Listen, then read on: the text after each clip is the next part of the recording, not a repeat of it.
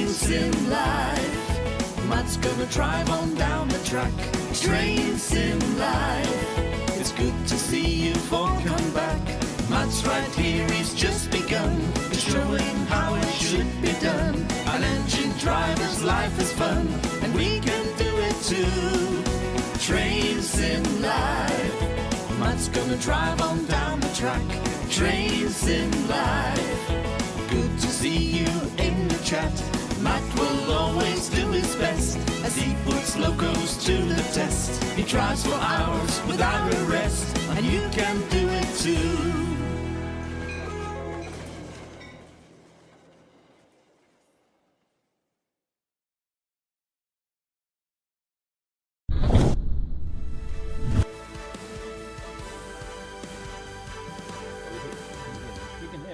Excellent. A bit quiet though.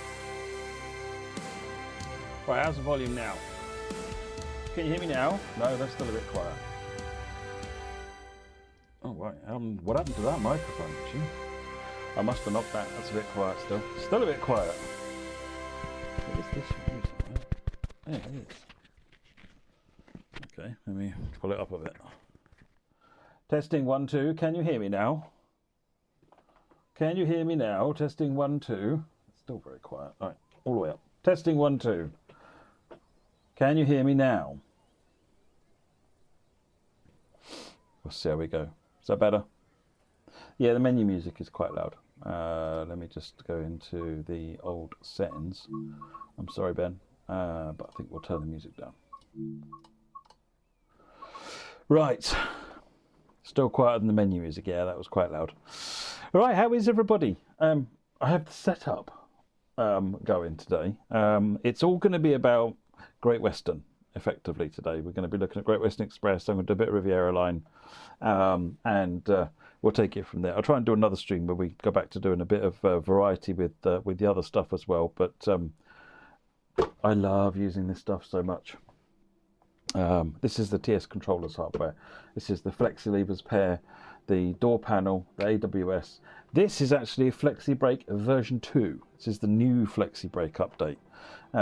So what we'll do is we'll drive a 31 first, and I'll show you it. It's very cool, very cool. Right, 31, and we'll go. I want to do. So that's 715.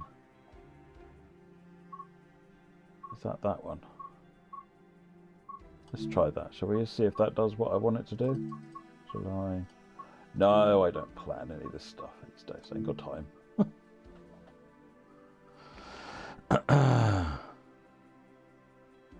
But yeah, we'll be doing some HST for absolute sure. For absolute sure.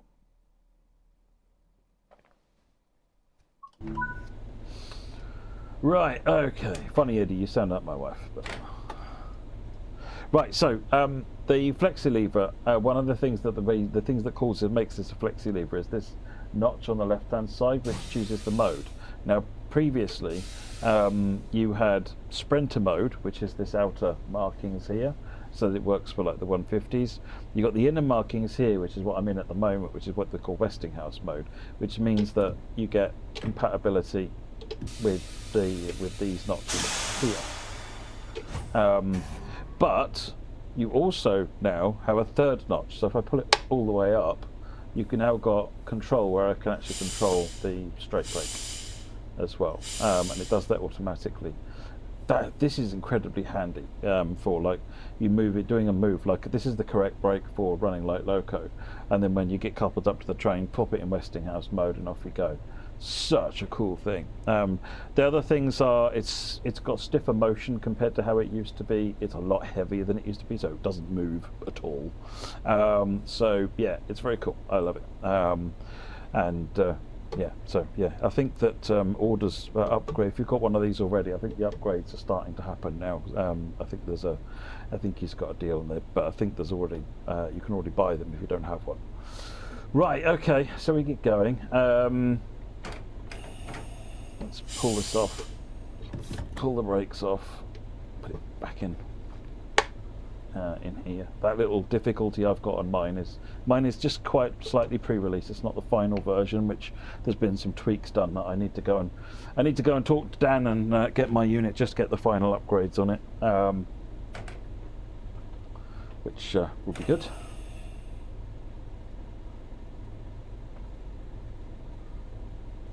What have I forgotten to do here?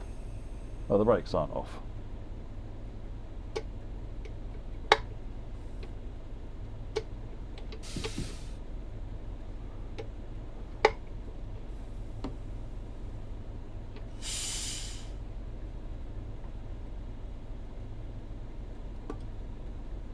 Maybe I need to recalibrate it. Right, off we go.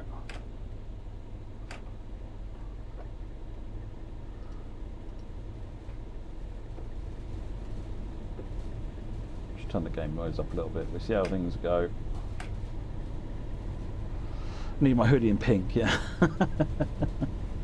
Where can you get one from, Tom? Unfortunately, these are only available for staff.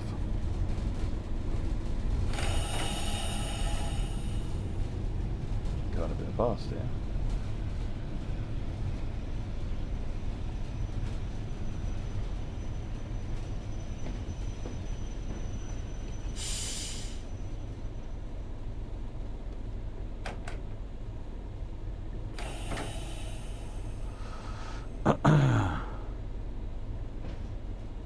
I'm just looking at chat while we're cruising along at a steady 5 miles per hour.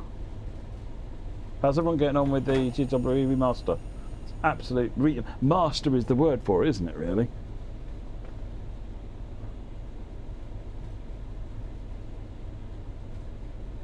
Alpha Star, what platform are you on? Is it if it's PC? What spec? If it's console, which console?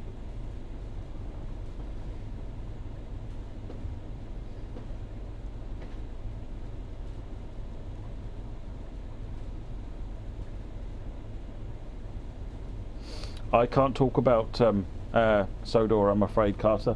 Comms pre-release is strictly controlled, so there's nothing I can say except read all the FAQs and everything. If you're not already on the official Dovetail Discord, join it. There's a whole section dedicated to Wonders of Sodor.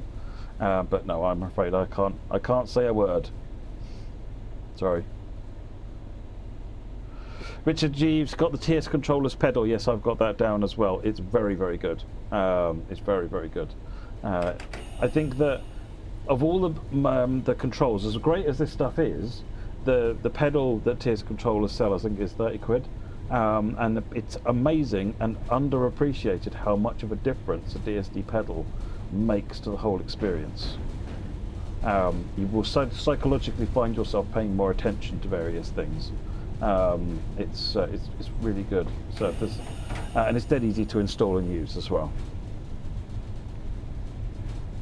The software, the TSController software, does support a bunch of different pedals, but honestly, the $29.99 one on TSController's site, it's not the greatest pedal in the world, but it's also probably one of the cheapest.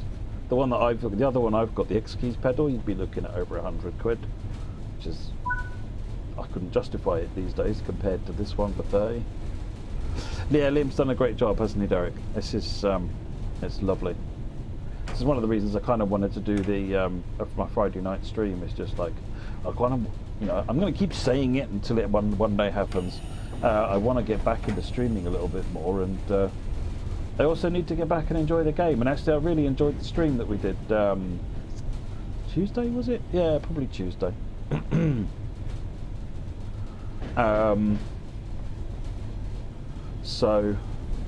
Yeah, that's why we're doing one today. Tom, do the controls daisy chain off each other? So these two are linked together. The rest of them are all USB'd out to, I've got another USB hub on the desk that they all connect to.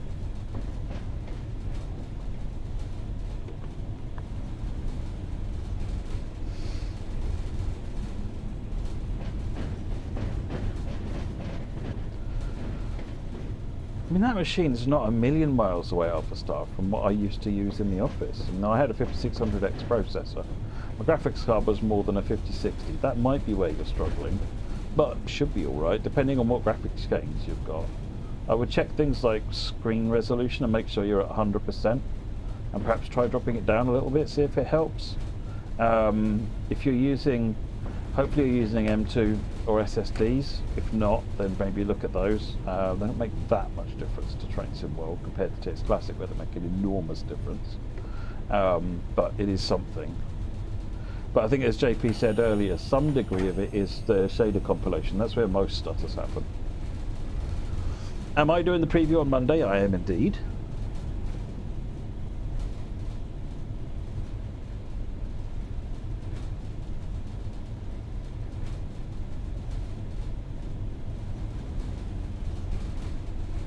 Elm Tree line doesn't work, misaligned points are slow. Is that for one service, or does that just mean nothing works at all? What's the more detail on feedback on that, Elm Tree? Rail driver is sitting up there. It hasn't got a patch on this. Not even close. Wire rolled up common carriage reception. Does DSD pedal work with CIFA? I believe so, yes. Can't remember. I've been driving a bunch of German trains lately with it, and because I'm testing the new PBC, and I'm pretty sure CIFA worked with that.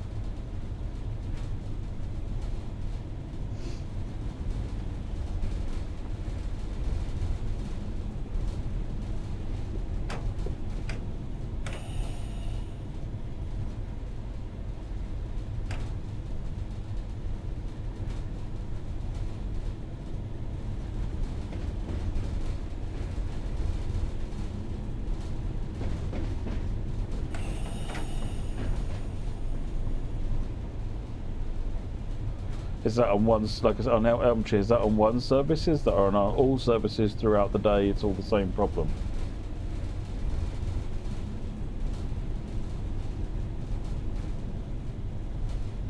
You just bought yourself a 9950 X3D RTX 5090. Wow. You spent all the money.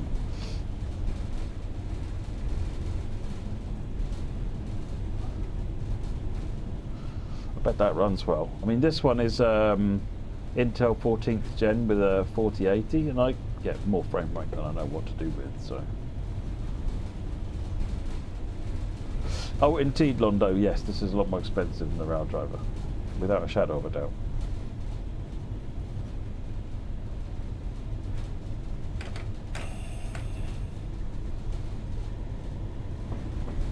They ought to pick up a TSCX at some point and give it a try.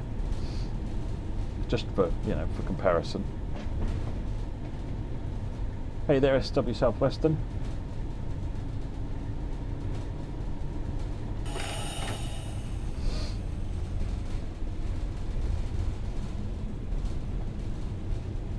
Every HST service that uses the mainline tracks. What we'll do is we'll do an HST service after this then, Elm Tree. So find me a service to run, and I'll run it on here and we'll try it.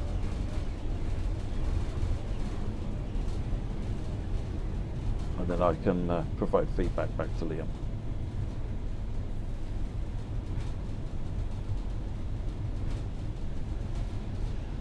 Just realised there's a red light coming up.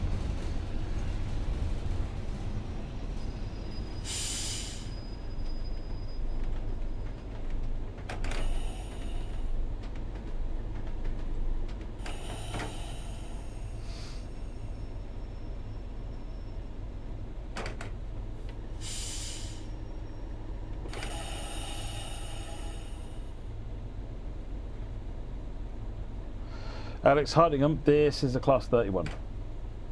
Good old Goyle.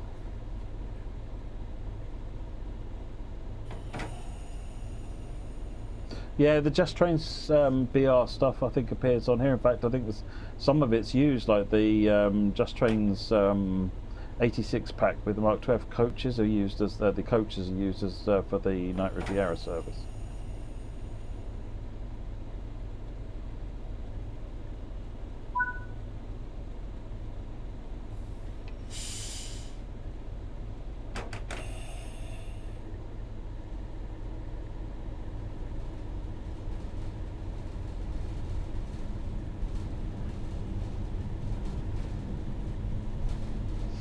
1A77 1051. Alright, I'll make a note of that in a minute.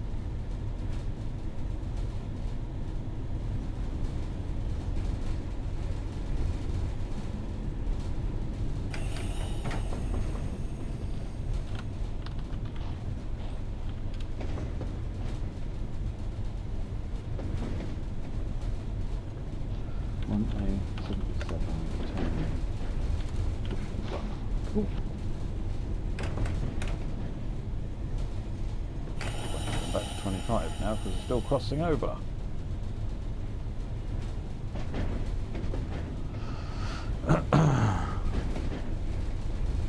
Light 52 there running back.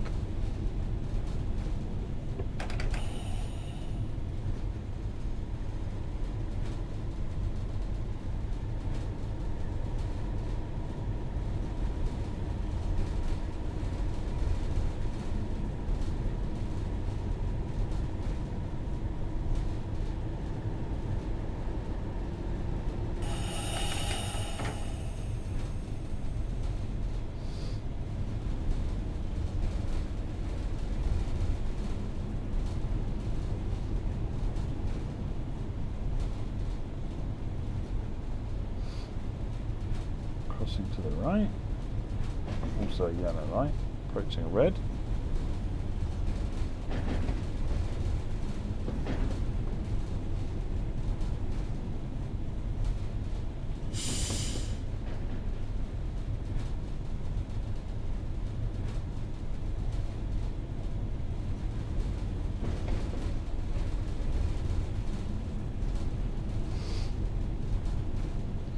I'm going to Manchester in fortnight via Leeds because of engineering work to come back via Sheffield. Nice. It's an interesting railway network up in that area. I really like it. There's lots going on between. You've got multiple routes, Manchester to Leeds. You've got a nice little, lovely little network there. That's quite interesting.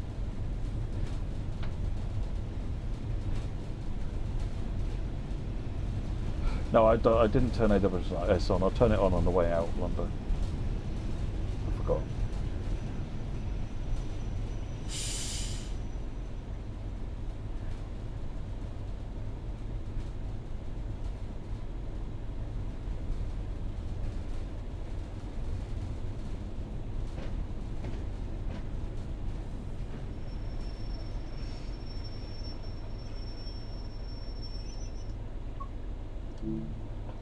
Yellow light.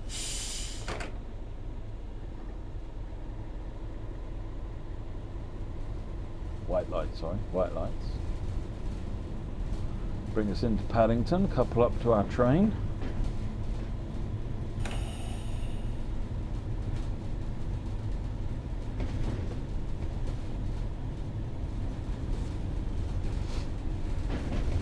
Tom Dixon Kennedy, this is a class 31. One of these.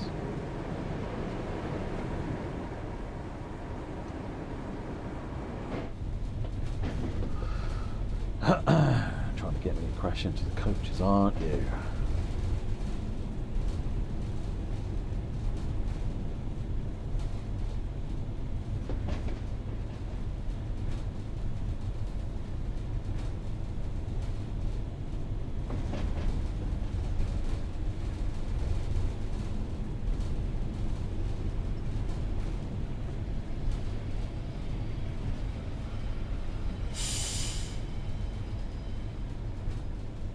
I want to learn Unreal Engine. How do you guys develop train sim routes like third parties? So we do have a public version of our editor that you can download via the Epic Game Store. It's free, FabFab, and then you can learn some of the stuff from there.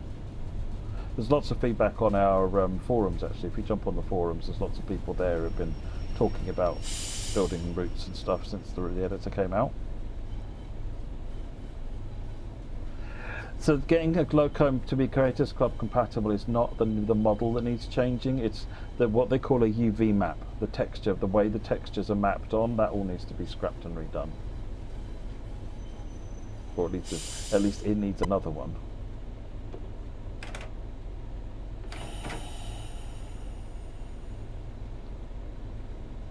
I've always liked 31s. Back home, the Harwich boat train was going on. Cool. Right. Hello? Excuse me? Blooming train spotters.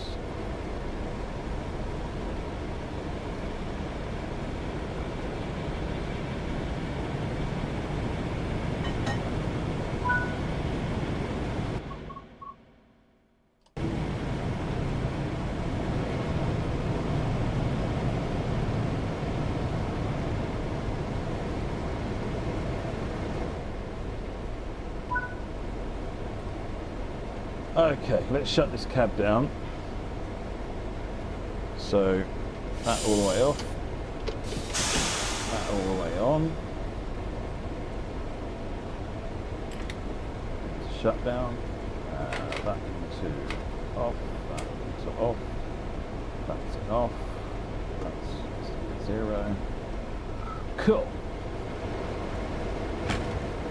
Let's run down here and do this, the coupley thing. Yeah, I forgot to change the coupler before I buffered up. Never mind.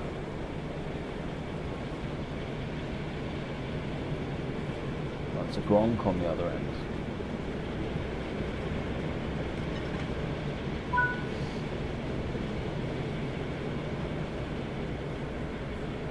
When you affect your DLCs, now you specifically can't change your DLCs. So if you make any additions and things, it basically puts it in a different place, so it's not like you can't easily share it, but it will work within the editor. You can't then get it back into the game, unfortunately. It's difficult. It'll make maybe a little more sense when you have a look.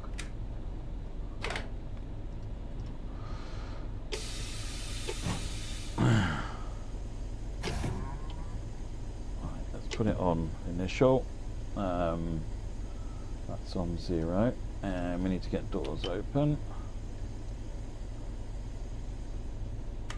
Some instrument lights on.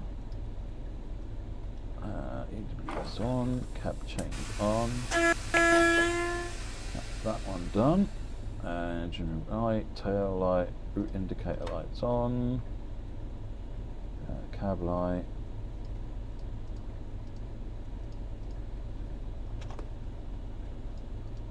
Use the keyboard because I just can't remember where the DSD one is. Right. Cool. We'll stay in Westinghouse mode now because we've got a train behind us. Oops. I've got both of these. These are both pretending to be brakes, unfortunately. So, got to remember not to use this one. You can unplug this one and turn it in, and then that turns this into the throttle, but I want them both connected so I can use the HST.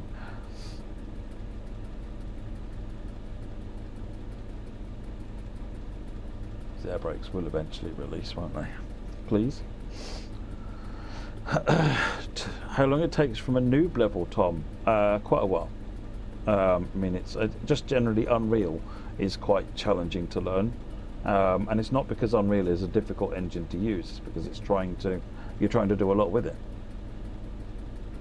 Joshua, any news on the first wave for blurry texture patches? So I'm hoping that when we do the next roadmap stream, I'll be able to give a proper update there, but I don't have an update at the moment.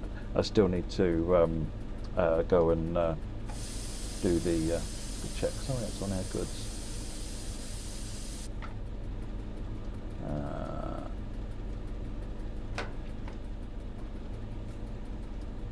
Right.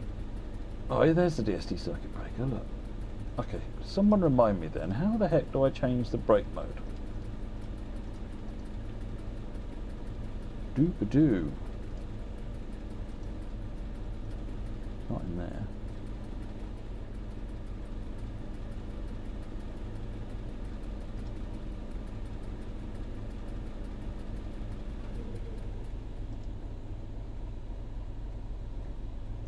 Thinking it's no, it's not on the top there. Is it in the other cab? Other cab, right, okay. Maybe not that side, Matthew.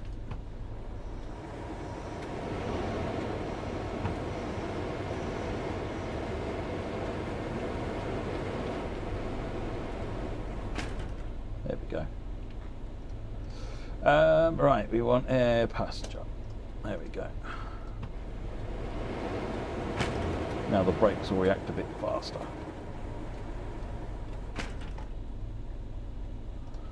Cool. Doors are closed. We're good to go. Brakes are off. Oh, let's put it in forwards first, right? There we go.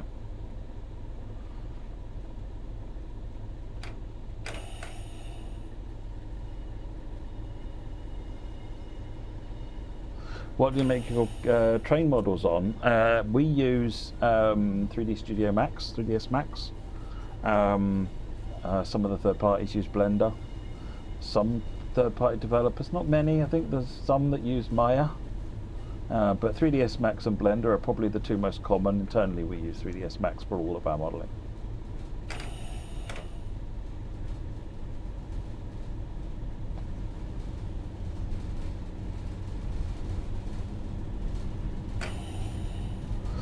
Off we go. 40 limit.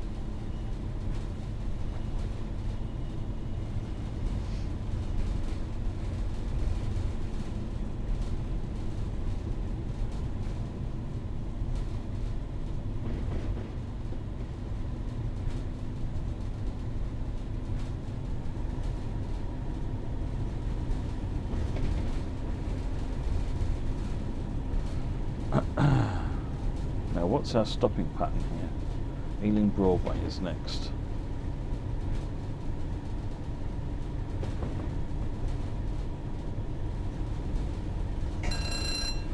So DSR is not quite the same thing as the blurry issue that the console players are seeing. What you're fixing by turning DSR on is you're using dynamic super resolution, I think it is, or something like that. So it's basically it's scaling up a big picture and then using that to create anti-aliasing. So it's like a brute force anti-aliasing system, which is what you get with screen percentage. It's just one is doing it using the NVIDIA hardware, one is doing it on software. So if you go into settings or advanced settings and change the screen percentage to 200%, if you're on a 1080p screen, then effectively what that means is it creates a 4K image and then scales it down to the 1080p screen, which is going to be a lot clearer. But it's going to require 4 times as much processing power to do it. DSR is doing basically the similar job. Be careful, don't mix and match DSR and screen percentage, because that could mean you end up rendering a 16K image. And that's great if you've got the hardware to do it, but probably most people don't.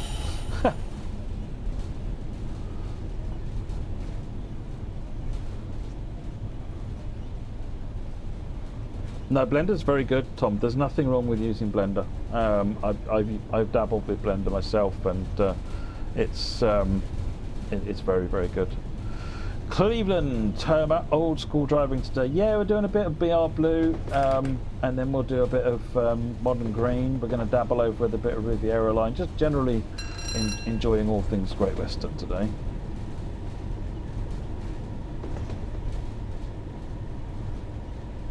Am I doing a long stream? I don't know. We'll see how today goes, original Tomcat.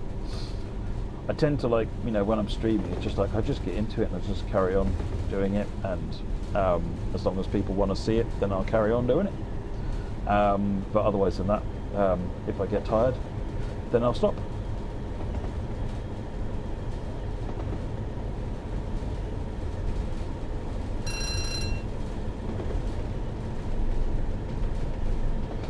.8 miles to Ealing Broadway. But no, main reason I'm playing is because I want to play, bluntly. I don't get as much time as I would like, very little time, to just sit back and enjoy the game. So streams like this are a good opportunity to do that.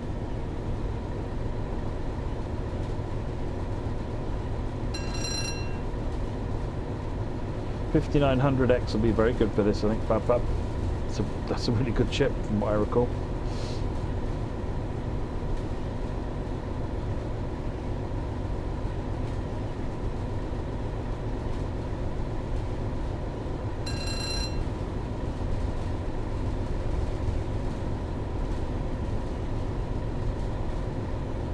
mean, my longest streams have been in the order of 26, 27 hours, I think, Tom. I don't generally do that anymore. These days, when I do the charity streams, I generally aim for around 15 hours. And they're a good stream. I really like that. I prep them in advance, figuring out what I'm going to do, check it, make sure it's all going to work, and then I can just sit back, relax, and follow the instructions and have chats.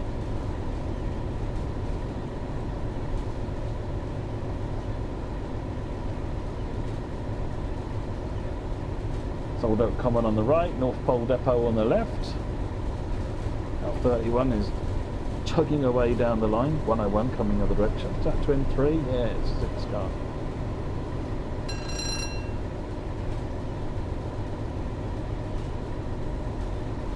You're being modest.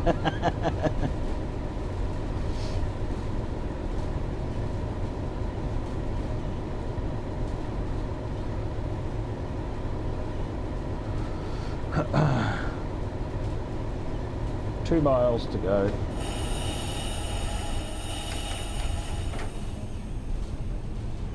What do you guys use to code the game? So it's a combination. So all of the internals are coded in C++, same as Unreal. But then you also use a chunk of the language that is built into Unreal called Blueprint, and so a lot of the train setup, for example, is done in Blueprint, and the core features like physics are done in the C++.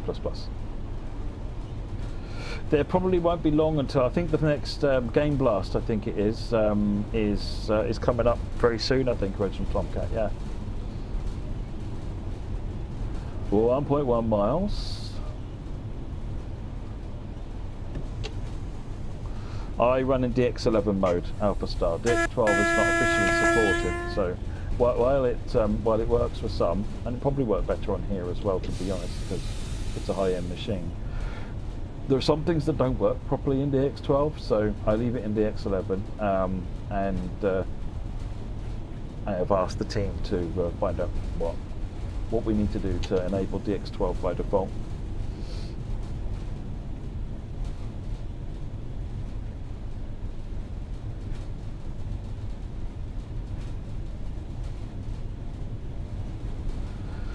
That implies our home into Ealing Broadway is blocked. Am I still working on the Clinchfield remaster? Unfortunately, the computer I was doing it on blew up, and the hard drives are with the IT department.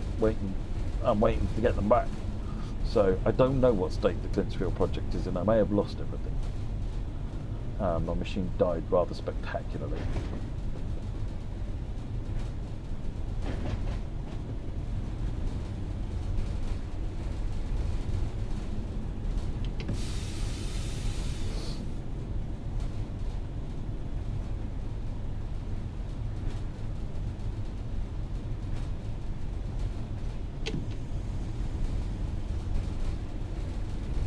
What could possibly be in front? I don't know, something rude. Something that will be just... Oh, here we go. It's off.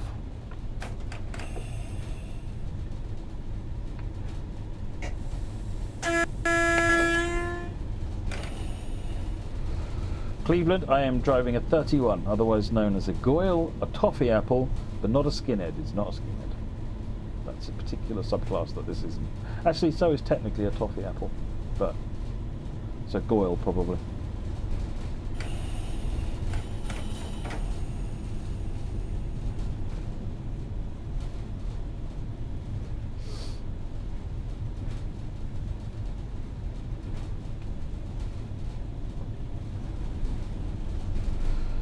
Hey Bob Muddling Mayhem, how are you doing?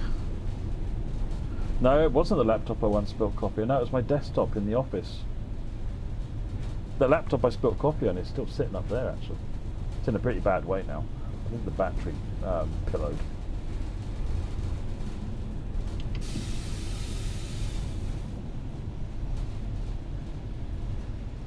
Yeah, it's called a toffee apple because of the controller. There was a particular subclass that got the nickname toffee apple because I think they were a bit bigger. But yeah, that's where they got the name toffee apple. Or a small subset got the name toffee apple from because of the controller.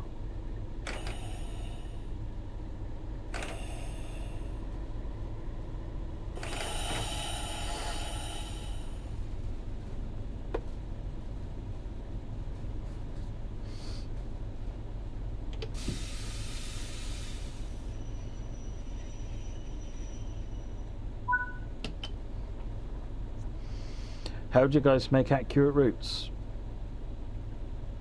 I mean, without being facetious, some of it is literally just down to the skill of the team involved. A good chunk of it is, but you can trace, where things are and see where things are. Like the editor has got a Google Maps overlay, so you can see what should be there, and it's just a matter of recreating it. But actually, it's a lot harder than just recreating it because you actually want to make it. It won't tell you how to make this scene. Yeah, so it's down to artistic skill predominantly. It's not anything. There's not actually as much technical about it as there is artistic. Don't know if that makes sense.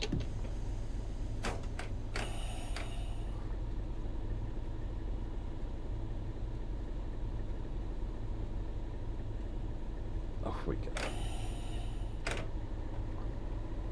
Southall.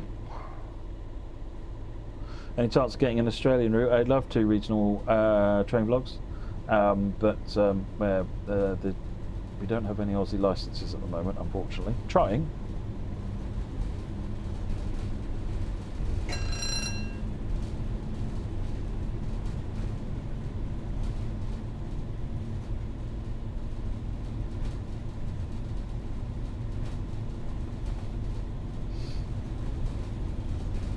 So one of the viewers earlier on Elm Tree was having a problem with some services on the HST. So one of the examples was 1A77.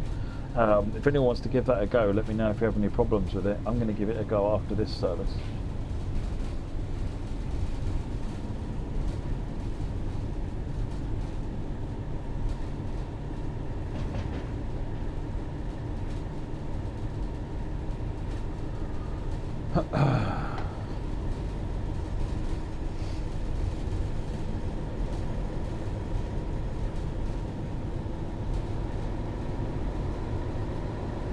Judging by our lights, we are still catching up with something, so let's ease up on the power a little.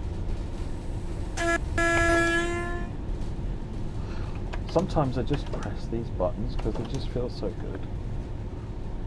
Would you back me up on that, Rob? They just have they scratch an itch pressing those buttons. I don't know what it is, and it's probably just down to my strangeness up here, but there is just something super satisfying about these buttons.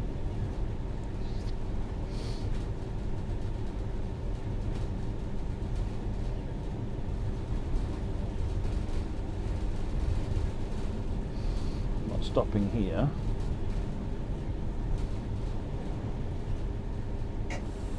Yeah, 31's Air AWS, yeah.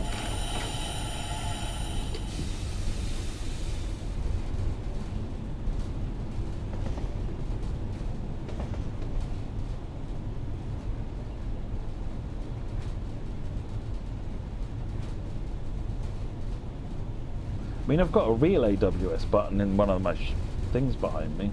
I still prefer this. I like how it feels.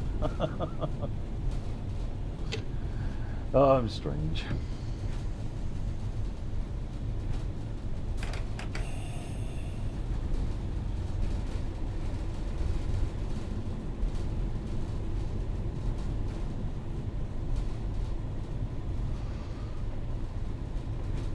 Tom, I can't take credit for that. I'll pass that on to the people that set up Dovetail Games. They're the ones that invested all the blood, sweat and tears to get it where it was.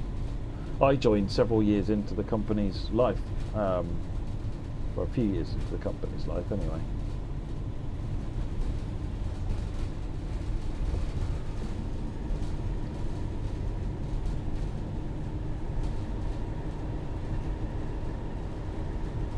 I don't have the emergency plunger, Rob, because I never mess up that badly officially.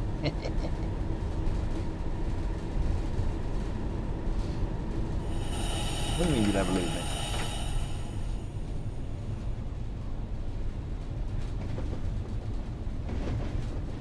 You're on the editor, it's saying initializing. Yeah, it'll sit there. The first time we load the editor, it's incredibly slow. So, it'll get there. I mean, it's not a particularly fast system, but it will get there. No, I think it's when driving for a bit, Freddy's there was a blockage with some stuff. With some trains, particularly around the Slough area. How slow is this train in front of me? Oh, hello. Dang it. I knocked the other lever. Let's put the brake on.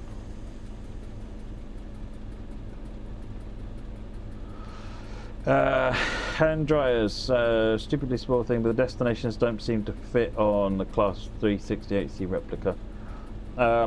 Probably I will mention it to the team.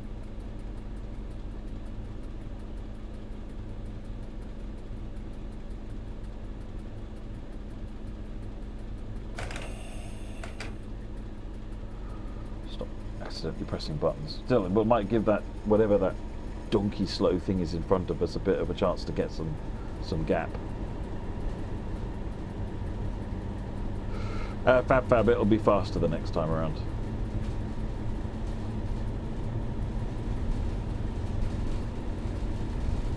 I'm going to do it next as well, Freddy.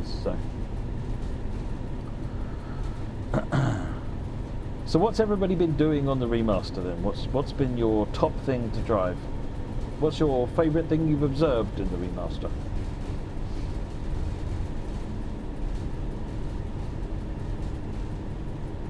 Behind a HST earlier in the 166 and it's run 40 odd. That's bizarre. With the map tell you, that's cheating, Liam. That's cheating. I'm horrified. I would never cheat.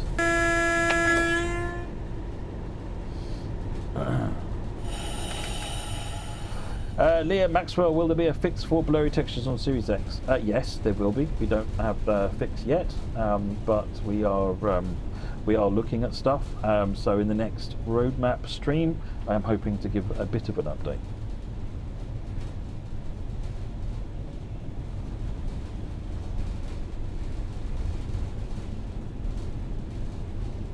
Londo Spark 43, I'm a HST boy. Yeah, I respect that. I respect that.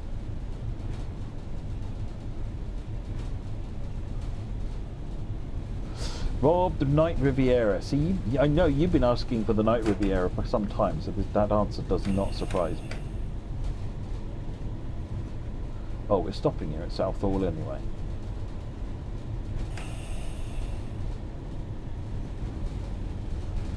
You can use any of the assets that are in other routes.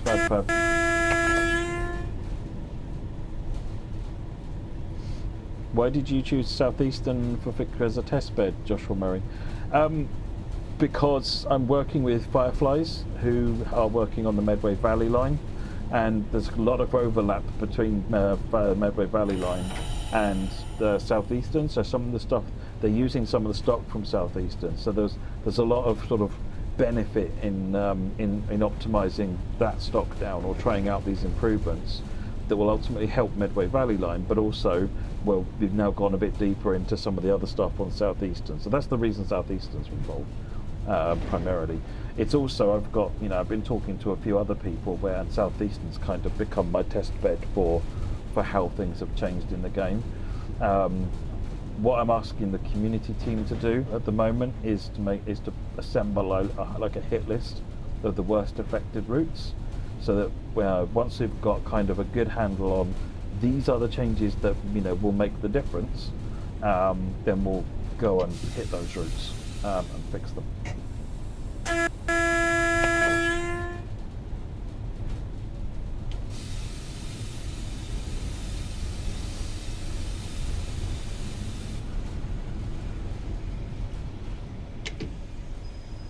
Stopped a little early, but never mind, I won't tell anyone if you don't.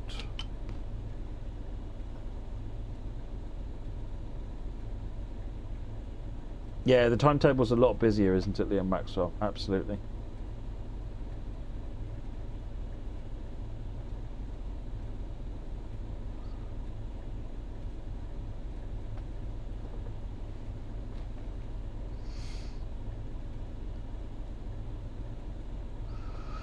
Does the complexity BML make it hard to optimise? No, it just needs attention. I know one of the engineers tried to see if he could fix the extra collisions that are present on all the third rails, and it broke the entire route, so we reverted the change. So we need to get to the bottom of that. But no, it needs attention, and the lessons we learn from Southeastern will help a lot, and there'll be new lessons we learn on each route where we're like, oh, this route does something slightly different, and this is how you make that better. So it's going to be a process, but it'll get easier as we go. Oh, hello.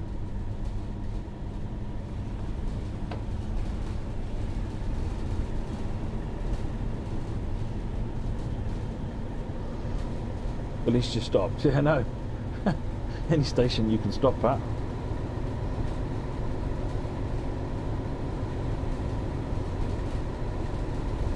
Is it realistic for the HST to accelerate slowly on full power? It is indeed, Original Tomcat. The timings for the HST acceleration are just about on par.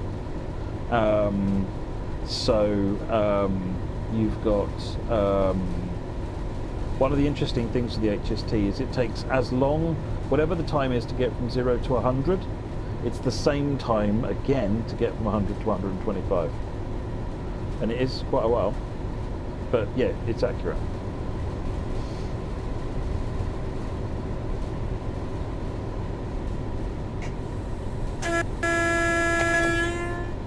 The problem, Cleveland, is that if the licenses aren't there, then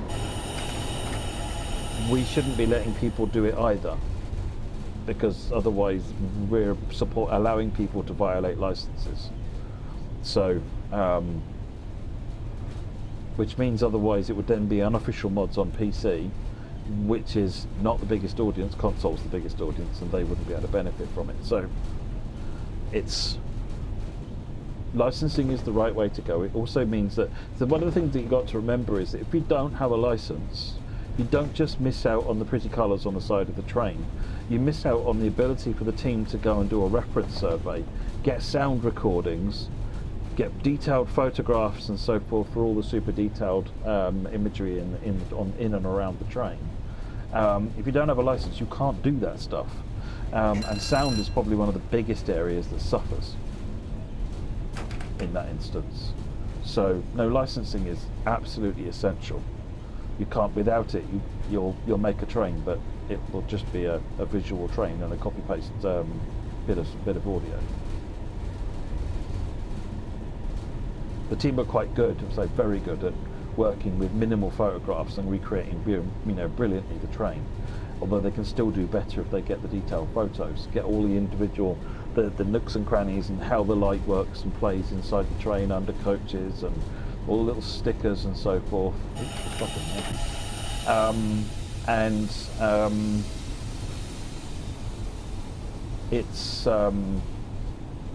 But yeah, if you don't have a license, you don't have any of that. But sound is the worst one that's hit.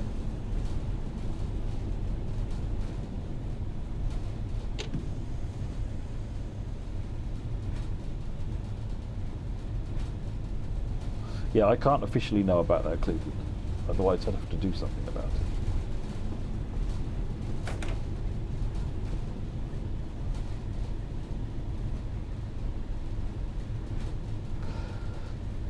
BRB's Bob's Modelling Mayhem. I like the scenery and extra services and AI. Only driven a 166 to Reading so far, so I found a wonky AWS ramp on platform 14.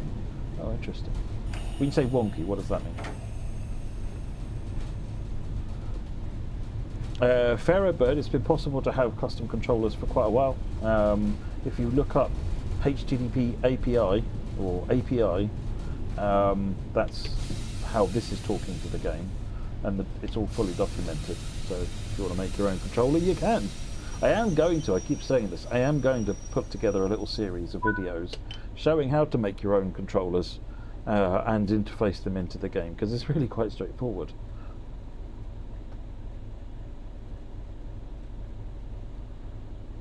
Yeah, you can open up existing routes, fab, but it's beyond the scope of what I'm able to do on a stream here to show you how. But yes, you can.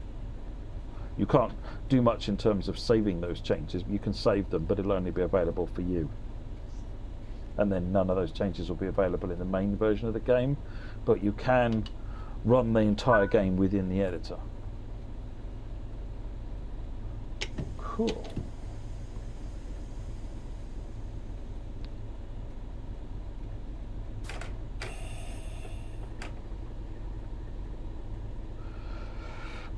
Cars are cool. The people who make this, TSControllers, are focusing on the UK market. They're looking at German stuff at the moment. There is, I can't remember the name of it. Someone can tell me. Derek maybe can tell me, remind me who. Wireless Billy, is it? I think it's Wireless Billy. Has quite a range of controllers. That he makes based on the US thing. They're even more expensive, but they look amazing.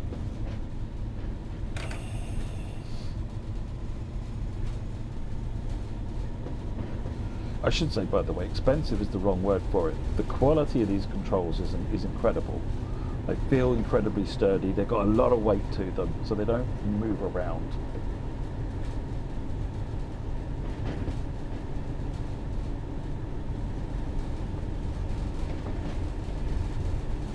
Exactly, if you wanted to learn how to make your own controls and then work on actually creating products out of it, that's absolutely a thing you could do, Original Tomcat.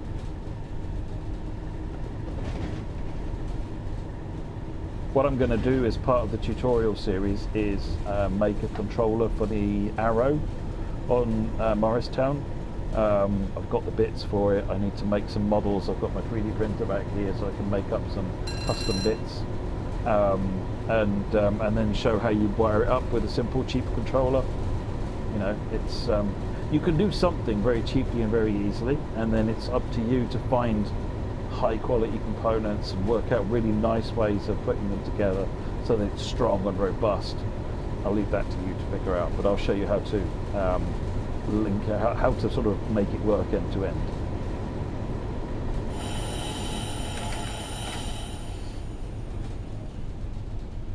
West Drayton.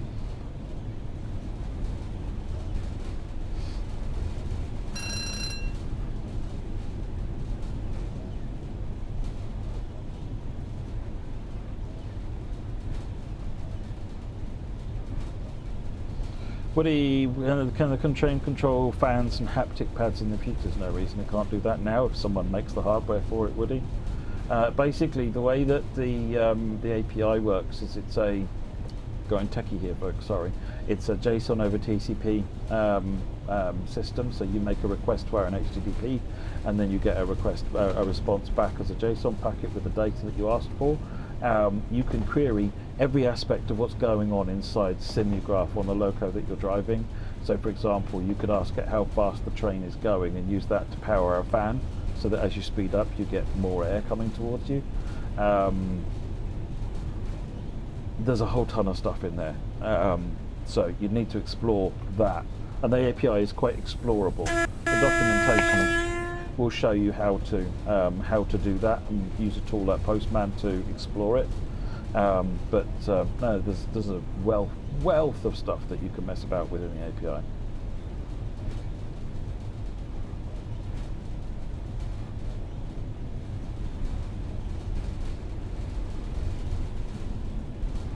Could I, in theory, get a decommission US loco control panel, make a controller? Yeah, there are plenty of people who do that kind of thing.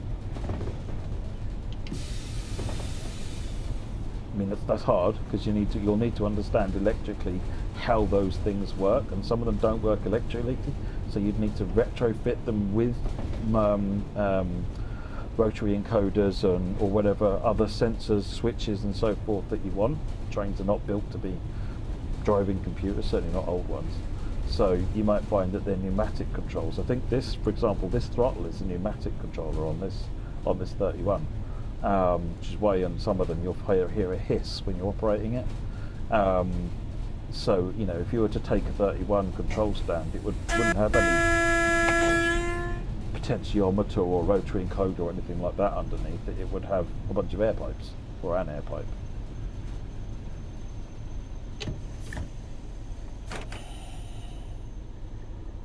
I appreciate I'm running really, really slow, but I also don't really care.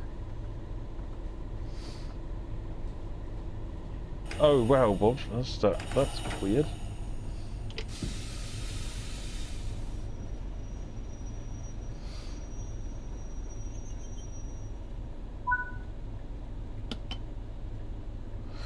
Joshua Murray says, if you're on Series X, remove the Voyager, the 350 and the AI overground layers and it runs really smooth with no blurry textures. That's good feedback, Joshua.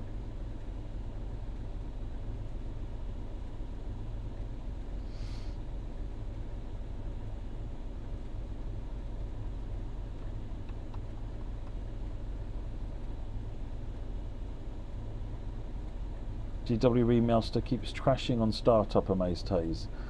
Try doing an update. What's the gist of the... Do you get like an error message that comes up in the Unreal crash window? Because if any of the packages it relies on have got corrupted, you will get a crash. If you're having fun, you're playing it right. Absolutely. Carter Asher, when does the solo coming? Am I going to be reviewing it? I think it would be grossly inappropriate for me to review it, given that I'm leading the team working on it. But I'll be playing it, and we'll be doing the preview of it. I don't know if we're doing a preview. I'll certainly be playing it, and streaming it. Absolutely. I'll let you come to your own conclusions, though. You don't want to hear what I think, you just want to see it, come to your own conclusions. It speaks for itself.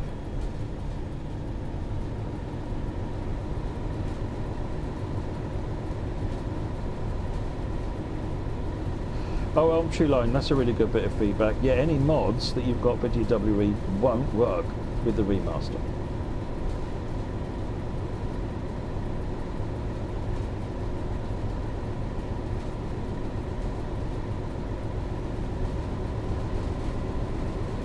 Slayer! Isn't that where the office was based? Would I ever like to see a Class 50 in game? I would love to see a Class 50 in game for money. Proper Hoover.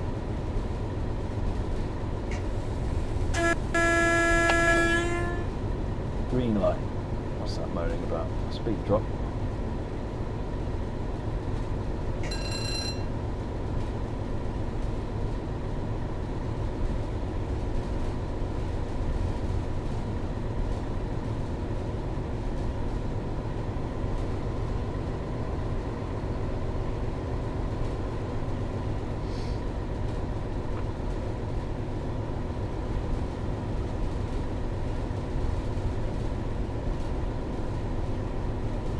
Every 166 leaves the station with their doors open.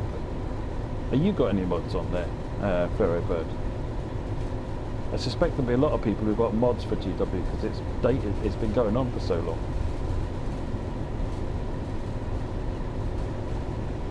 3.9 miles to Slough.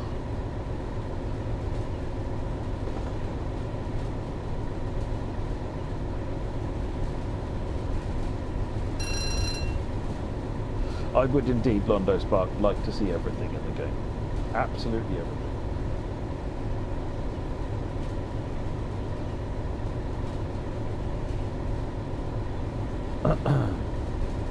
Cards are cool, so I'll answer that question because it's in the FAQ, but just a reminder of one I can't talk about Sodor. If you check the FAQ, there are two control systems on Sodor. It's got similar controls, slightly different, similar controls to Thomas on West Somerset Railway, and there's a more realistic version, but it's not a full steam simulation. It's essentially, it allows you to operate the levers directly.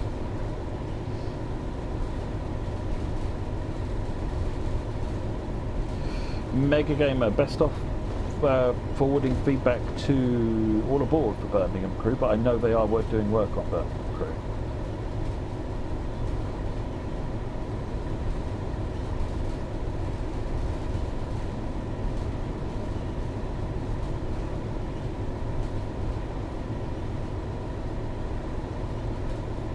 So when someone adds unsupported branding for a route, what does DTG do? We have some operators that have told us they are happy to be in Creators Club. We have some operators said they don't want to be in Creators Club at all. And some operators have not said anything at all. If things get reported to us, then we deal with them.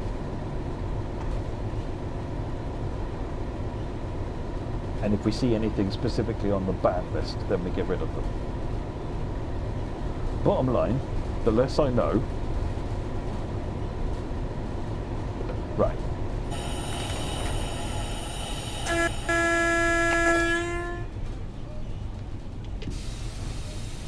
Still getting stuck behind the one in front here. It's currently in Slough Station, so we'll just cruise the speed down.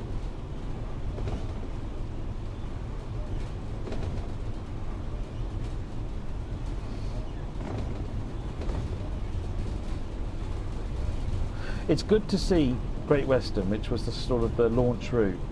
You know, it was the flagship. One of the reasons that I think this is one of the reasons that Liam wanted to do it, is because it's been around for so long. It's that staple experience that so many people have sort of started to play the sim with, and here it is now looking every bit as good as a route released yesterday.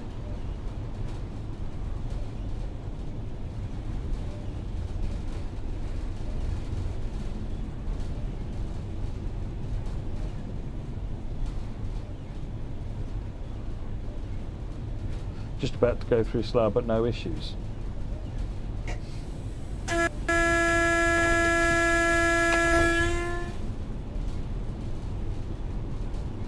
Someone downloads a CC, then you remove it. I can't remember what happens in that instance, Elmtree.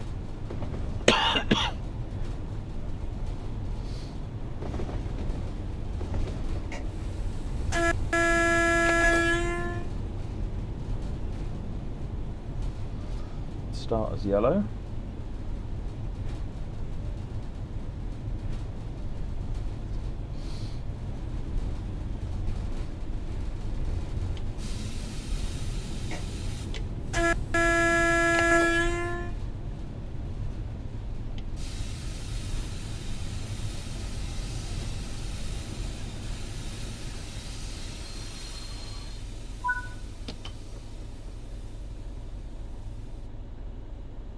Wonder why some operators don't want to be in the Creators Club. Lewis on the railway. Very simple, really. While we see it as a benefit, you know, I mean we as in the players, see it as a benefit, as a brand thing. If you are someone that owns a brand, then you have to be very particular about how your brand is used, so it doesn't get misrepresented and maybe put your brand into disrepute. And being in the game means that we still have to authorize everything. So, for example, you know, we make the Great Western trains. We'll still submit all of the finished art to Great Western, and any time their brands are used in the game, they'll get screenshots and so forth. They'll then go through them all, review them, and say, yeah, that all looks good, and we'll get sign off to go and use those. With Creators Club, you miss that last step, yeah, because everything you do becomes available immediately. So that's a lot harder for a lot of brands to be able to understand and to find the benefit in. Rather than that, they see that as hugely risky, because you might get some delightful soul that does a logo that says blah brand train company sucks on the side of a train, and they wouldn't want to see that. So because they can't control it, no way for them to do that, they just say no. So I get it. It makes a lot of sense. Right. Come on then. What was that went past us? Did anyone see what went past us? I was too busy waffling and not paying enough attention. Maidenhead is next. We can't have it too far to go now.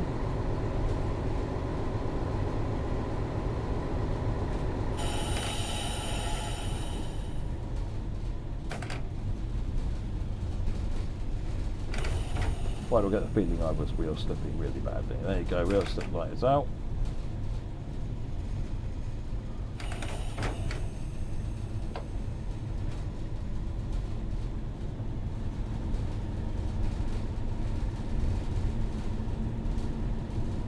better. We're actually accelerating now instead of just grinding the wheels down. The Class 31 lathe.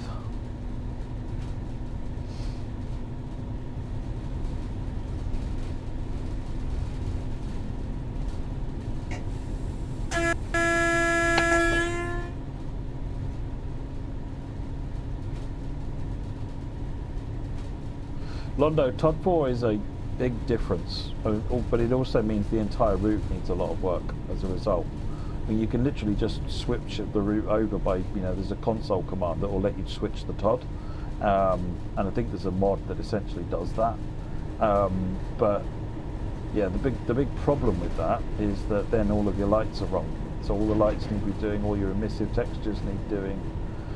There's lots that needs redoing once you do that to get the right benefit of it. All your light bakes will need redoing as well.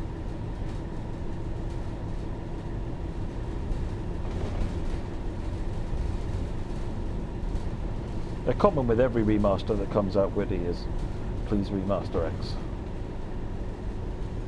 That's fine, it just means people are passionate. Who knew?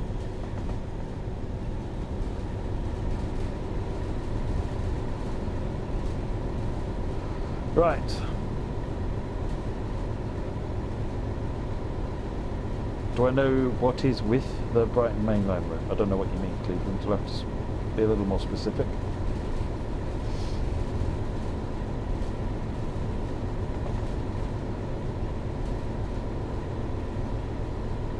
Yeah, London Commuter Remaster is a popular request. No plans at the moment. Hey Andy, how are you doing?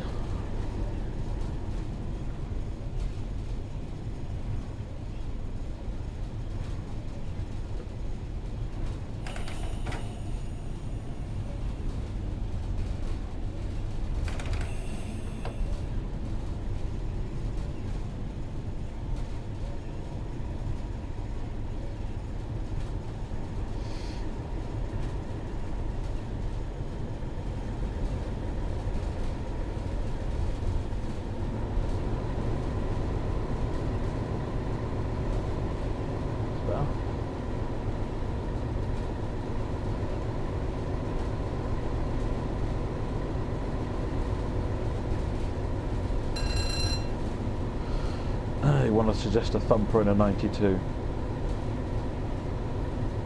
I'm definitely on board with the thumper.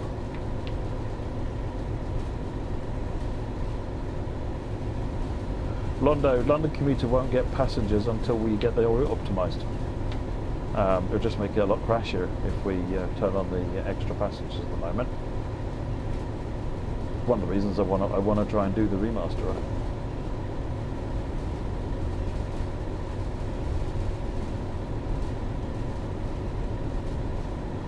Have the community got a place to provide feedback about routes with the hit list? No, Liam, just, you know, if you've got problems with routes, then let them know. That'll be the basis of the hit list, is where are people having problems. Neil Watson, love the new remastered GW, feels like a brand new route release. Great stuff. Thank you, Neil. I know Liam worked very, very hard on it over, crikey, I want to say a year, but I suspect it was a lot more than a year at this point.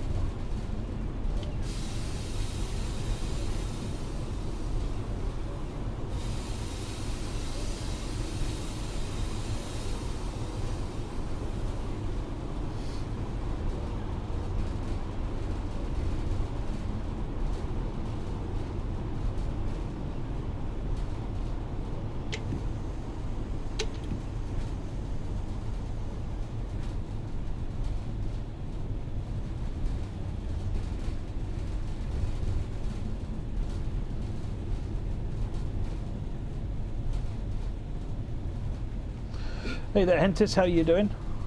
It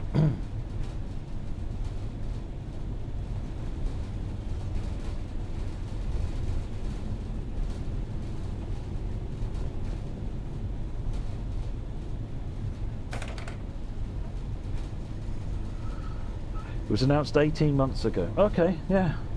So, yeah, bear in mind it had been worked on a bit before then. Probably 2 years.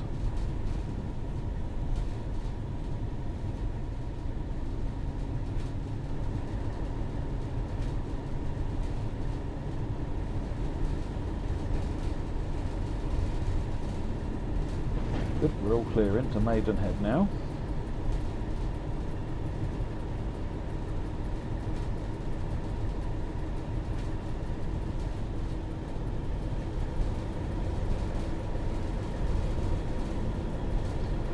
Tom, how could you get involved? The beta team is probably the best way for that, but I'm not adding new people to the beta team at the moment. I still need to go through and have a look at adding people though. So at some point, yeah, keep an eye out. I mean, if you already filled in the previous beta form, the beta application form, then you'll be on that list. That's the sheet I need to go through. I think there's about 1,000 names on it.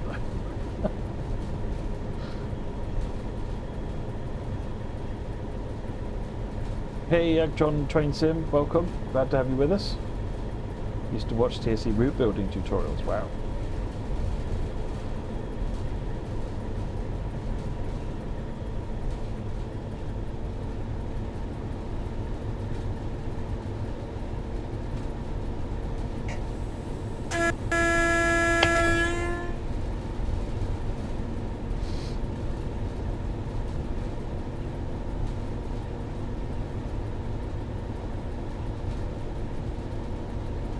Yeah, this remaster has definitely been a passion project. It wasn't just one person. It was Liam did a lot of the work, but he was also supported from an audio perspective by Reese, who worked in his own time from the audio team.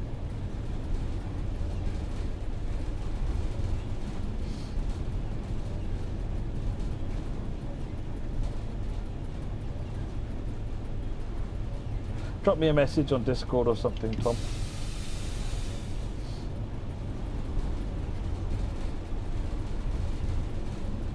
There's no such thing as toilets on trains, BTTT. It's a myth. Just realised that's a red line.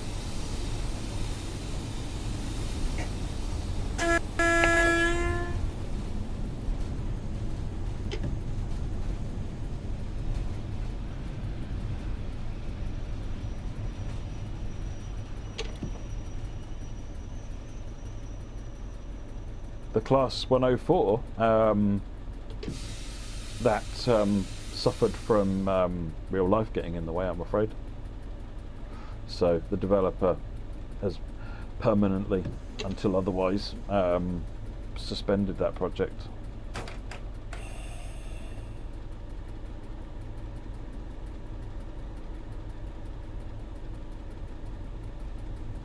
He subscribed on the day Matt pushed some fish vans off the quay into a harbour with a 56XX on the Riviera. It didn't happen. What are you talking about? It's myth.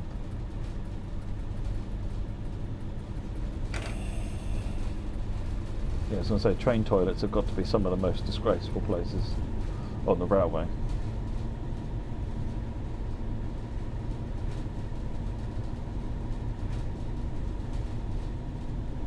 Oh, there's a lot of passion in the entire team, Londo, actually. I actually would rather people did other things in their own time. But hey, I'm not going to complain if people want to do more things with the game. It concerns me just to make sure that everyone's looking after their well-being, and you need a way, and people need to also switch off. But hey, yeah, it's brilliant.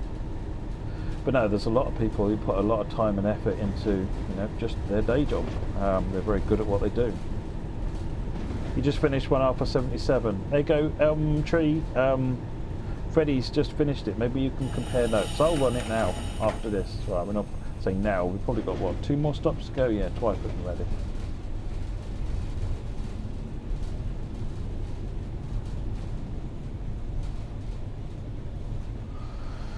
Right, coming into Maidenhead. I was thinking I was driving really slowly, but then I remember we're following something that's basically a pump car, I think.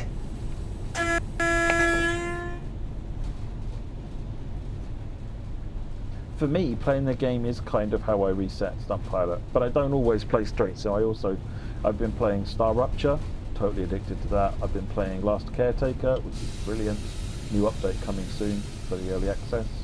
I picked up a game called Calyx, Calyx, which looks like an amazing take on real-time strategy, which looks superb. So, no, I've been doing a bunch of different stuff.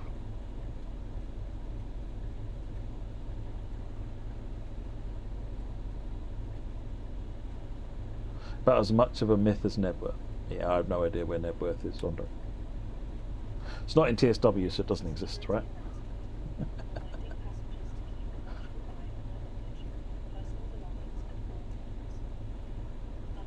I love announcements so much as a feature. It's brilliant. The audio team, absolute, and the engineering team just knocked it out of the park.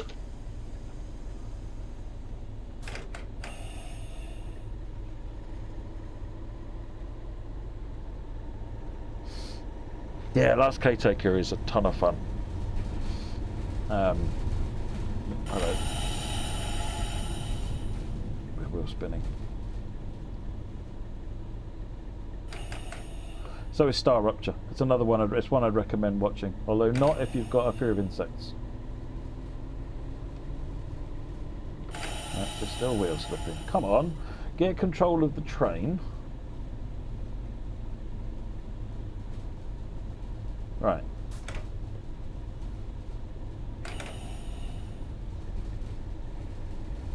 Can we have some old-fashioned acceleration, please?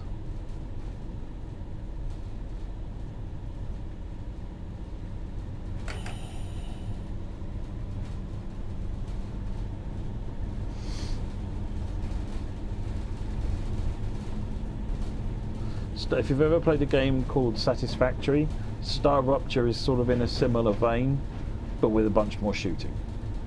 I guess it's probably a really simplistic way of describing it. Oh, it gets even better around you once you can leave because the demo is just inside the main area, otherwise with that initial dock, Woody. Once you can leave that area and get out to the open sea, oh my god, so good.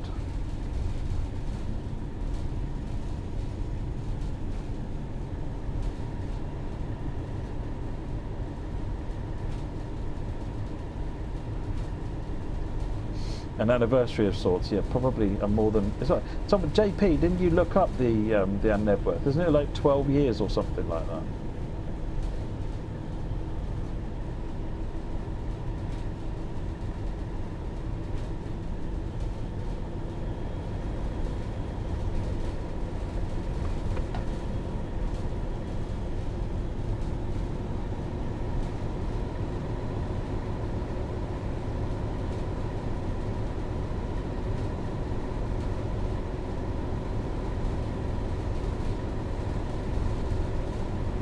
Was it your hatred of Nebworth by the ESML route starts in Peterborough? No, it wasn't, Joshua. We had lots of requests for faster UK routes, faster and longer UK routes, and so the easiest way to achieve that was to hit the countryside.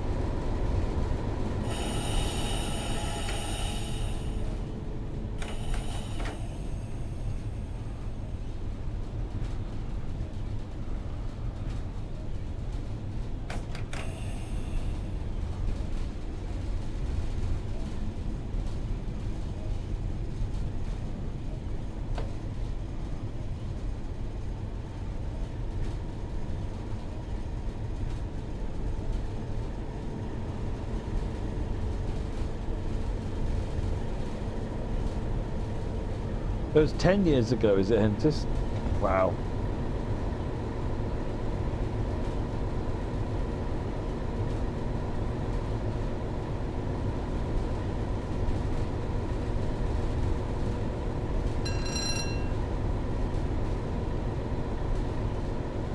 I haven't booted up Wreckfest 2 since they first started the EE Early Access, Derek. I keep saying to myself, yeah, look, because every now and again it pops up on my Facebook or something. I'm just like, oh, that looks amazing.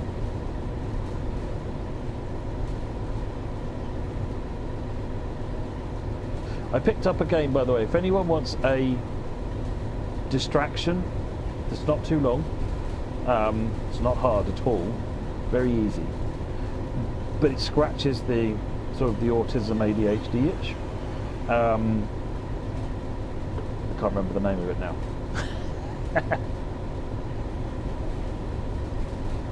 What's it called? Leave It Alone. It's like when I got it, it was like £4. Cheap game, and it's very good. It's very good.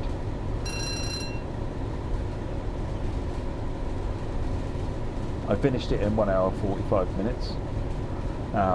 But people are finishing it. I guess the idea is you're supposed to play it multiple times to get faster and faster. People are finishing it in like 30 minutes.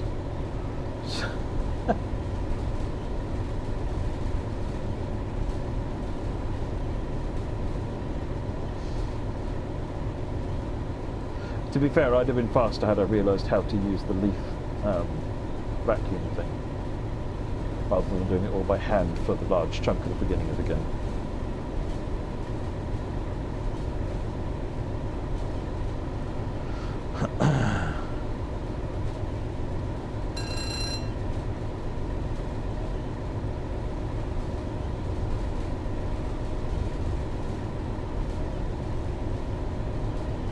You got it working in most cases. Was it a mod then? Liam, leave it alone. Think of leave it alone, but leave it alone. Don't know why that got retracted in most cases. Maybe you did that.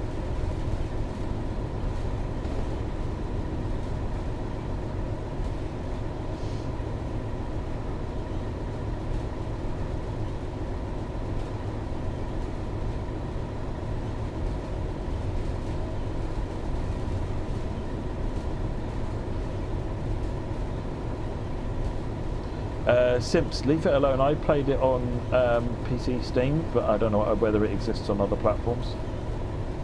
Removed old GWE mods. Nice in those days. Glad it's all working.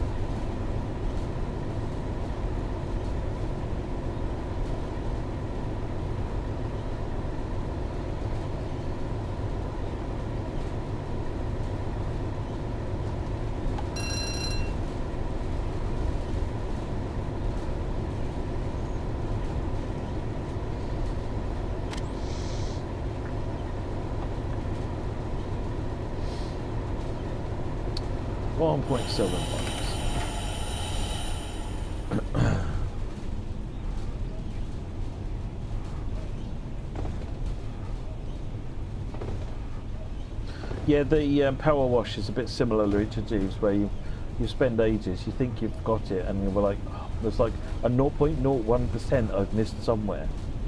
I got stuck on power washing sim. I play it on the Quest VR. I got stuck on one of the levels because it I couldn't finish. I hunted high and low, looked all around everywhere, and I couldn't think what I had missed. And it was the carnival level. And it turned out you had to activate the merry-go-round because the horses go up and down, and all of the pipes had dirt bits inside the housing. So, wow, word, that was. I was getting quite frustrated with that, it has to be said.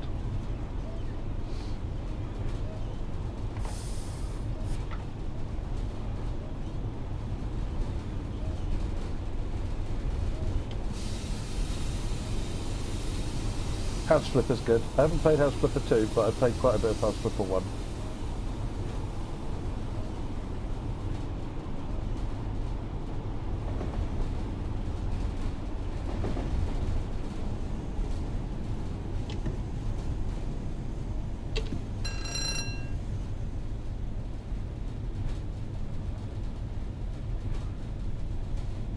Right, this is Twyford. We've got greens in front of us. Whatever's in front has obviously found where the throttle is.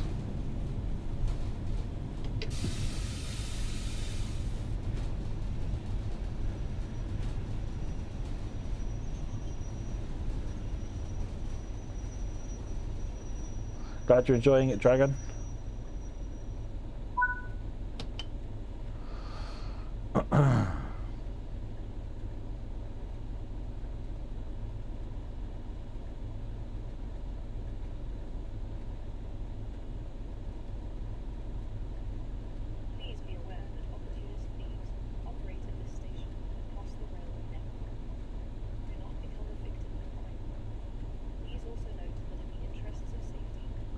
do you think about the bus? I've not actually looked at the bus, Cleveland.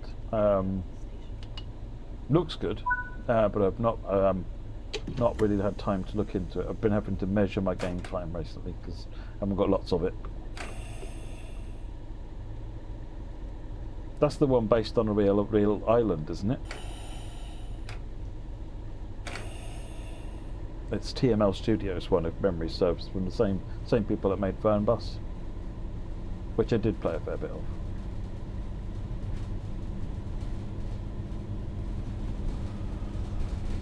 Right, next stop, Reading.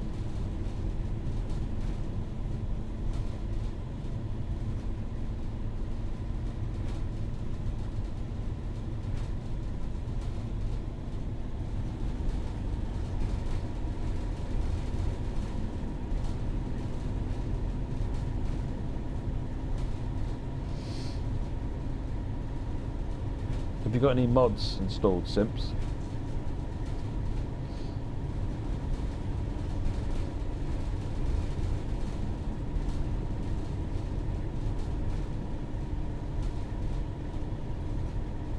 The 112 bus is Berlin.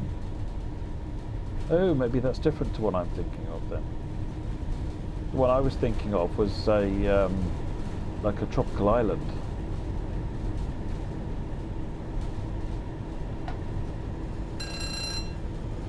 Right, we're off to Reading. Ooh, throttles.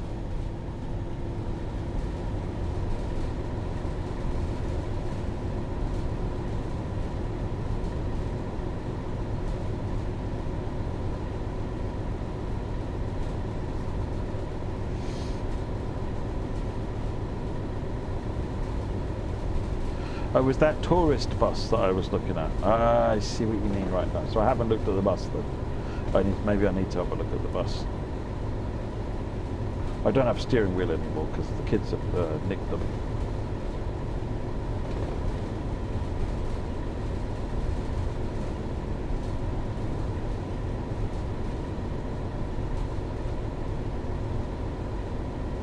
It's been quite a good run, this. Yeah, it's taking a lot longer than it should do, but it was quite a good run. Yeah, tourist bus is TML.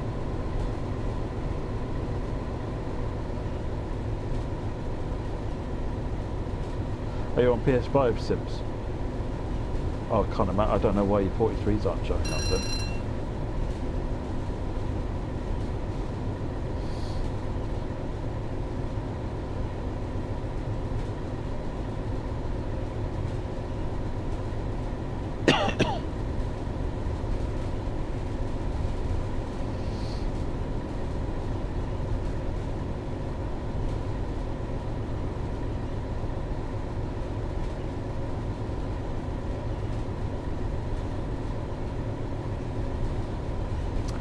Bus Simulator is going to be an IGN event on the 25th. Oh, that's good. I quite must admit I like the Bus Simulator ones. They're the ones from Still Alive.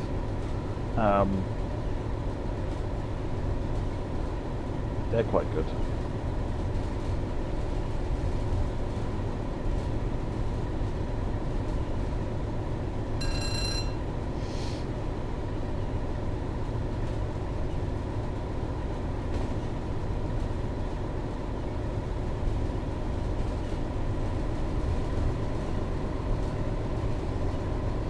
Microsoft has a big push, Cleveland, on dropping exclusivity on Xbox console and pushing their games onto PC and onto PlayStation actually. So you start seeing things like Halo on PC and PlayStation 5.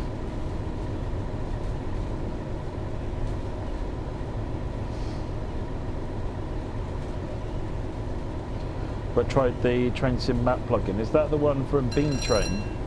No, it's the answer. I haven't tried it. Aware of it, but I've not tried it.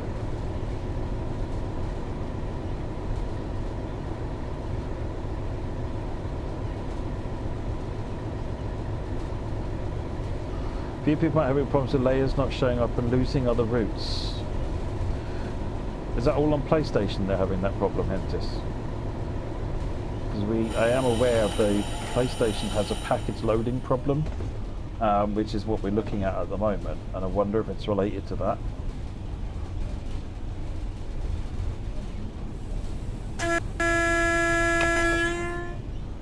Halo was initially released on PC. Are you sure, Castle?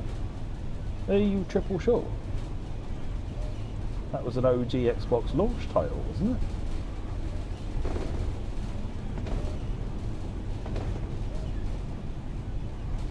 Can you get me some details on that, Hentis, and so I can throw it into the mix with the testing we're doing? Because we have a bunch of fixes, so more things to test it on would be good.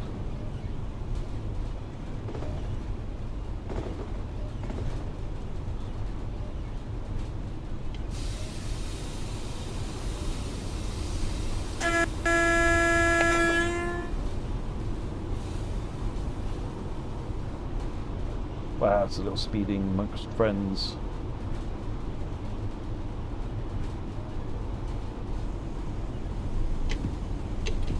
I know that Halo was by the same team that did Marathon, which was a Mac first-person shooter. Okay, I learned something every new. I didn't realise that that Halo was on PC first.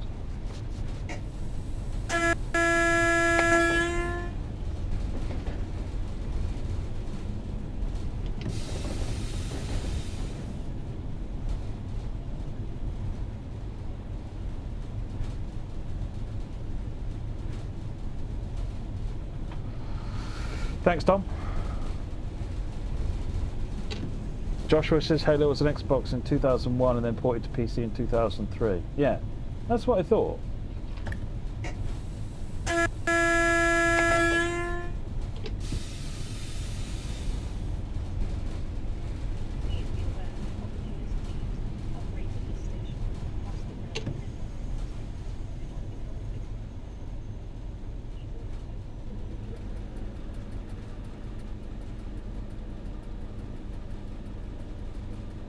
I've still got the mug, Londo. I don't know if you remember the mug that Steve Dark made me with Mr. Overspeed on it.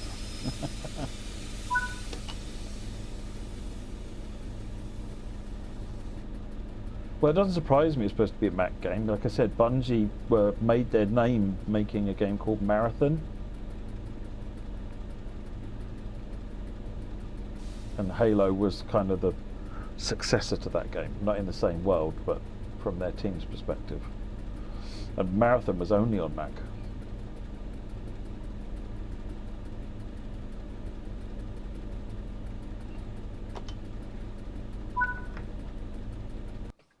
Woo!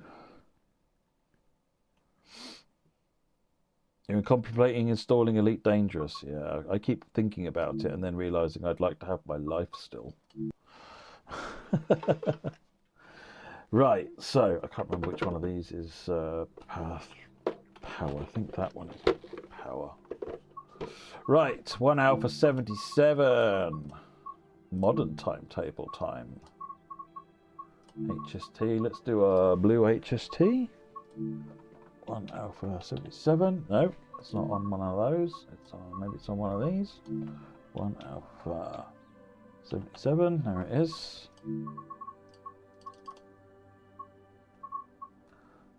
Let's go.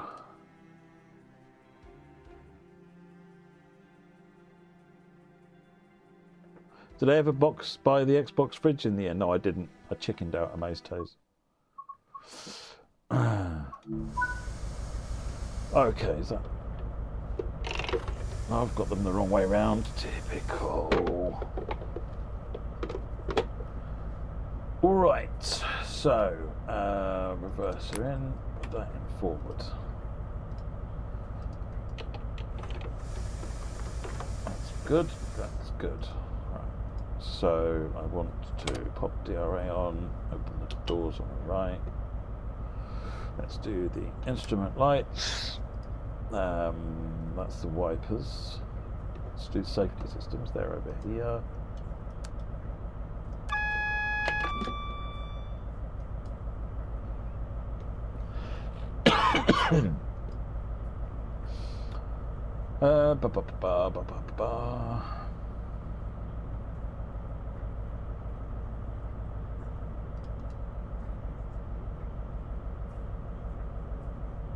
headlights. Day headlamp and markers.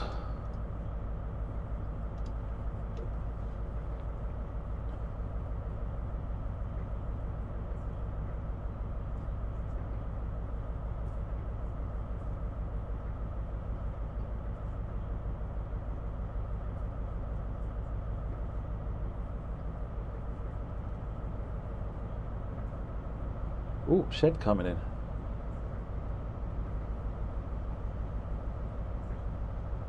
Simps, I am going to look around at the moment. I want to expand the beta team a little bit, but I don't know when at the moment. It's just purely a matter of time. I'm so swamped at the minute. Doors close. Green light, DRA off.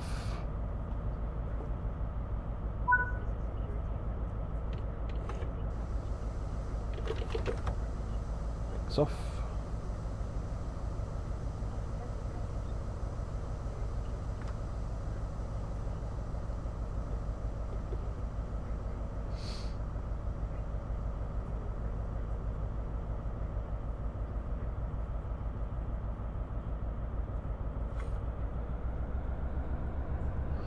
There we go.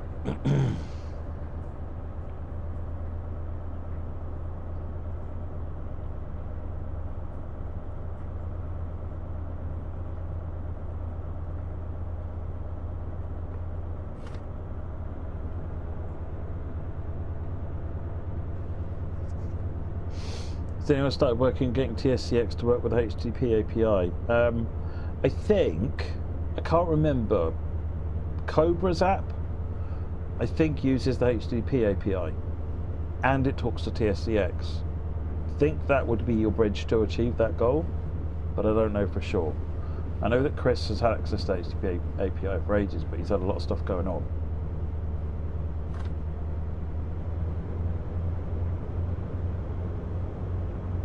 Right, we're off, heading eastbound into London.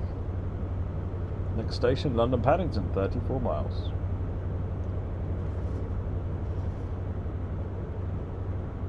Hey, Dean Plays, how are you doing?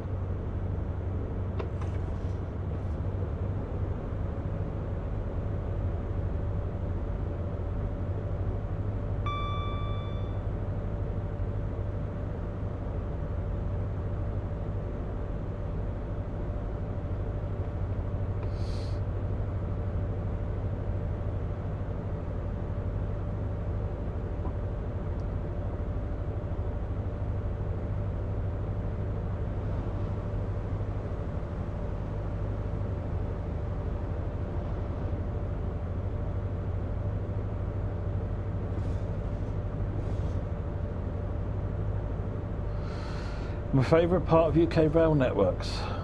I don't really have a favourite, to be honest, Tom. It's like, I like Southeasterns and Southerns and Southwestern railways because there's lots of interchangey, crisscrossy stuff. The Southwestern stuff is really interesting in particular for that side of things. You've got, but then up in the north you've got some really simple, some really similar stuff going on. As well with in Northern's area. I don't know Scotland's railways particularly well, but there's a lot of really interesting stuff. But I think I'd probably say sort of Northern's territory and Southwestern, Southern and Southeastern sort of territory, which I know is probably 40% of the UK, but asking me to narrow down a favourite is, you should know by now that's difficult.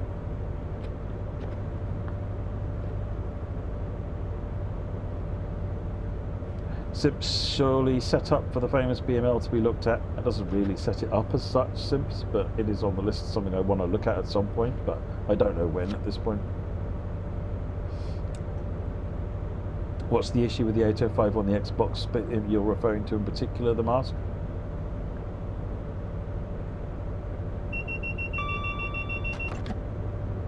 Can one explore the HTTP API without the game running? No, because you need to connect to the HTTPI is actually created. Effectively, the game runs a mini web server, and that's what you're connecting to with it. What I do is I'll just have the game running, I'll run the game effectively in a window. I'll drop it down to a small window, 1024/768 or something, and then I can just poke away at it using Postman or something.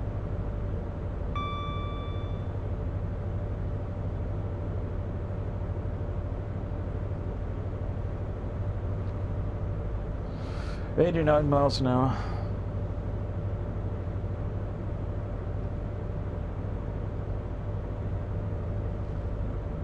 Comes saying out of memory and won't load.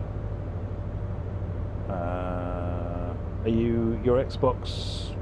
Are you Gen 9? Are you Xbox Series X, Series S? I can't remember if the 805 is available on Gen 8.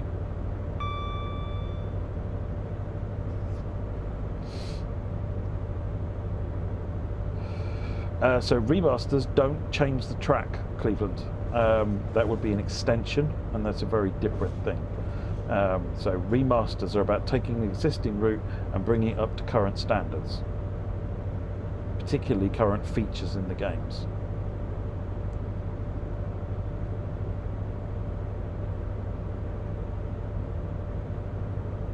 Do you use the controllers you had when you did previous streams? Sometimes, cars are cool.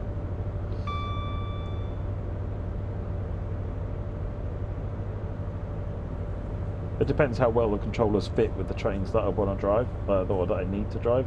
On a stream like this, I can kind of gear things towards things that work well on the controllers, you know, whereas on the previous streams I've got to show what I've got to show. So if it fits, then I quite often use the controllers, yeah, because I much prefer it. Can the actual track be replaced without extending? Yeah, you can just do this. I say just, but let's say, for example, we have a new rail profile we want to do, or a new texture we want to put down. We can regenerate the track, which will change all the materials and regenerate the track as a semi-automatic job. But that breaks all the light baking, so all the light baking would then need to be redone, and that may then have other knock-on effects. Like, for example, this texture here. Let's say you change the ballast, that texture wouldn't change, so you'd have to come and change these textures and relay all of these ground textures to match the new ballast. And again, depending on how you do it, there might be a material swap out you can do that can make that faster, but it depends what you want to do, how easy it is.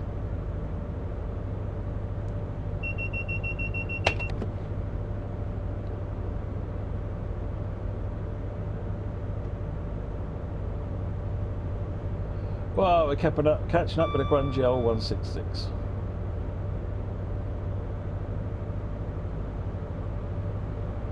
Yeah, if you're upgrading to Todd 4, then it's worth having a look at the track materials and seeing what there is to do with them, yeah. Because it's all got to be relight baked at that point. Adding a new parallel track be considered an extension. It depends on exactly what the detail is. But then if you're adding, like, if you wanted to add a fifth track along the right hand side here, you'd be remoulding all this landscape, which isn't a 5-minute job. That's quite a long job.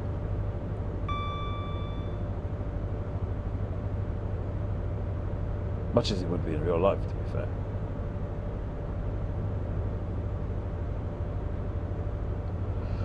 No plans to extend ECW now.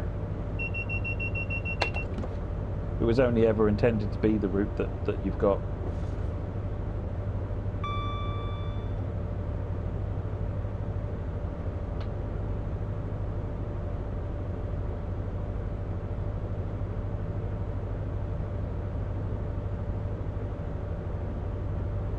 What? 121.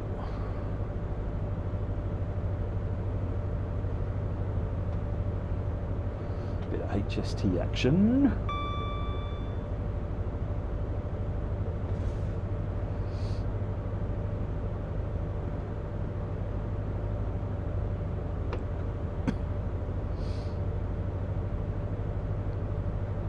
You'd love more of Great Western Main Line. Which bit would you like to see? Personally, I'd like to continue east from Riviera Line and like to Exeter Bristol or something. No, that's not a leak. Any Class 52 running tonight? Maybe. maybe. We've just done a bunch of BR Blue, so I'm going to do a bit of modern, and then maybe we could look at it.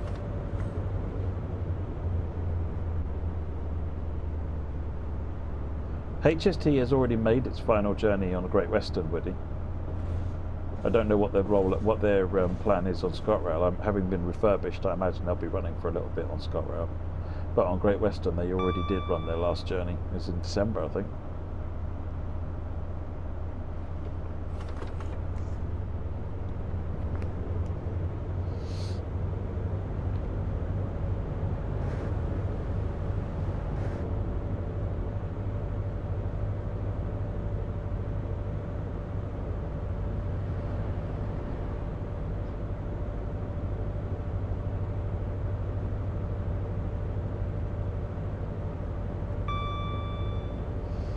Sonic Scott, you'd like to see Riviera in the 1950s? Yeah, that'd be something else, wouldn't it? 13th of December, yeah, that's at GWR Photography.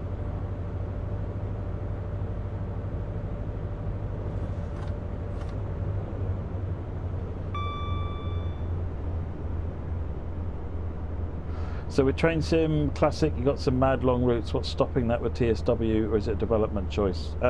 So TS World routes take many times longer than TS Classic routes to make. There's a lot more detail in them. That's the main limiting factor. It's just the amount of time it takes to make it. You'd end up taking multiple years to make said mad long routes.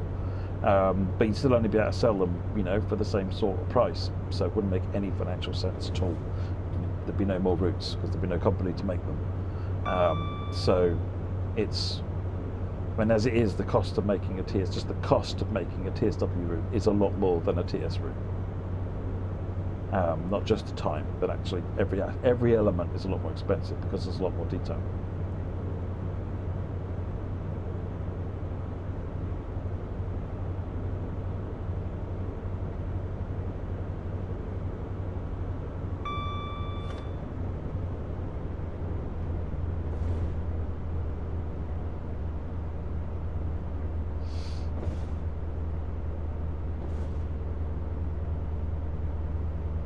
I have been Glasgow. I have. I ran UEVR with the controllers, and it was mind-blowingly good. Absolutely phenomenal.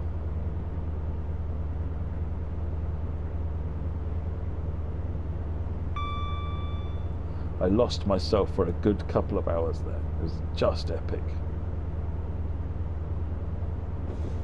Castle Würzburg was easier because of the lack of stations, the broad open countryside, all sorts of reasons, Liam. That's why that route can be 180 kilometres.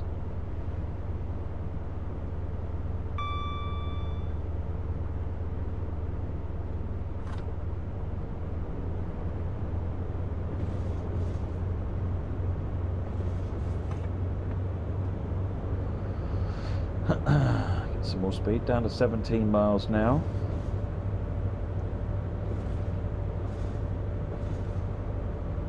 Do you have to be good with smooth move in UEVR? I'm not sure what you mean, Woody.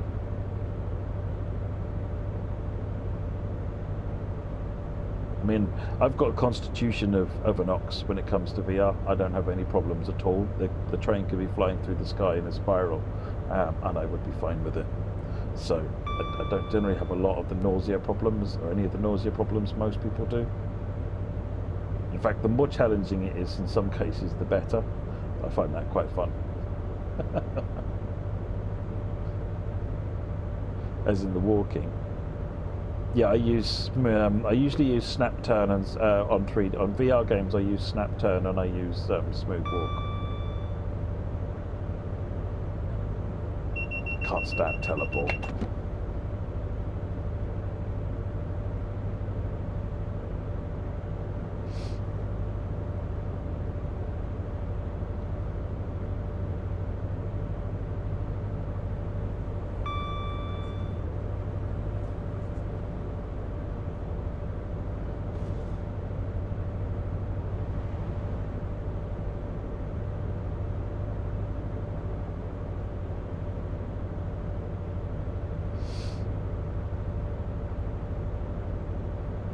Maze Taze, yes, Sarita's getting up to all of her old tricks and troubles. She's doing a lot better. Thank you.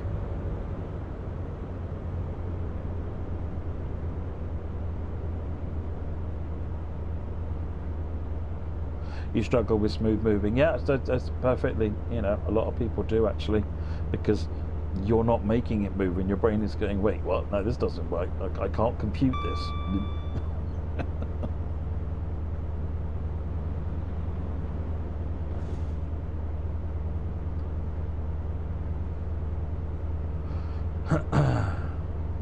There's a really, really good VR game you can get. I don't know if you can still get it. It was on the Oculus store called Lone Echo, with its follow-up Lone Echo 2. They were absolutely stunning. You kind of like this movement in space where you're pulling yourself around a sort of a space station, moving around and so forth. Absolutely brilliant. The story was great. The graphics were unbelievable. The NPC, because it's you on a space station as an Echo robot, hence Lone Echo, you're the last one, and there's the space station commander, and kind of this interaction you have with both those with the NPC, and the way the story works. It's just such a good game, such a good game. I think when I first played Lone Echo, I was playing it for. I started playing it. I thought, well, let's take a look at it, see how it is. You know, you got to try these things out. Start playing it. After a bit, I was like, well, my legs are starting to hurt a little bit. Maybe it's time to go in. I mean, probably get dark now. Well, the good news is it wasn't dark. The bad news is it had been dark and got light again. I'd been playing it for like 10 hours. So I did the same thing the following day. VR streams very, very badly, Tom, because you tend to do a lot of this in VR, which makes it really dizzying for people watching. And not only that, there's no benefit for people who are watching the stream. They don't get any of the benefit of it being in VR, so you might as well just not play it in VR. You're very much in there for your own experience, and you end up having to use other mods and things to allow you to see Twitch chat in the VR world. I tried that. I did a couple of Euro Truck Sim streams, I think, and maybe a Flight Sim stream where I had a thing showing Twitch chat in world to look at, and it's kind of okay, but it's a real faff to set up. And in the end, I decided that there wasn't any real benefit to streaming VR games.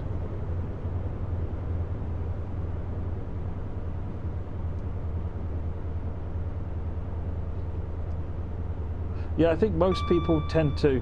It depends. Some people have got a medical predisposition against VR, just something the way that the way their eyes work, the way their head interprets things, which means they will never get used to VR or even understand it. Sometimes just your brain can't process the images properly. Some people will get used to. A lot of people, I think the majority that don't fall into that, the nausea you get better. It's like they call it in the VR community, finding your sea legs. The bomb diffusion game, Liam. No, I haven't done that in VR. Let's cut the power. Start applying the brake in a minute. The lightning was pushed out from the track. What happened was it was always appearing really close to the track previously, Liam. Part of me wants to put it back that way. It was kind of moved away from the track because it looked verging on silly, but actually it's lost its impact now.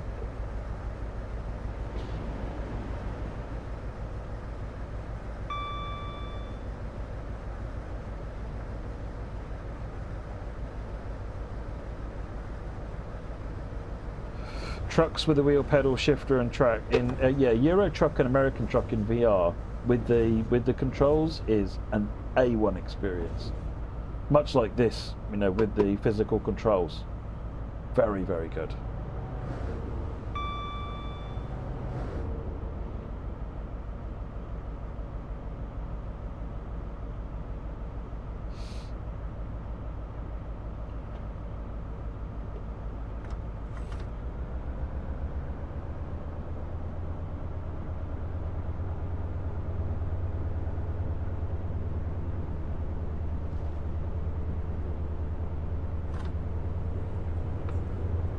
Beat Saber is a lot of fun, yeah, Tom. Beat Saber is a lot of fun.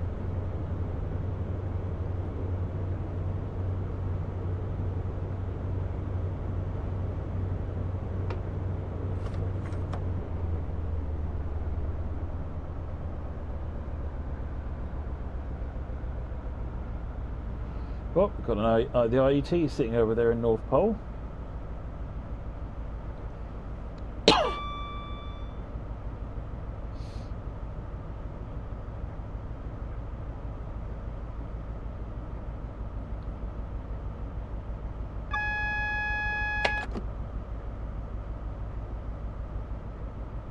Well, the thing to remember, Londo, when you're looking at VR is certainly on my headset, I can see just out the bottom of it. So if I need to remind myself where the things, I can just sneak a look out the bottom and quickly home myself onto the button I'm looking for.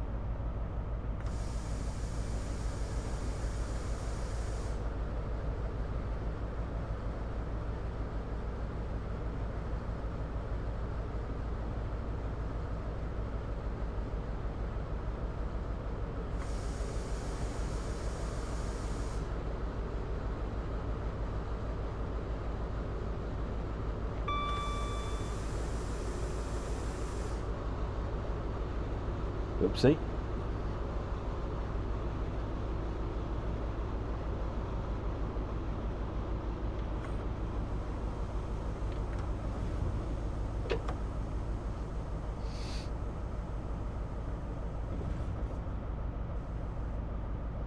Which headset do you use, Londo?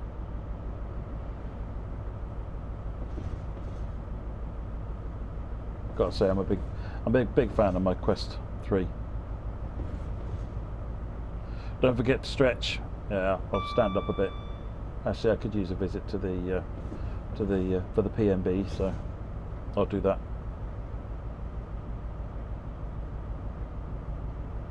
Class 390 might not have been the best one with all of the tilting, JP.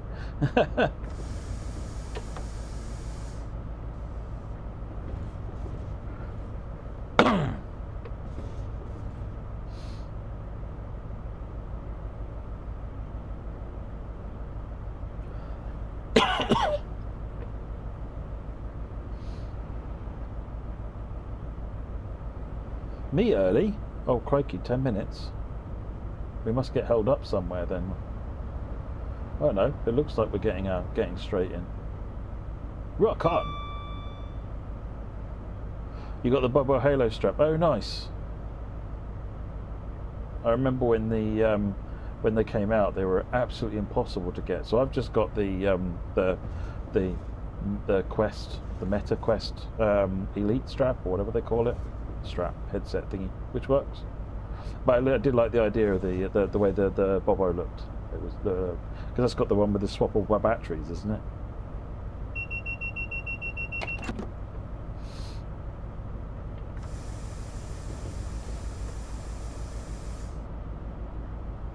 Yeah, I'm curious to see how the Steam frame does in terms of price. I might pick one of those up. We shall see. The biggest problem I have with VR is that there are so few experiences that make you, lone echo is kind of a standout thing. Woody, did you ever play a game called Stormlands? That was another one on the Oculus store. It's an Oculus exclusive because they helped fund it. Stormlands was phenomenal in VR.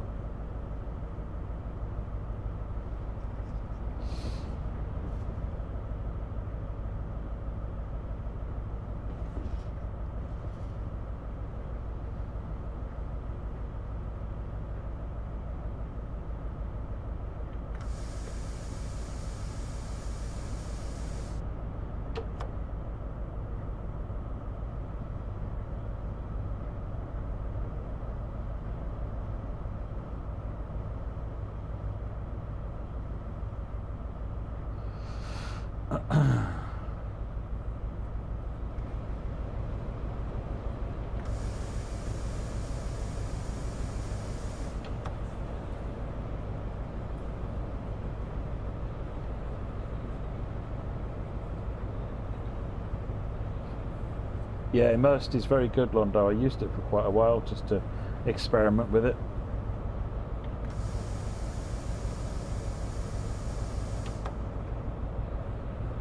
I noticed Meta have shut down their workspaces thing now.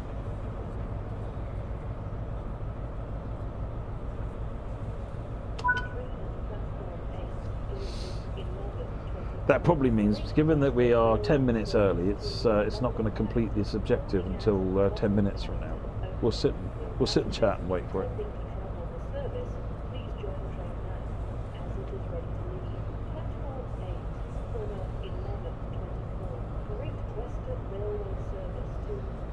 Yeah, I quite used to like playing. Woody, did you ever play the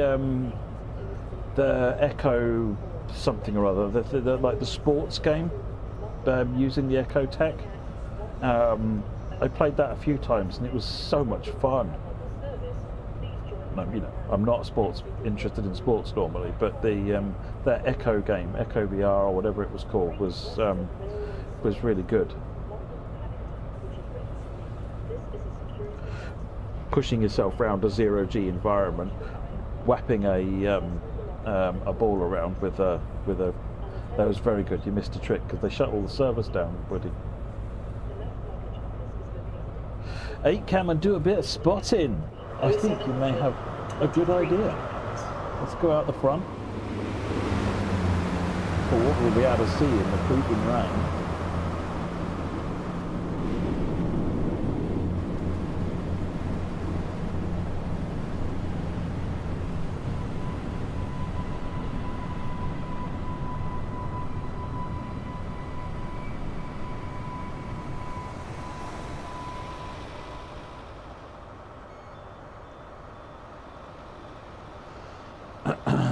Yeah, it'll be about another 5-6 minutes before it ends this objective, I'm guessing.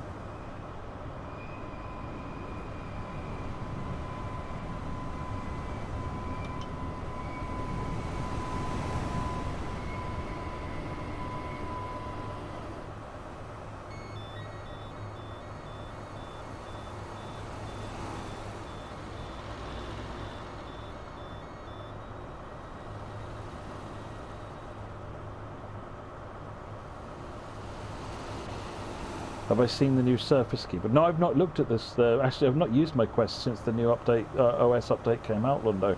I've seen some YouTube videos talking about it.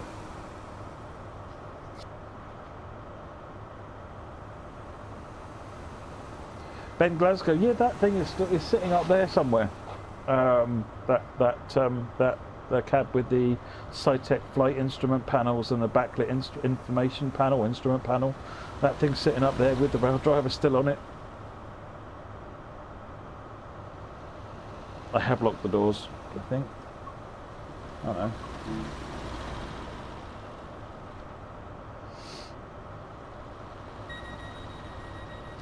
Yeah, this you have to press both buttons. This is the door panel, which has got signal, DRA, and the door buttons open and close. Then yeah, you need to press both of them together.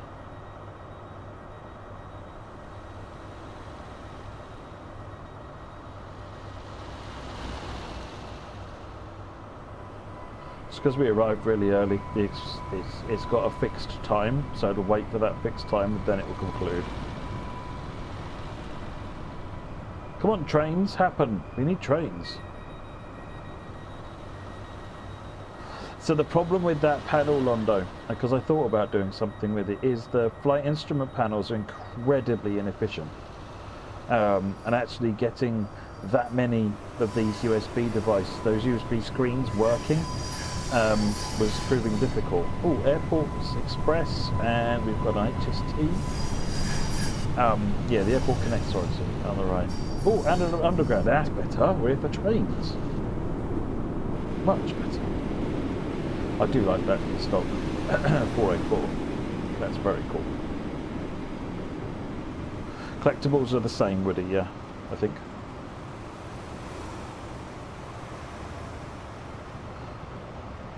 DT don't really have any say over what I stream, Tom, except for the fact that you know, just purely from my perspective, I wouldn't want to stream a competing thing. What you got to remember is I'm dovetail through and through, in case you hadn't noticed. So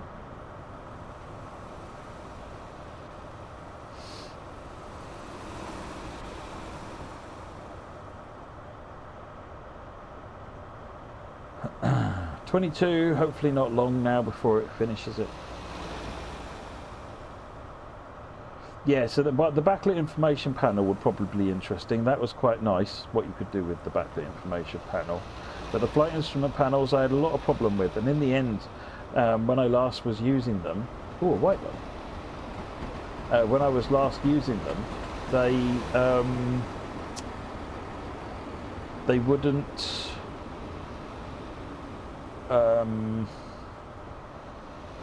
brain's not working.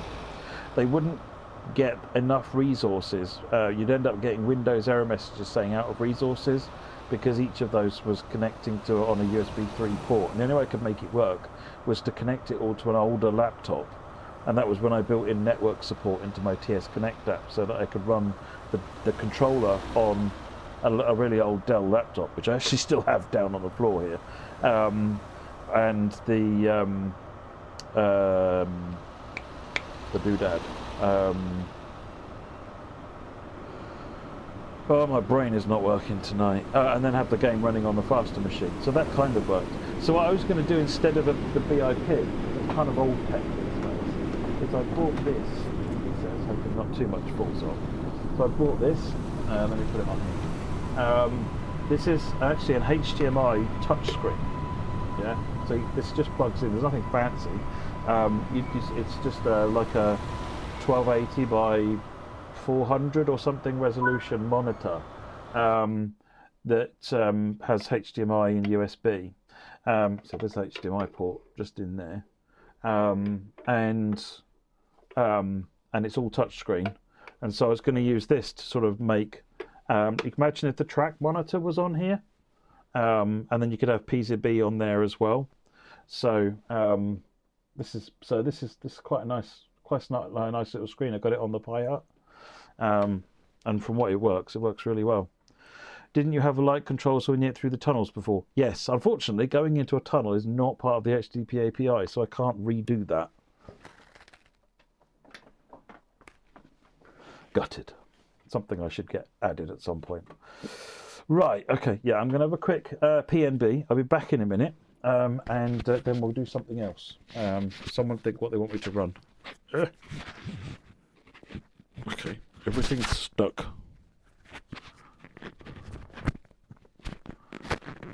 There we go. Right, I will be back in a moment, folks, and we'll run something else. Should we do a 166 or something? Right, back in a minute.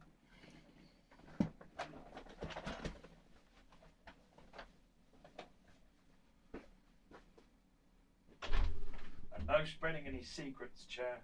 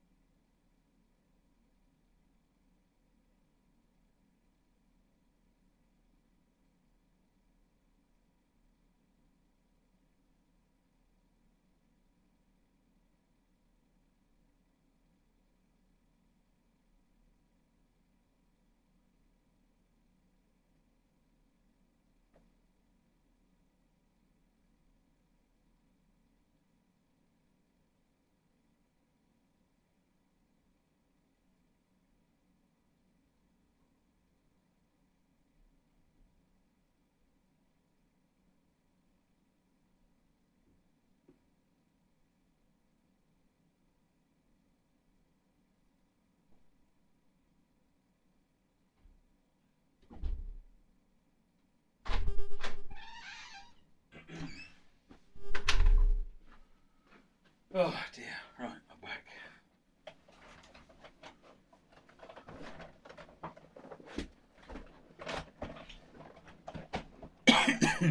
The chairs are plotting.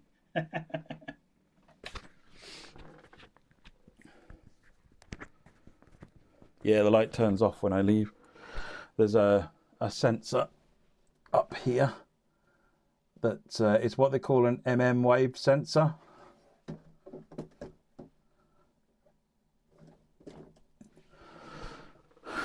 Right.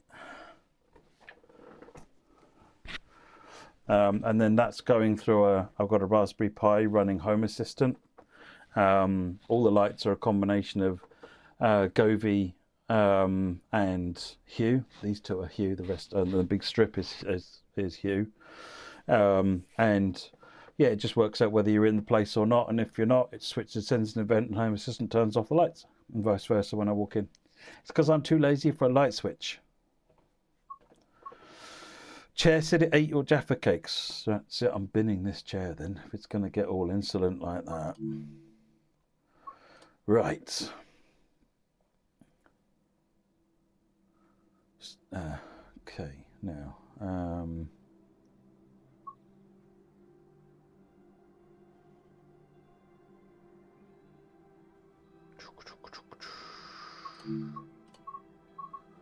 Great Western. Let's do... Right, let me push this stuff out the way a minute, and we'll use the keyboard because this stuff isn't supported on the other trains. There you go. This is the many button controller. Also, if you can do it electronically, why would you use a light switch? Yeah, indeed. Yeah, indeed. Right, okay, so let's do a couple of little quick ones, right? Let's do the 484. We'll do a little bit of underground nonsense. A little bit later on in the day, let's do London Paddington. So Westbourne Park to London Paddington, there you go. Oh, funny, Woody, that's exactly what I'm doing. Why do you lag on the PS5 on the new GW Remaster, Blake? Possibly there's just too much there. I mean, it does run better on PCs than it does on the PlayStation. It may be that you switch off one or more of the layers. Someone earlier on was saying that by turning off the London Overground layer and a couple of others, I can't remember which ones, maybe someone can remind, they were finding it was running a lot better on Series X, for example, and broadly similar specs.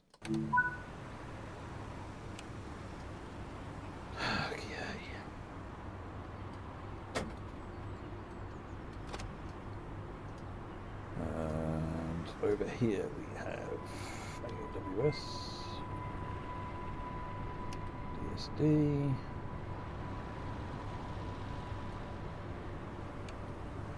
DRA, there we go.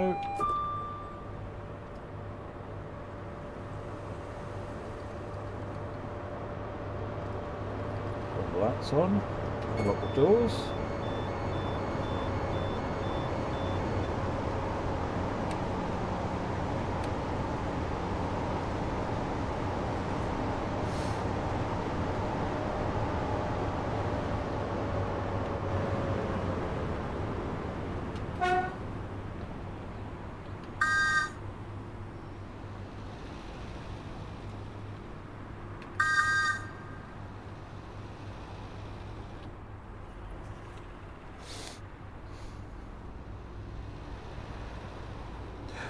Well, a lot of them have got variations, like that's DRA.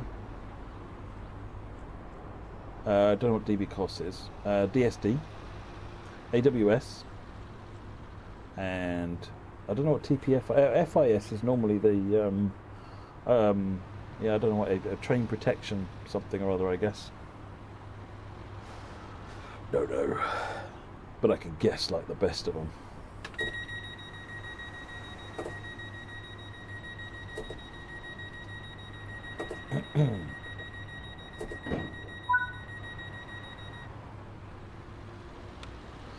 Right, let's make a move.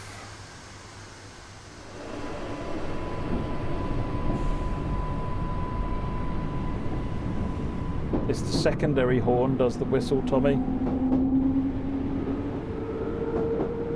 The reason trains whistle is because horns in enclosed spaces damage eardrums. Whistles don't. So you'll find that the shunters like the 08 quite often have a whistle, not a horn. Underground trains quite often use their whistle. Trains that are in a depot will use a whistle instead of using a horn. So the 370 Electrostars, they used to have a whistle for as their depot whistle, and they will never use the horn in a depot because it blows eardrums.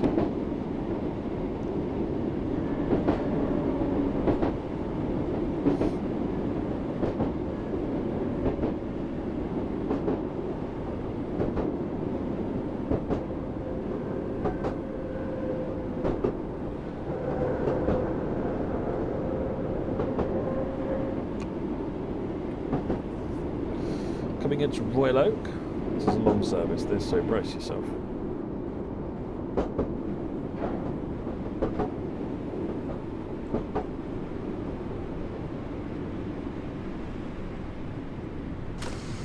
Oops.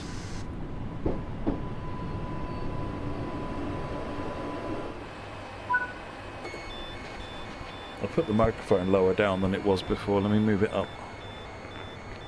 Is that any better? I can turn the game down if it's too loud.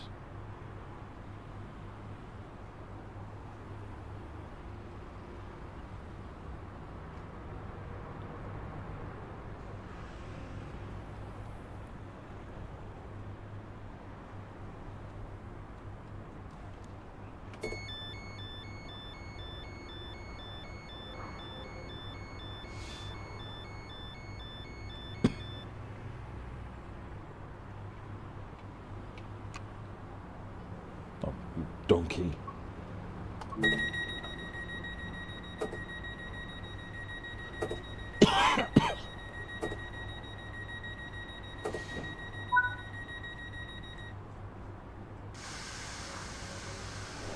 They're not an A4 chime whistle, steam fan tornado, but they are air-powered whistles, yeah. Like a steam train whistle, but with air going through. At the end of the day, steam and air are the same thing in that respect.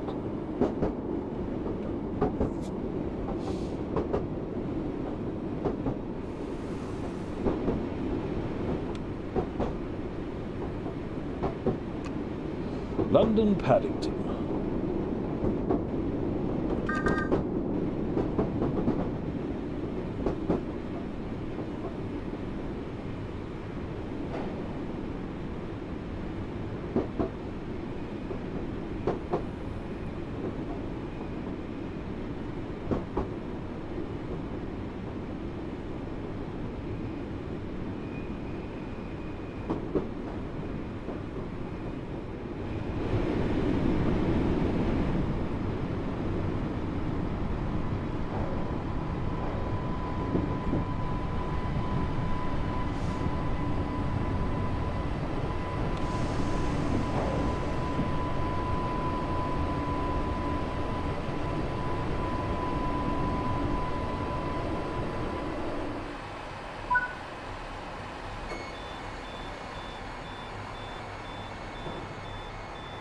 What's all the DLC required for the remaster?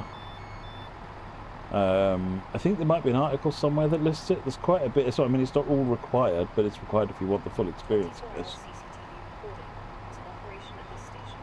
I'm going to get kicked out in a minute because this was the end of this lengthy service.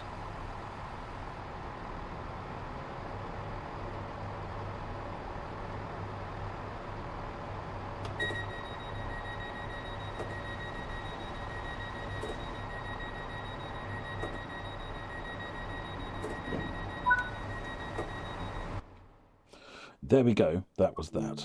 Right, okay, back to the timetable. I think this time we will do a 350.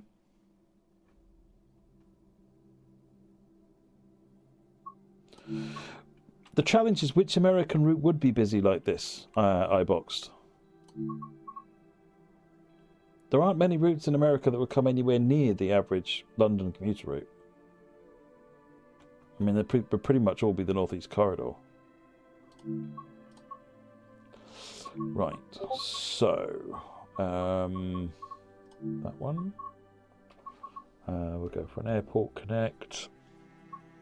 And we'll do Heathrow Airport to London Paddington. There we go.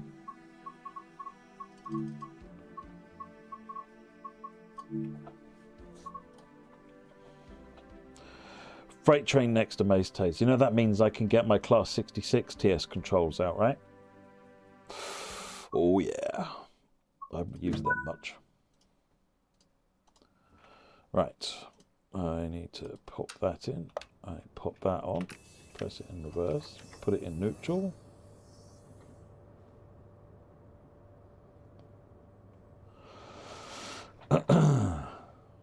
Someone find me a cracking Class 66 service to do.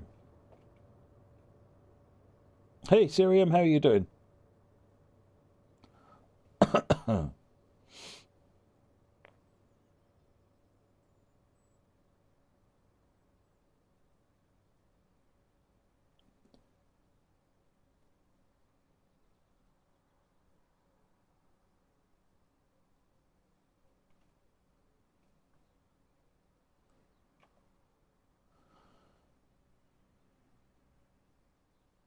I have no idea how you get rid of a journey save on Xbox. I know I can do it on PC, but I don't know how you do it on an Xbox. Short of deleting your profile, and I dare say you don't want to do that.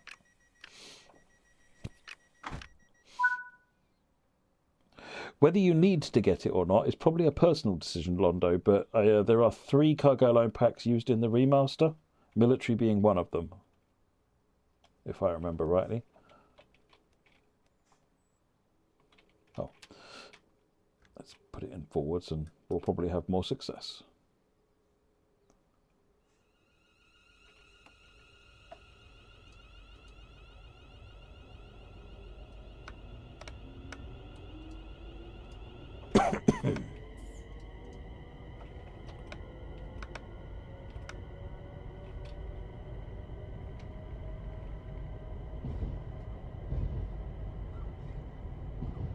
Well, we did that one, didn't we, Derek, on Tuesday?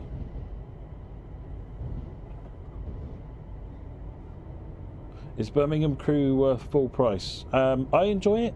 It's a good Birmingham Crew route. Oops.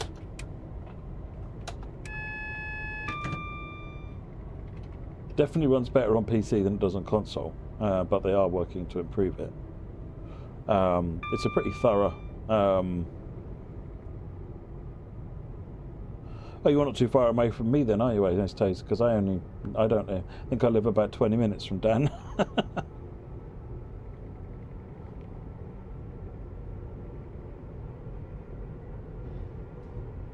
1.1 miles to Southall.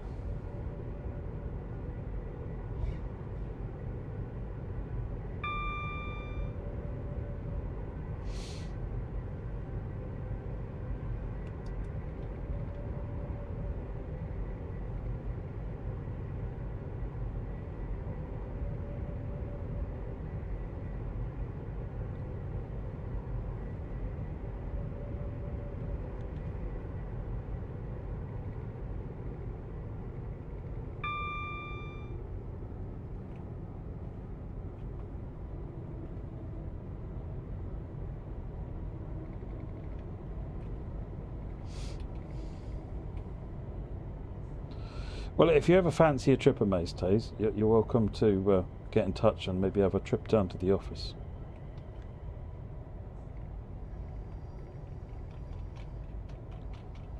Once the HS7 comes out with Trent Valley, we'll have all the current Avanti rolling stock. Yeah, because the Voyagers have been retired, haven't they? Or are you including Creators Club, reskins, Voyagers in that? Welcome to Southall. Change here for other trains.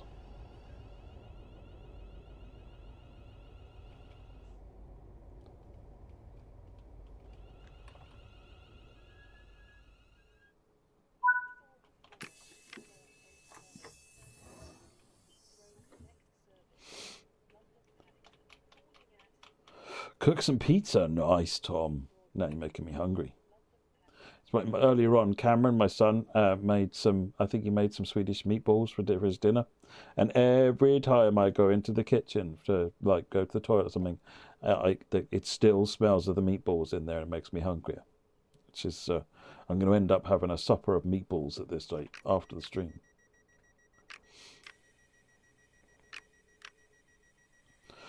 We're in the dockyard, Woody. We're literally in the dockyard. It's a place called the Fitted Rigging House.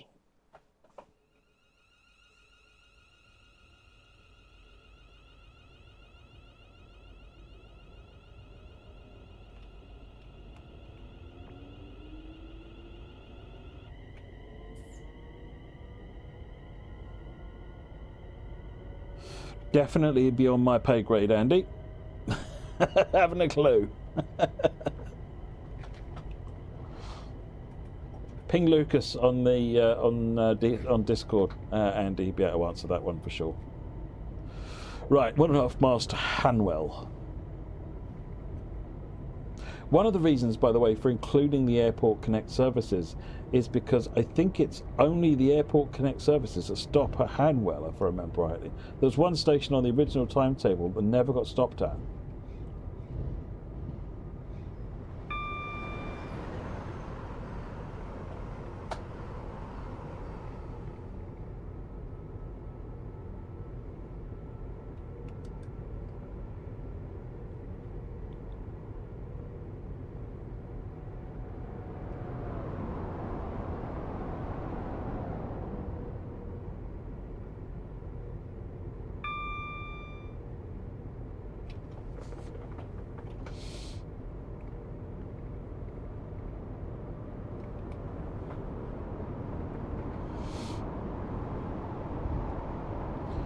Oh, I'm getting overtaken by HST.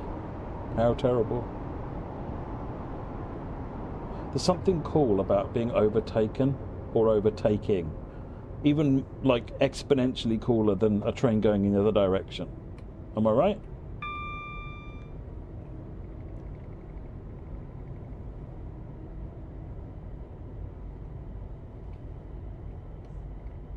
I think it's because you just see the train for longer and it's not just a and it's gone. But I just like seeing trains, that's all I can say.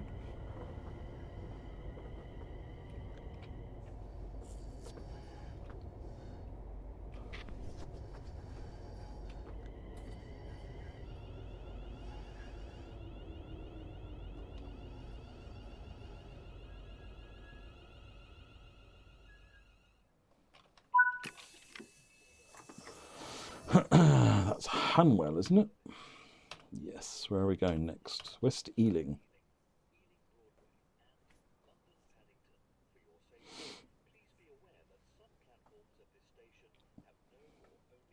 What I'd like to find to do on the 66, if someone can help me while I'm doing this service, is something with a little shunting and then a drive. Even if that's a couple of chain services or something like that. And you know, we just had to subscribe to my channel again. Oh, wow. Thank you, though. I always thought these stopped in Acton and realised they don't. In this timetable. I don't know, Original Tomcat. I don't know. Are you an Easter egg as one of the passengers? No, I'm not.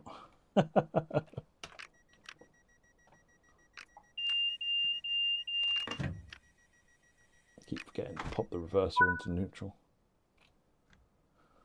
So the DVD keeps judging me harshly. West Ealing is the next. Turbo coming the other way.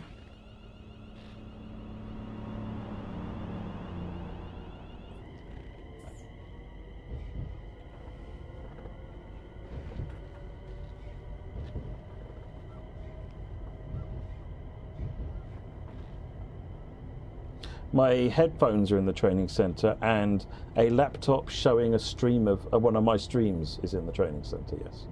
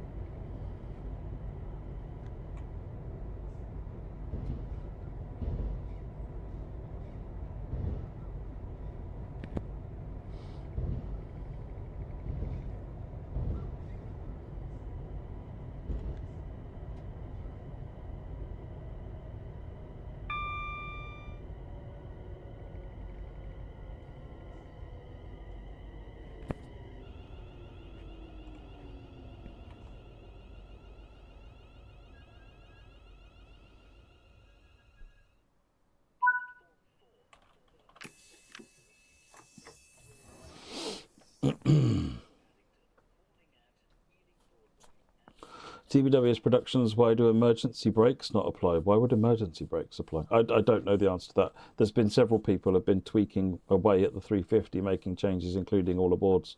But I don't know. I don't know the 350 well enough. So, well, look at this. HST coming in there, and we've got another Airport Connect coming in this direction. Looks good.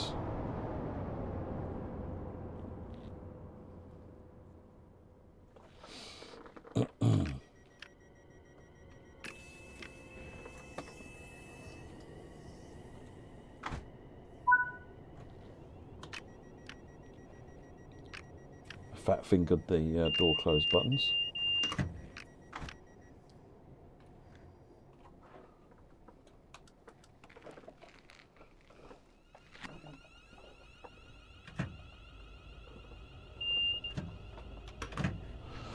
I think he means traction lock.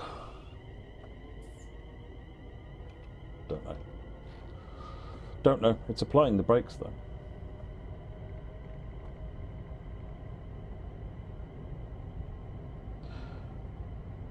Train Bunny, I'm not sure what that. You won't get the extra layers on Gen 8 console on Xbox One. It just can't cope with them.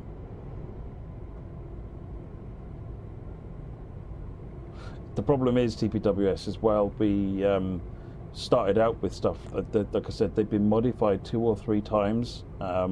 So I can't say that it's the same as being applied to it, and I've had more than one person tell me that it's not right in various ways, so I haven't had time to chase it up though. The train still works. At a minimum, that's good enough for me right now. I need to find out what the truth is of how things are supposed to work, and then get someone to fix it, and then tell everyone to leave it alone.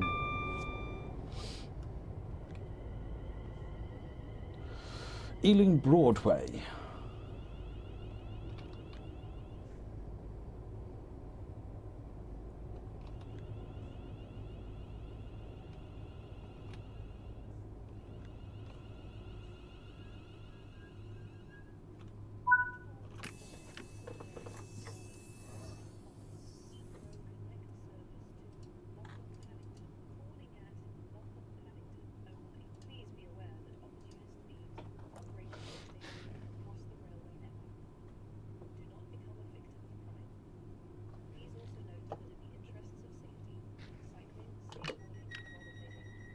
Oops, 72 stock on the left there.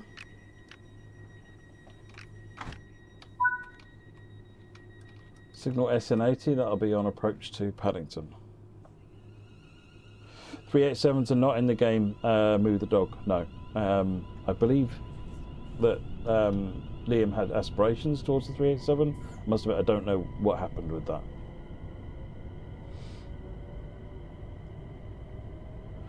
No, this isn't where it connects to Bakerloo, Woody. Their 72 stock is standing in for 92 stock.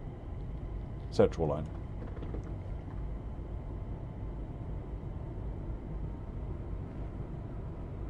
There is a route hop in Paddington which will get you onto the Bakerloo line and any other London terminus route. Oh, overtaken by a turbo. Now that's humiliating.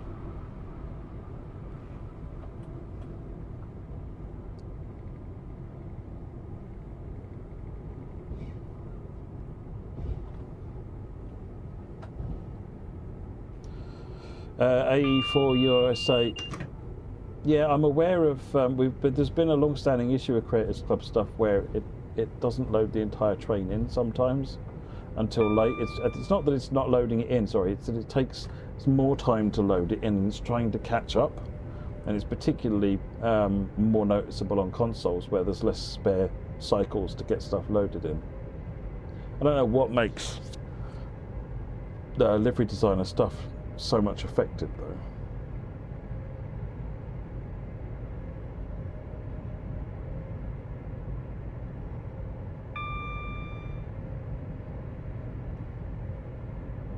Looks like Acton, is it?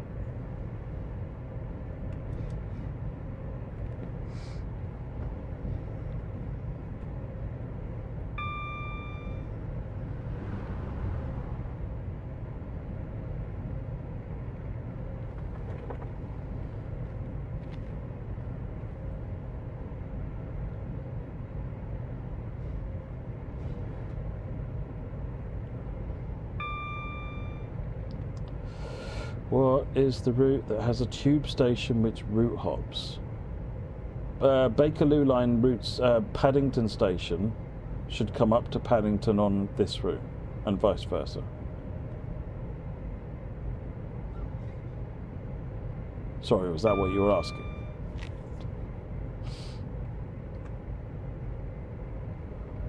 But the Bakerloo line also route hops to West Coast Main Line in two locations, at Queen's Park and Harrow and Wealdstone.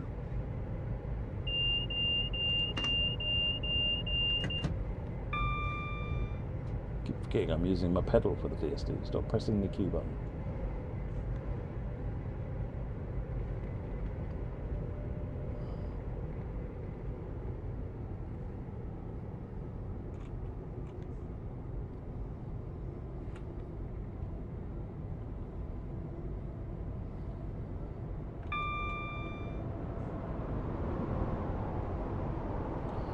I'm sure there is one that route hops in the middle with an overground tube station.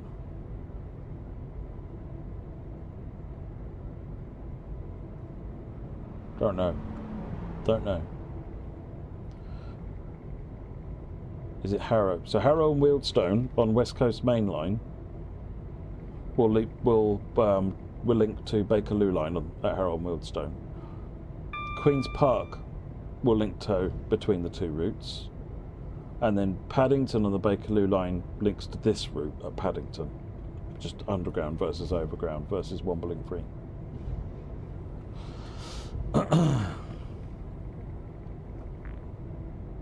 A route in Northern Ireland. I'd like to see a route in Northern Ireland, something like the Enterprise or something like that, but there's no plans for anything in Ireland. We haven't got any licenses. And Ireland has never come up high on the other countries people would like to see in the game. So other priorities. West Coast Main Line South, does that route hop onto Mildmay Line? Oh, around Watford area, is it? Don't think so. Or is that Mildmay Line? That might no. Oh, I don't. Yes, it is Mildmay Line. Yes, it is Mildmay Line. Yeah, Watford. Watford. I probably don't mean Watford. I mean a station beginning with a W. It's not Watford. It's where the big yard is. I realise that's not very precise.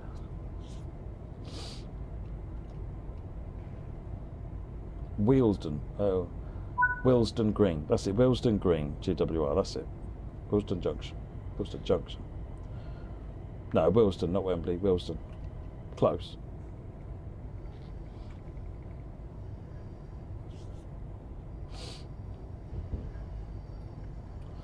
Right, it looks like my platform is busy.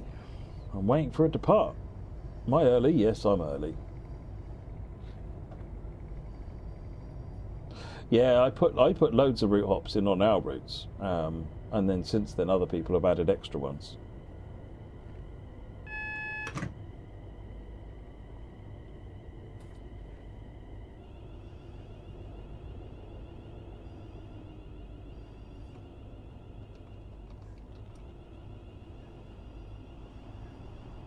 So we have a yellow into the platform.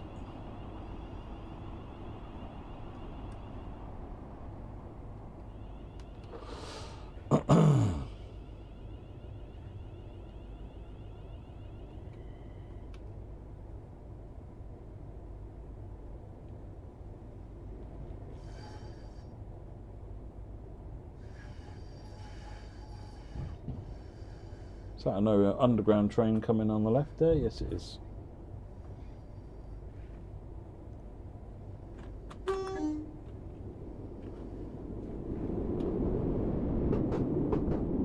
No, I've got no update on the Mildmay extension.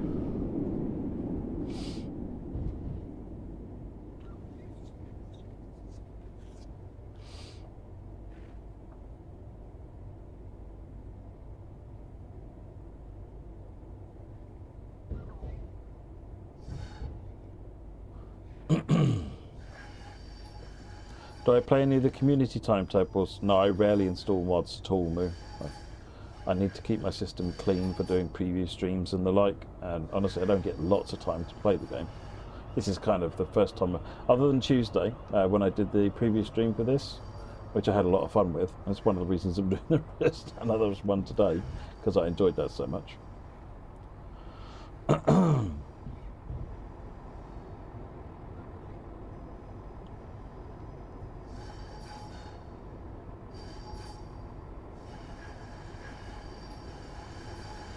All the way up to the buffers. Mild May line and suffragette line, yes, at Gospel Oak. Suffragette line goes on one side of Gospel Oak, and the suffragette line, they're both either opposite sides of the station.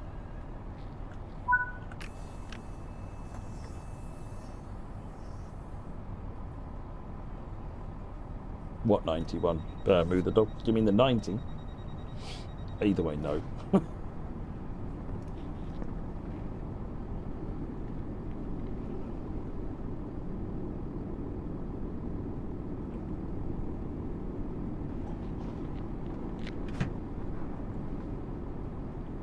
Quite enjoyed that. Nice little run.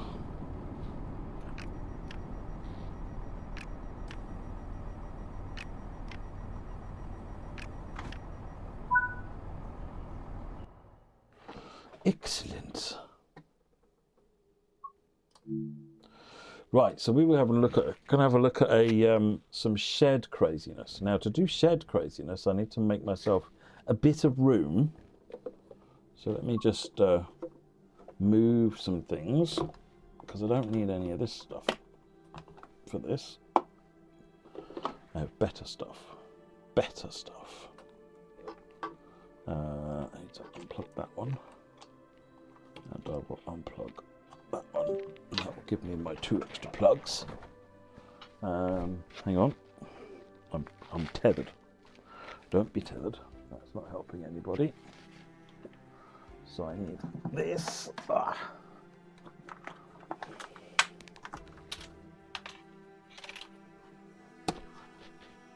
This is the Class 66 left panel. Again, from TSControllers.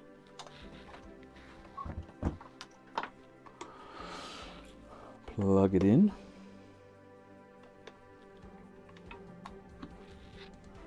And then this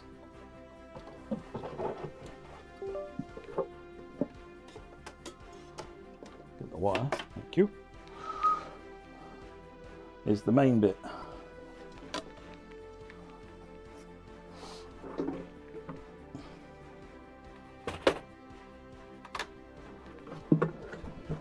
Oh, key fell out.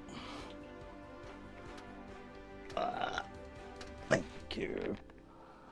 Right. Whew. I haven't really used these proper since I got them, other than, you know, having a play and a check. All right, let's put the reverser key back in. All right. What is that? It's all the thing. Right, let's put that over here.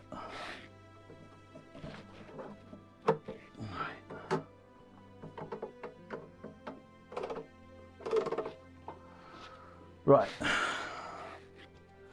think we have everything. Now I need to find something to do. Right, go for Great Western Timetable 2017 Shedius Maximus. Let's do Great Western ZWS.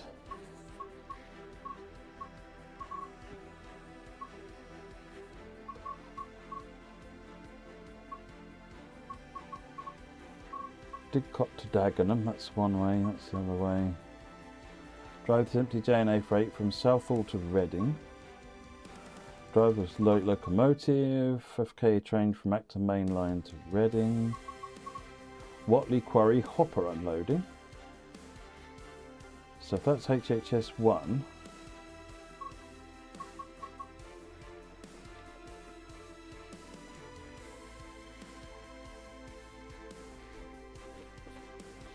So I'm just looking to see if anyone's posted the thing. Get yourself a 10 port powered USB hub. Yeah, I need to. I think this is like an 8 port one, but I've got so many things plugged into it already. Let me just double check, because at the moment I don't think I've got it enabled. 66 and that.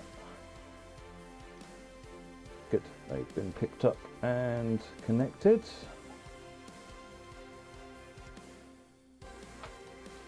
Cool. What we got here? He's tarmac sidings to Reading. Loaded TA from Acton Main Line to West Drayton.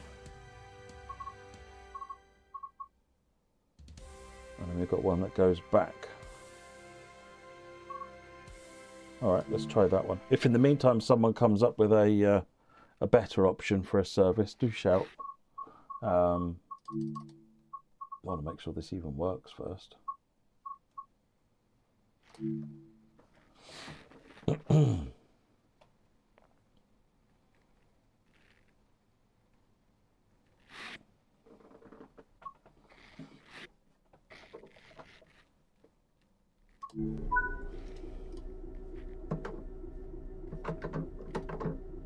No, clearly not.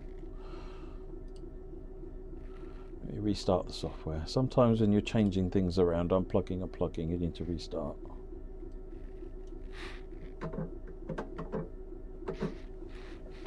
Or have I got things? Which is this one?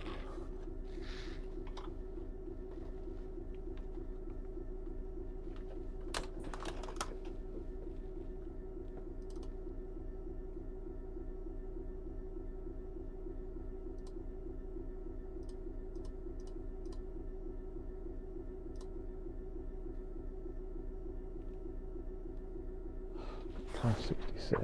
Right, is he working now? No. Huh. About the left side panel. Yeah, the left side panel works.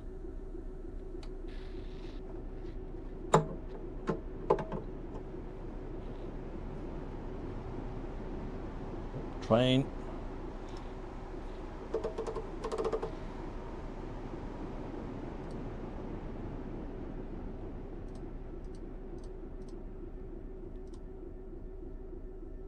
Well, it looks like it's all set up correctly.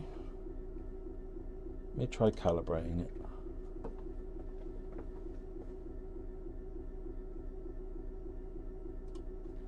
Oh. That won't have helped. Let me try it again. They both have to be in that position.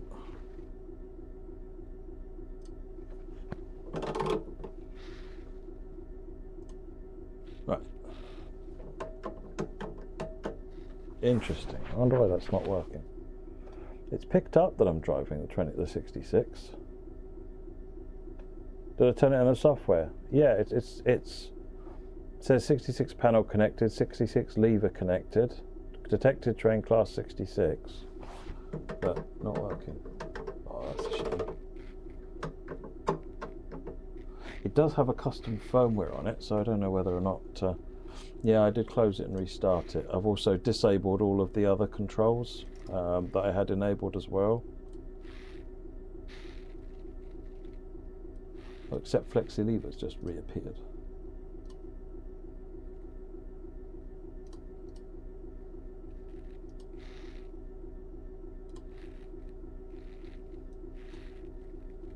Right, that's better. Restarted. This has worked. This has definitely worked. Now there is a debug in here. Enable log output. No, that's something else.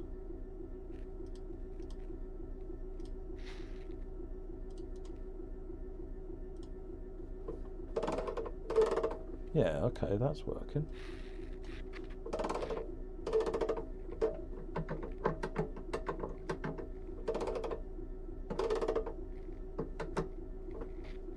So, why are you being difficult?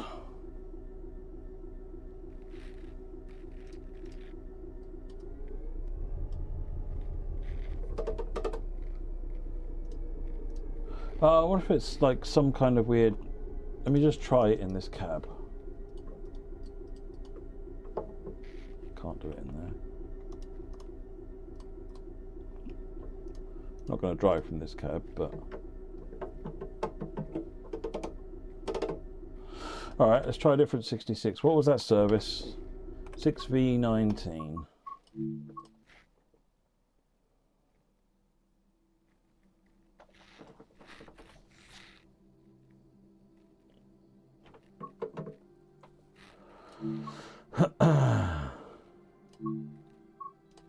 Do I know how much both these controllers were? Yeah, because I paid for them. About £600 in total for the two of them. Right, 66. Let's do these Coastway 66. 6V19.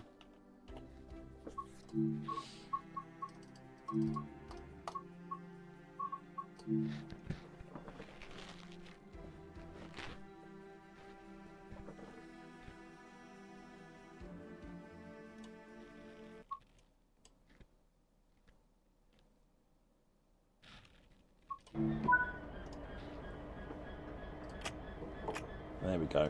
It's the 66. I'll let Dan know.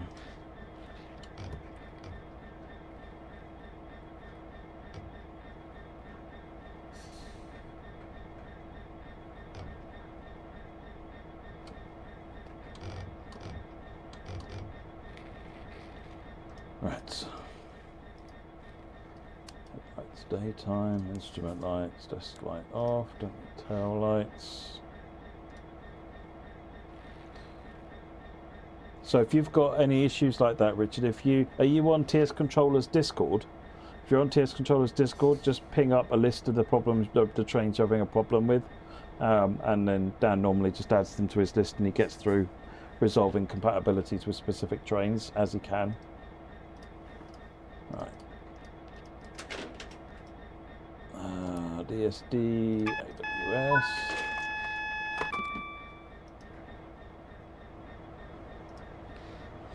Got an AWS button on this one. Got an emergency stop button on the top. Got your loco brake, sand. You've got your horn.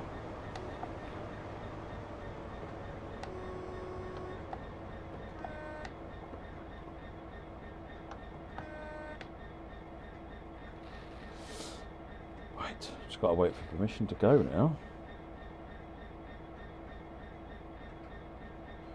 How are you getting control of TSW6? If you look up TSControllers, car trasher, and if you look up Wireless Billy, they're the two that I know of making controllers.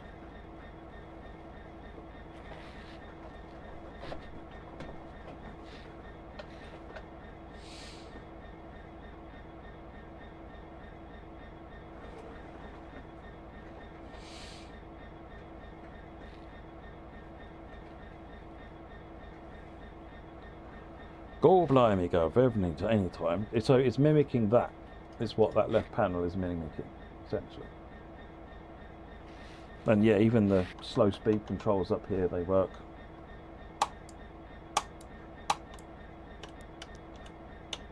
Can't see that moving, but they do. It does. Put it in this.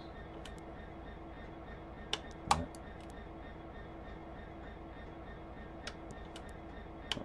I had it working anyway. Oh, conditions for power speed mode. It's not set up for it. Fair enough. Fair enough. Where's my light anyway? Set up train length.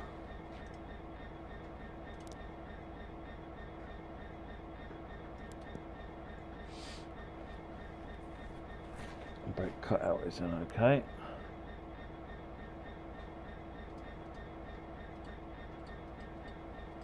How do you set up train length then?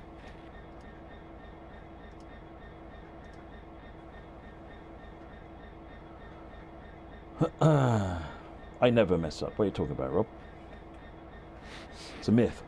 It's a myth. Woody, yeah, I've got a foot pedal as well. Hang on a minute. I'll show you it while we're waiting for a mythical green light. It's got a nice long cable on it as well. It's this. It's not very big. It's not very heavy. But it does the job. And like I say, it's $29.99. You know, more substantial pedals with a more substantial click on them cost an awful lot more money. And the software does support a number of different types of pedal. So it does actually support the X keys pedal. So to use the X keys pedal, you need the pedal, which I don't know if it's available anymore, I've got to be honest. And you need the X keys USB thing. And you could be looking at around 100 quid for the two of them together, which is quite steep. Just for a pedal.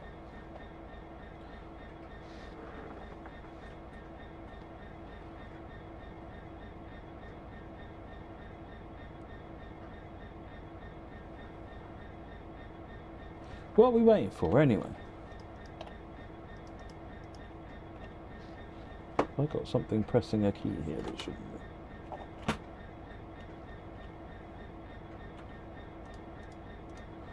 Well, that's not good. Oh, it's me on the foot pedal. Oh, I see. The main line is just busy. Waiting for that train to get past, I suspect. Hey there, Aggregates, Game Music. Yeah, I remember you. How are you doing? Long time.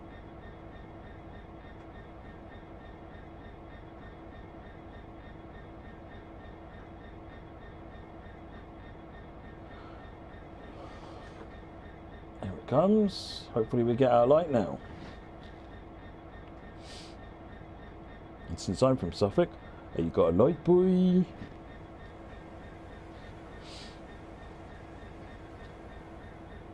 Oh, come on. What now? My foot off the pedal. Oh, there's another one coming into the yard. There's a freight train coming in.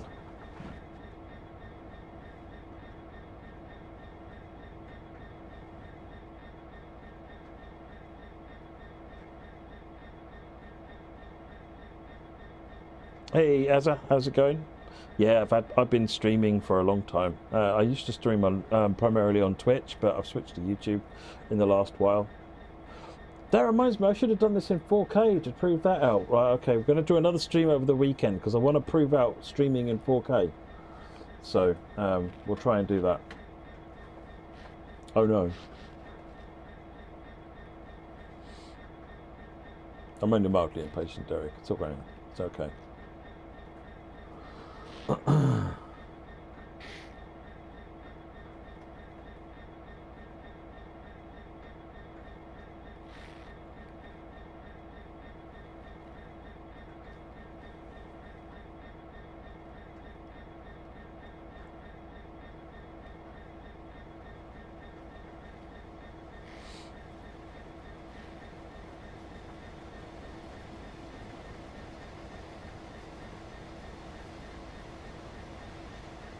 What about now?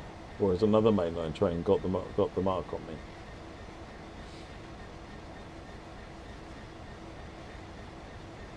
What are we hauling? Good shout. What are we hauling?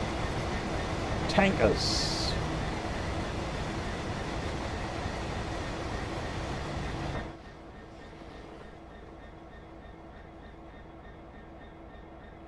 It is really good, isn't it, Azza? Liam and Reese did an amazing job.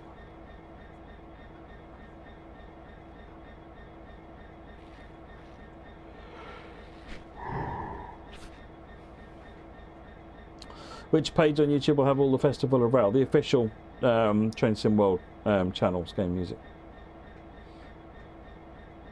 Holy milk.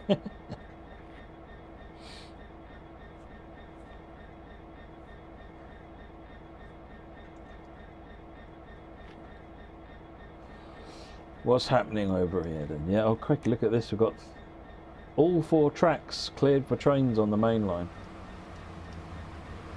1.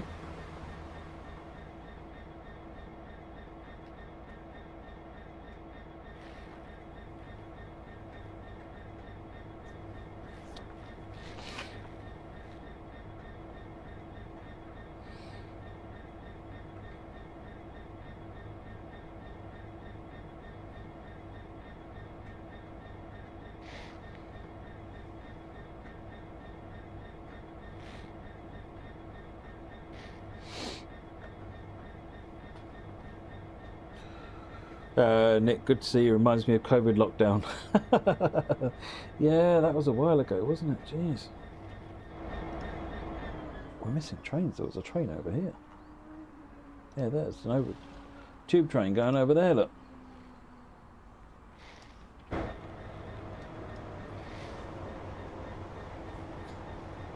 HST, that's number 2. HST number 3. One more on the slow lines. And then it's my turn. It's my turn. Ah, it tells you. Oh, got tube train leaving Ealing. Is it over there?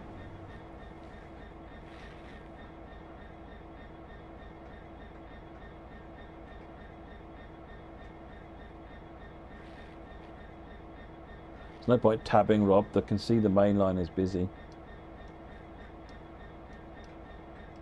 There's still a train signalled through. Little 3-car turbo.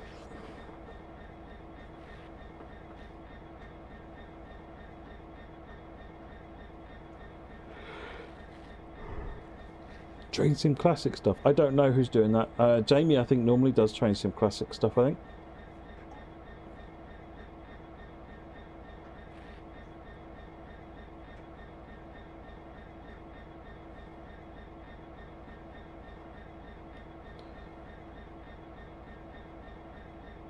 Digital Deviant. Bakerloo will give you these tube trains, yeah, the ones here, but the ones going over the top, you need the 484 Island Line 2022 pack. There's 2 types of underground trains on the on this timetable. I think the 722 stock is only used at Ealing Broadway. The 484s are used in 2 or 3 locations.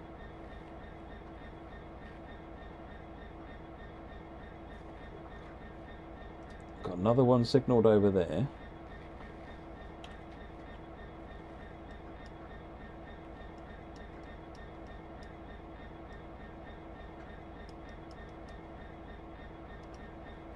And another one signalled on my, yeah, that's the one that's on my track. Oh dear, oh dear. Get on with it!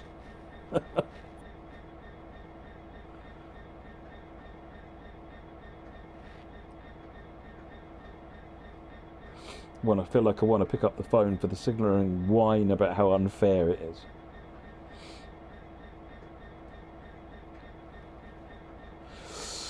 Train Bunny, you've got Great Western, All British Steam, ECML and Rail Tour Pack, West Somerset, Preston to Carlisle, Northern Transpennine, Class 37 ROG, London's Milton Keynes and the 220. What should you get next? Have you got the Pendolino? If you like Northern Transpennine, have you got the Heavy Freight Pack?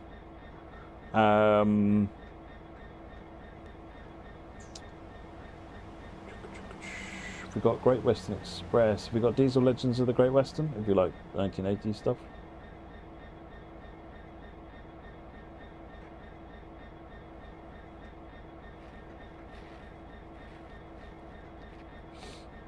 Yeah, freight trains are second ticket on the UK lines, Liam. Get coffee and a pizza delivered to the sidings. Yeah, really.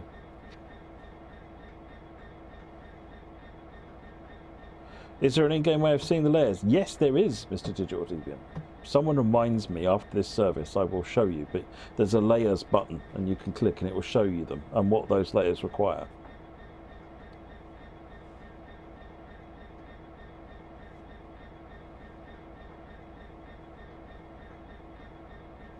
Signal's gone home, yeah, really. I must have upset the signaller at some point.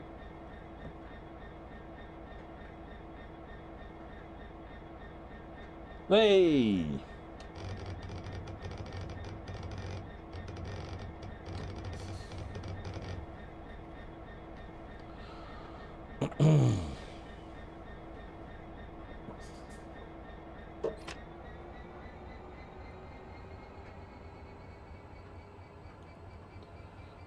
Give it one notch so we can stretch the train out as the brakes come off.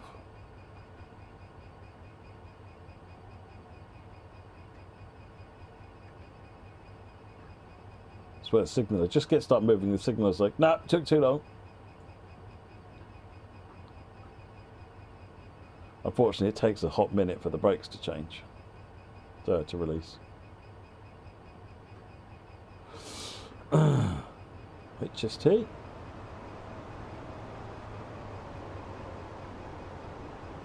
Two HSTs.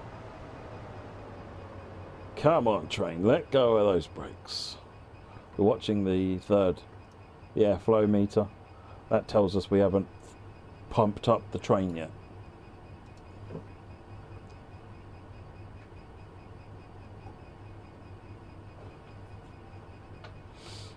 What I probably should have done was released the brakes and held it on the loco brake, so we could have just got going, but I didn't think that far ahead.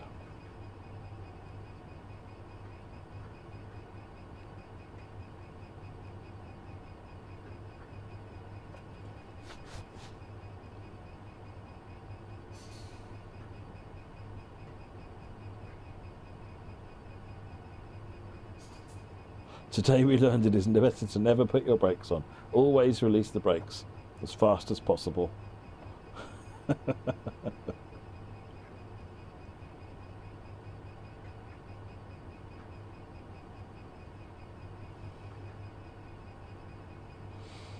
Skate music, enjoy, enjoy.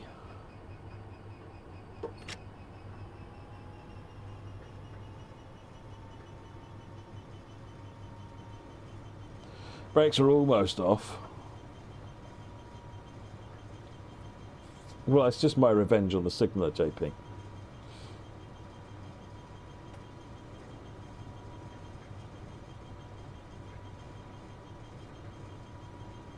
Hey, we got green.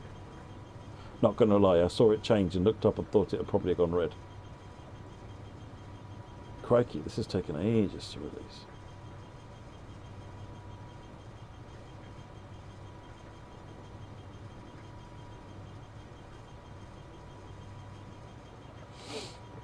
What does the two vertical amber signal means, Cody Harrison?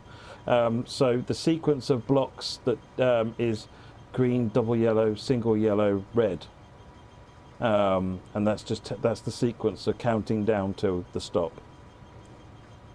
So one is one section, two is two sections, and a green is clear.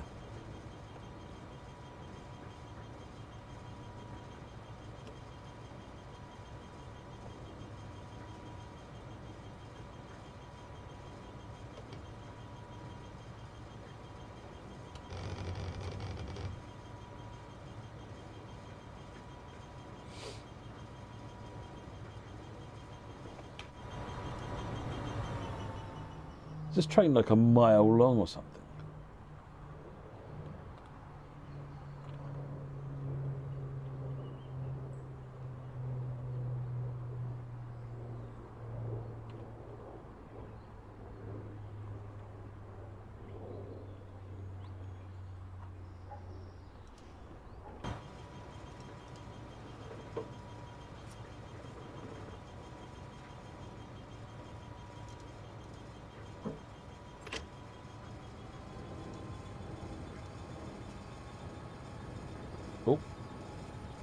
Oh, we're dragging, we're dragging.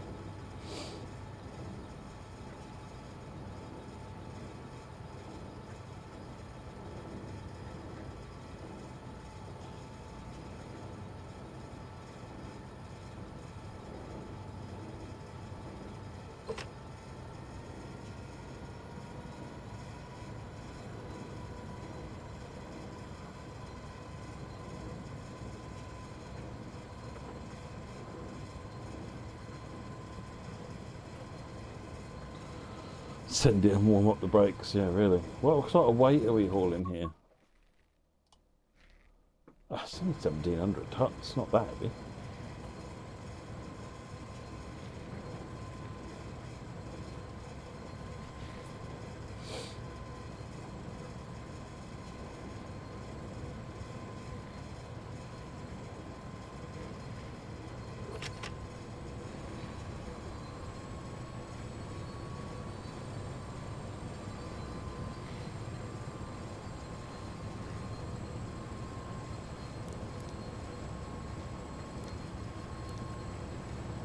Just checking.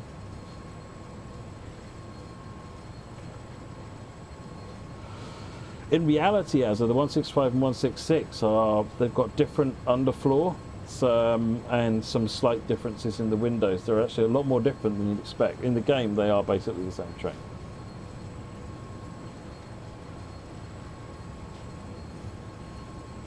It's set on passenger, which means it should release the brakes faster, Veribird. And with these wagons, passenger is correct, I think. So, set on passenger. Brake time. Passenger timing, yeah, which is the quicker one.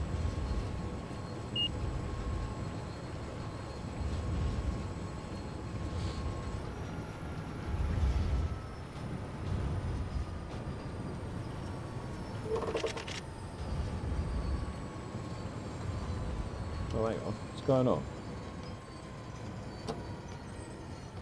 No, don't charge my brakes up. What's it doing?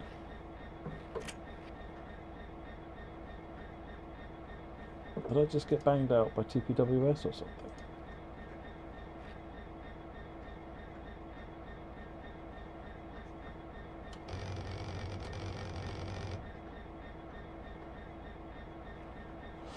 Ugh. So frustrating. All I heard was a blip.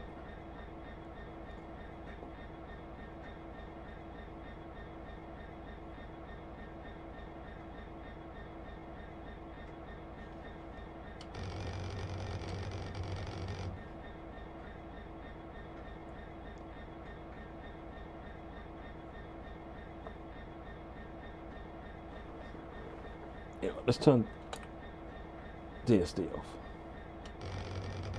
Hey. If DSD's not playing ball, then neither am I.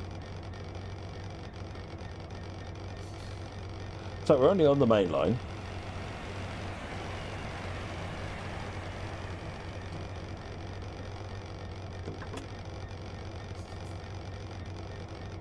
Oh, I had a message pop up, did I?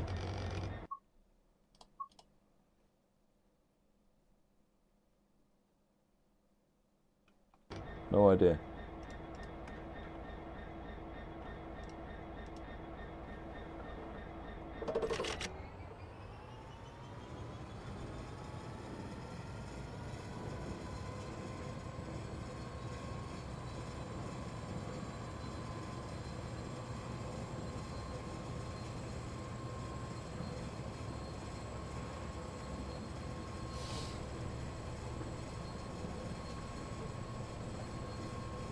Some person ripping their hair out. Yep.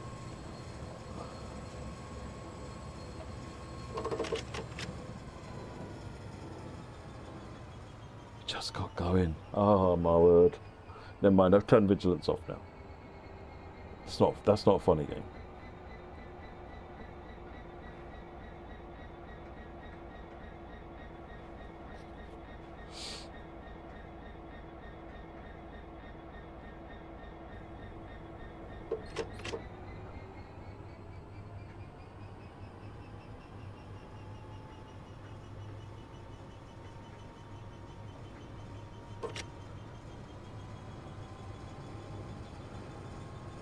We're rolling. Liam, I don't know. It sounds like vigilance crept in, but I didn't hear it. It's other than a blip and then the brakes kicked in. So I don't know quite what happened there. Unplanned brake test. Yeah, that was it, JP. What do you mean unplanned? Planned, fully planned. fully expected. Test passed. Right, let's carry on confident that we know the brakes work.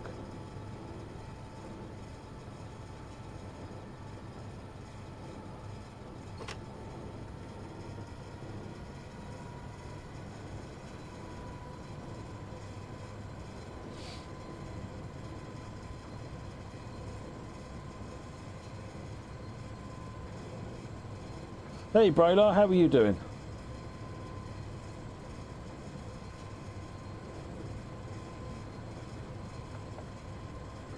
It was just a test. I was just testing.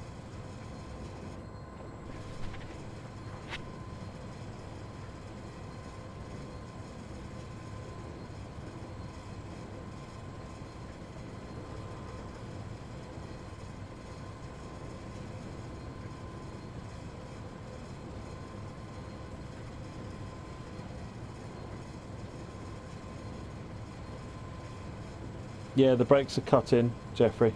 I checked that. That would affect the local loco. I know it would affect everything, but you wouldn't be able to release the brakes on the local loco. And the brakes on the local loco are fully off. But the airflow meter hasn't finished, which means it probably hasn't fully released all the rest of the brakes yet. It's getting there though.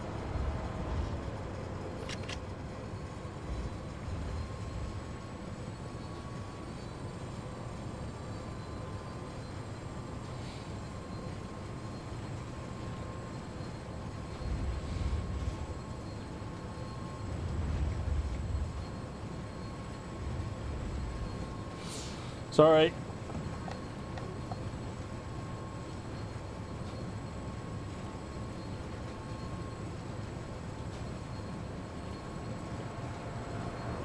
Yeah, sorry about that.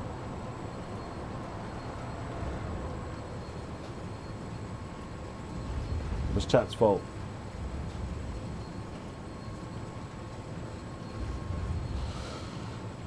You see TSW6's Deluxe is on sale on Steam currently. Is it worth it? Well, I'm probably the wrong person to ask. I'll let the chat answer that question.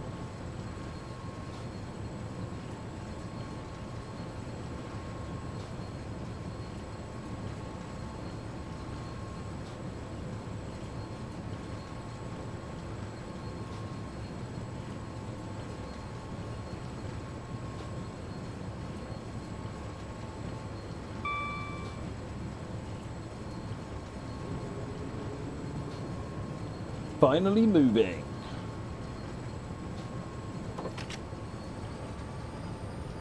Give it the beans.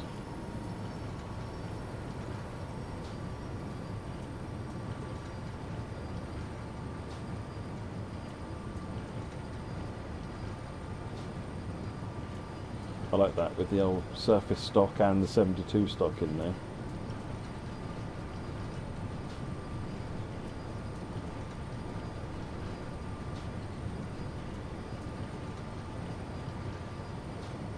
Woody, yeah, shed and yin yang, yeah.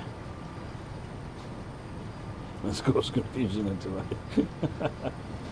Nothing unusual there then.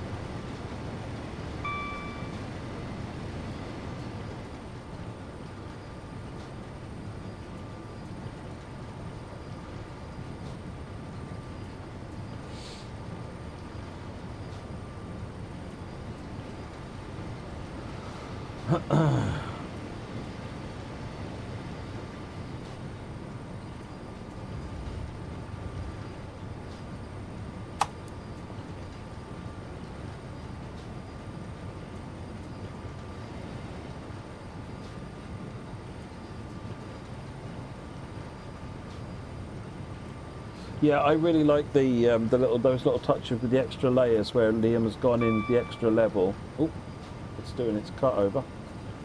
There it goes, building back up again. Where Liam has repainted some other trains like the 350 and the 484 to add some extra variety and flavour into the route. I think it's that alone adds a lot of life to what's going on. What do you need more, Stuttgart or Innsbruck? Trying to remember. Innsbruck, is that the one with the croc? Guess they're very, very different routes. So Kind of depends what you're craving, to be honest. Of the two, I'd probably lean towards Stuttgart. But it's a very close lean. The Croc is pretty fun to drive.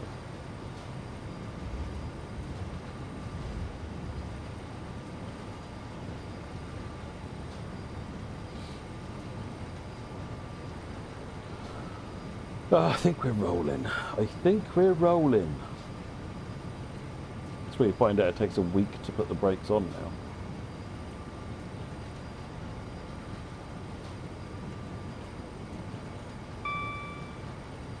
Glenn Fraser brought the Train Sim World Riviera Line Layers bundle today. Don't tell her indoors. Shh. Everybody, you heard, don't tell her indoors. Well, you won't if you won't. Hope you enjoy. What goods am I carrying? It looks like tea. Or is that not what's in a tea tanker? It's probably petrol or something like that. I'm guessing this is Cargo Line Petroleum Pack. No naked light to be brought near tank. There we go, see. That's fairly clear.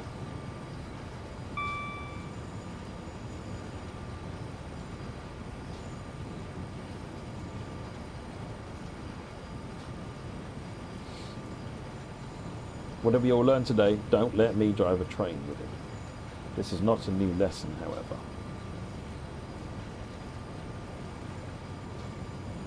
Yeah, spicy tea.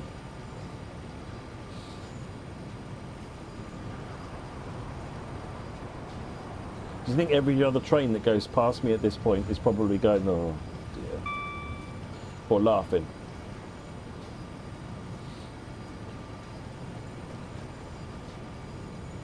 If you were in one of those trains, what would you be doing? How would you be reacting when you see my 66 coming in your direction?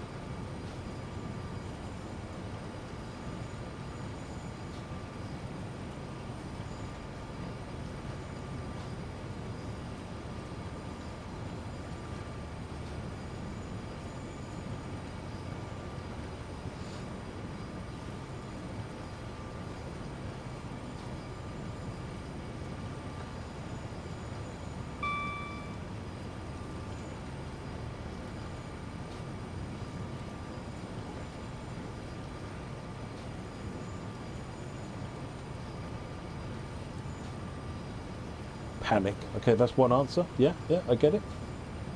It's a fair response.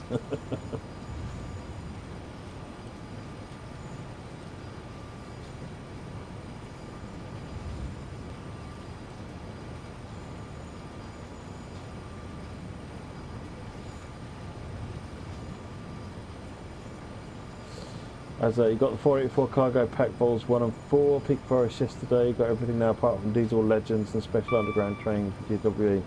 Yeah, it's really packed. Really packed.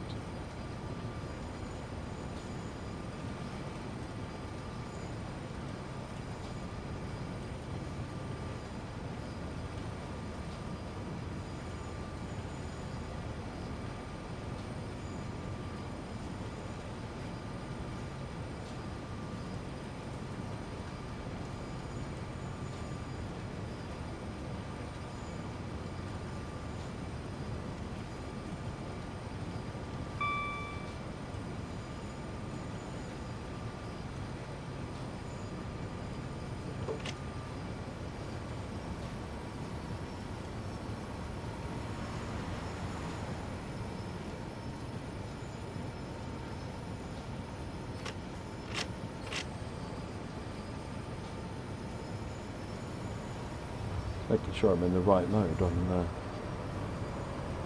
the TS connector. Oh, hello, getting past.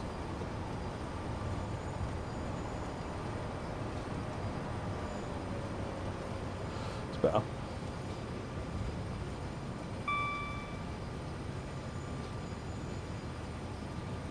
Smile and wave, boys. Smile and wave.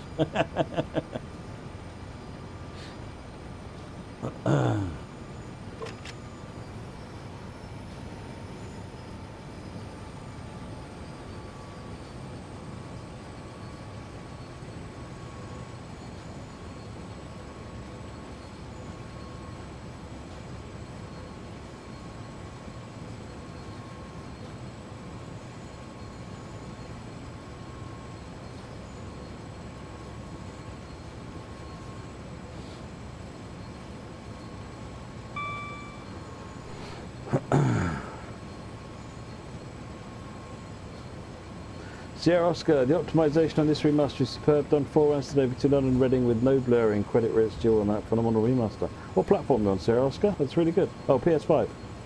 Very good. Are you running with all the layers? And is that a plain PS5 or a Pro? I ask just because somebody else was saying they were having some lag problems on PS5.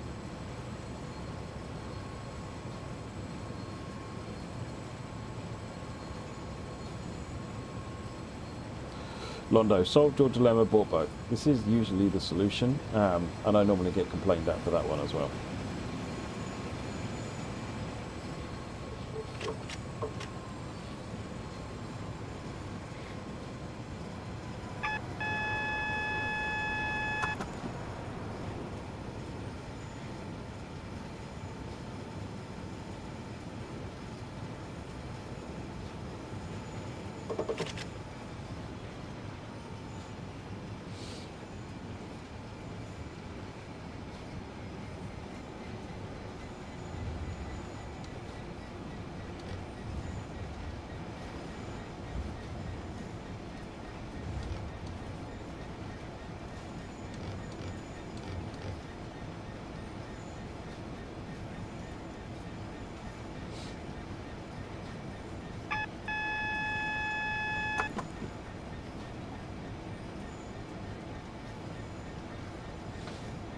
Coming up on a switch over into the junction at West Drayton.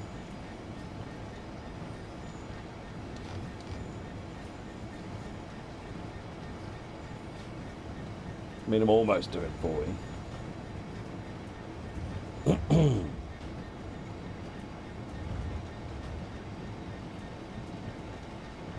The other half understands a rail-based happiness. That's awesome.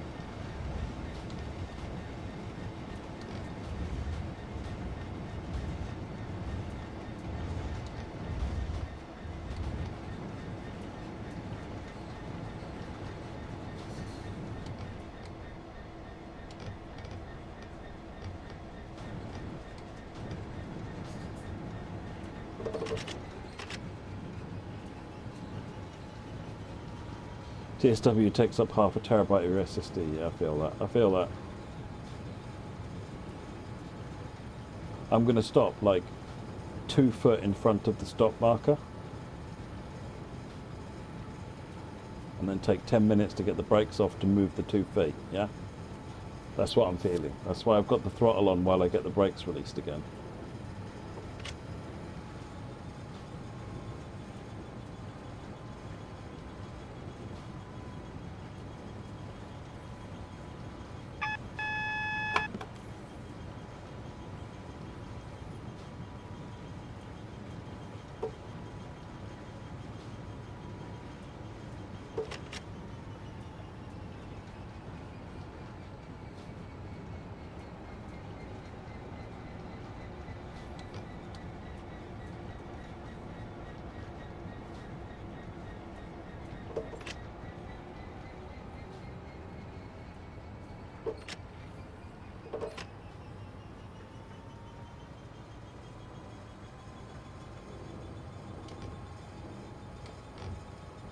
Oh, you're letting me have it.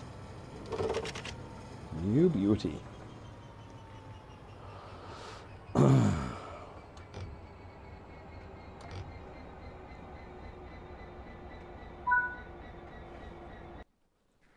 Yay! Well, you know, that was okay. I want to do one more on the 66 while we've got the controllers out, and then we will we'll switch and do something else.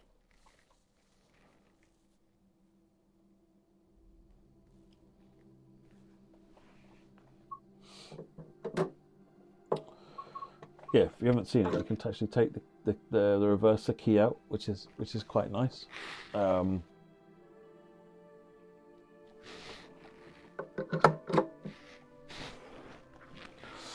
Right, okay, another not too long one. 4 minutes might be a bit on the short side.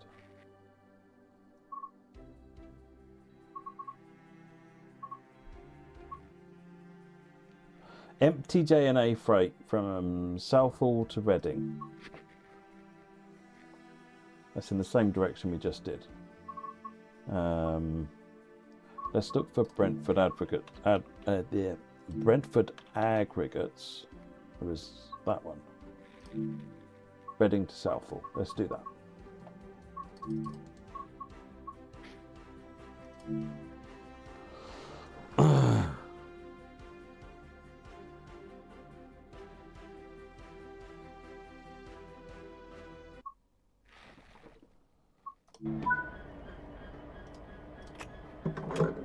Hello. Stay in there. Right. Let's go ahead and get the Dewberry.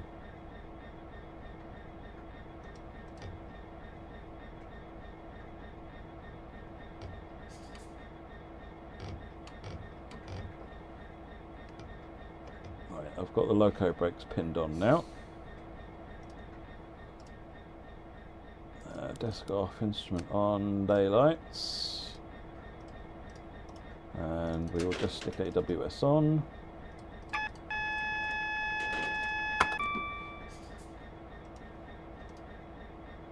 Better. Where are we in the world anyway? Oh, I see, we've just come up from down south of Reading. We're on our way to head east once we get our window.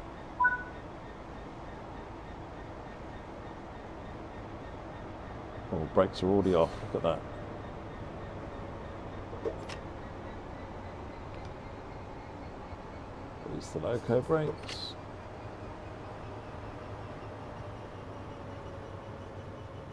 So, we're rolling. That's a bit easier.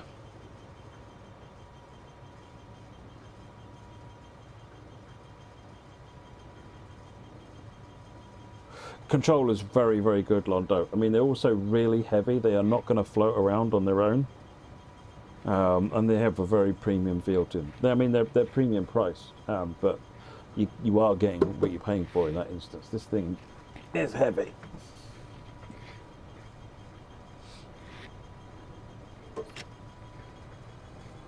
Oh, we're going up at 1% gradient. Let's give it some more beans then. What we got behind us? J&As. I thought they were supposed to be empty. Oh no, they were empty going west. They're over going full going east.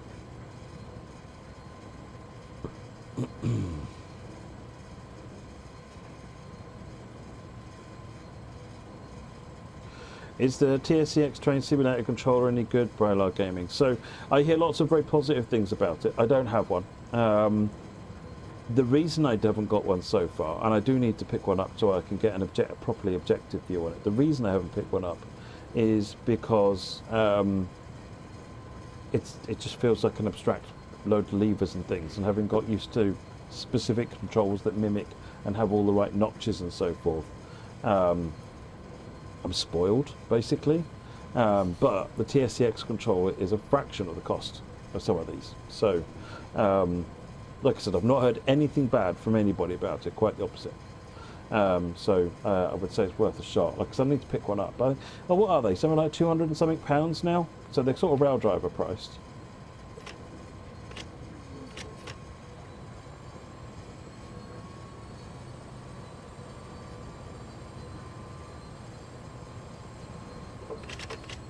Let's just put all the beans out, shall we?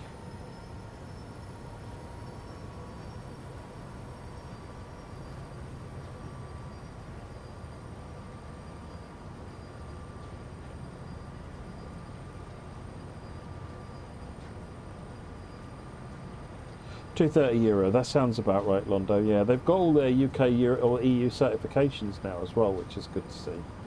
So, yeah, I've been meaning to get and pick one up so I can have an objective comparison of it. No, €230 is or even €300, I think is still very reasonable for what it is. Bearing in mind that this pair was £600. Something like that anyway. I think one's 400, one's 200 of these two.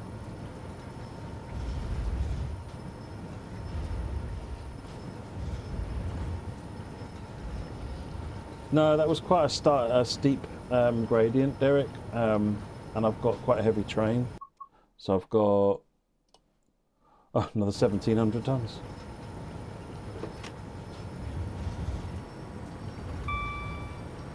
But now we're off that gradient, we're all right. We're all right. 26 miles to Southall.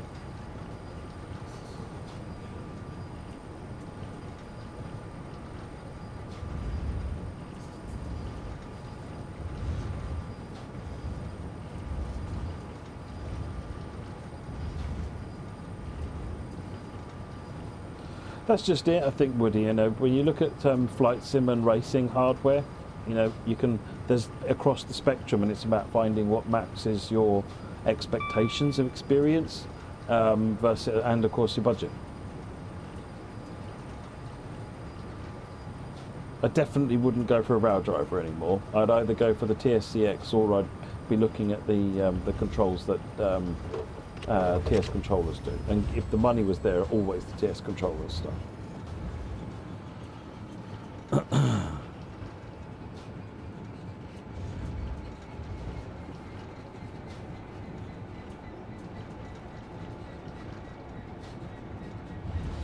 Rolling is a good sign. It means the brakes are dragging, which is good.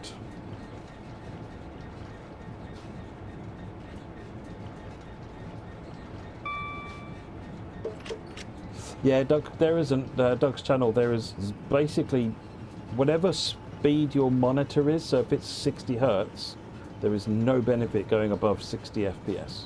If it's 120 Hertz, don't go above 120 FPS. Those frames are just basically generating heat and for no benefit whatsoever. You could say, oh, it's allowing the physics to run more, but the physics kind of run independent to the frames, ish, at that sort of level. So, there's a 66, it comes in, they get two 66s with the remaster, Liam. The original 66s were upgraded.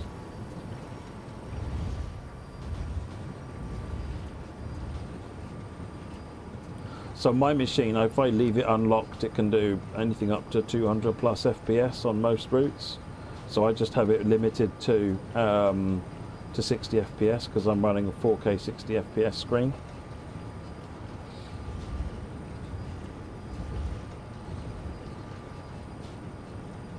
You got 165 Hertz screen, Doug. Wow.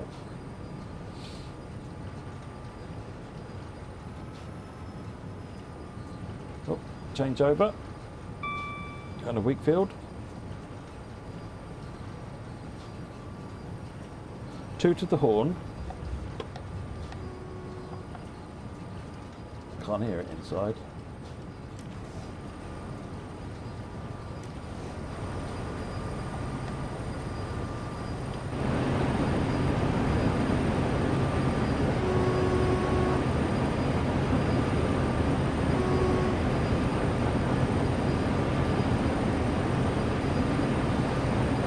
Look, the horn of this thing is quiet.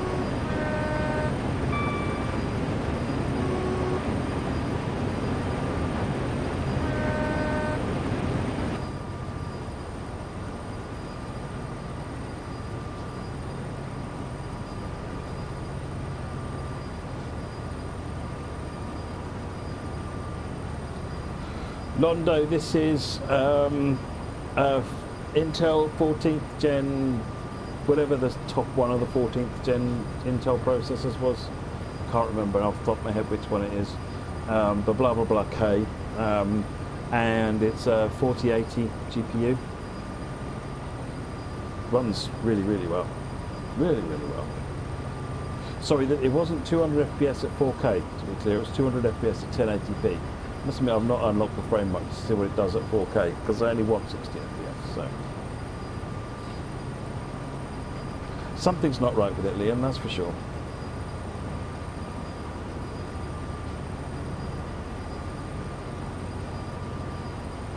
So as JP was saying, Doug's channel, the first time you run a route, it is going to lag and stutter a bit because it's got to do shader compilation as you drive, and it'll be fine. What I quite often do, the first time I look at a route, is I'll just get just ride it as a passenger and up and down the route a couple of times, and then when you actually first drive the route, you won't have any of that problem. There is still some stutter and lag. I mean, basically you're seeing that on mine. Occasionally it will stutter. There's not a lot you can do about that. It's kind of partly how the game works, partly how Unreal works. But 90% of the stutter you experience on a route the first time you do it goes away after that. 14900K, that was it, I think, Pro Cab Sim. Something like that. Was it 14900 or 14700? Either way, it's a monster. It scorches everything.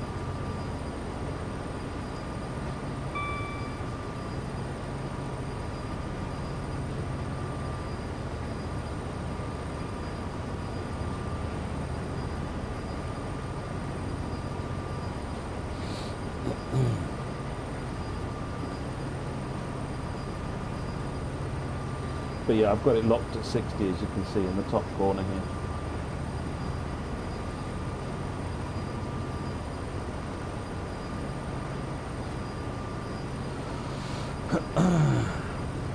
Is there an update, Xbox update for the 805 crashes on scenarios? Do you mean on, no, not at the moment, Kebepe, but I know it's being looked at. Oh, it's Daisy. Sorry, Pro Cab Sim. I'm just thinking I recognise that name.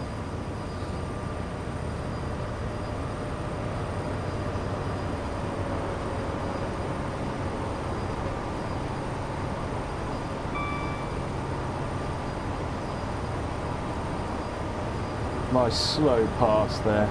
Very good.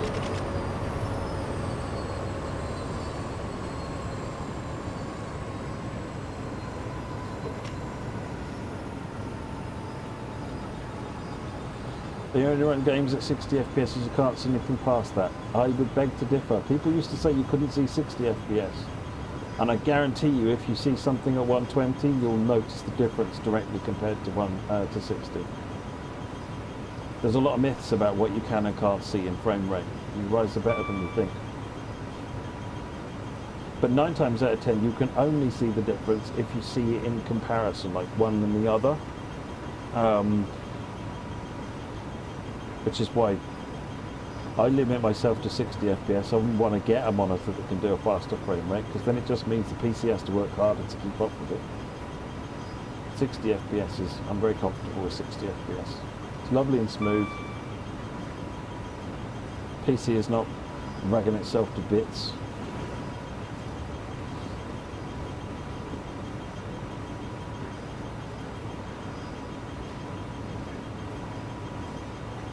Why doesn't First Great Western have its livery? Licensing reasons, Strain Bunny.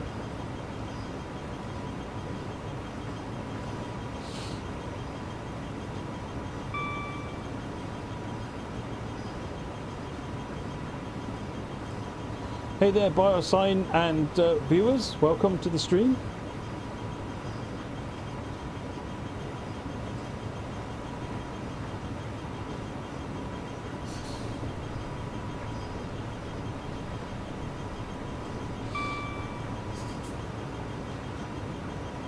But the hardware manufacturers want you to run at more than 60 FPS.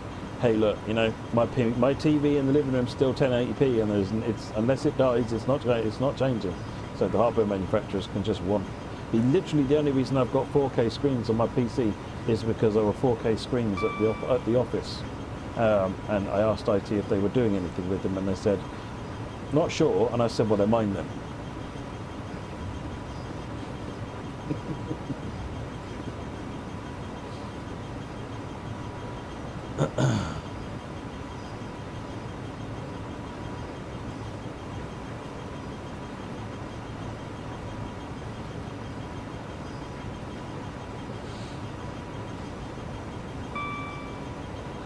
So after this one, we've still got 19 miles on this one. Should we do? We haven't done a 166 today. Shall we do a 166?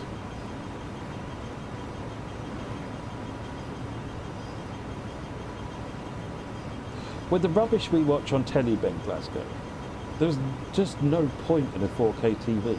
You know, they do these lovely demos where you've got like loads of thin lines and so forth. Well, unless you're watching TV that actually is like that on a day-to-day basis, you know. I don't know. I'm a grump when it comes to that stuff. You know, it's like, you know, if you're an audiophile, you expect a level above, and I'm not an audiophile.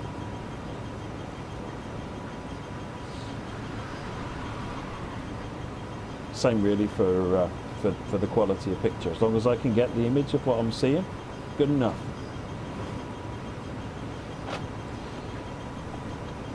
Do you know approximately how many replies you get to the survey each year? It's more and more and more each year, Woody. It grows each year by quite a lot, which is really good.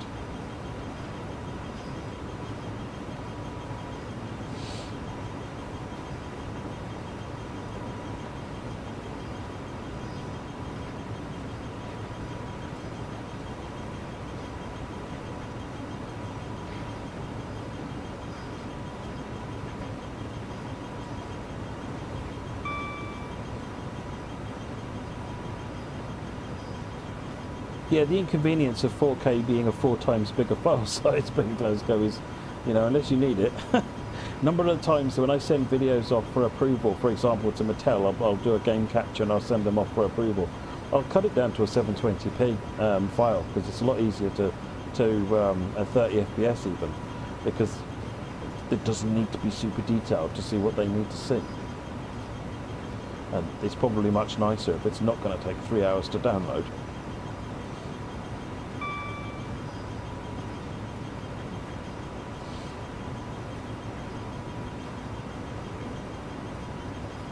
Yeah, this weekend I'm going to try streaming at 4K and see how it goes, Londo.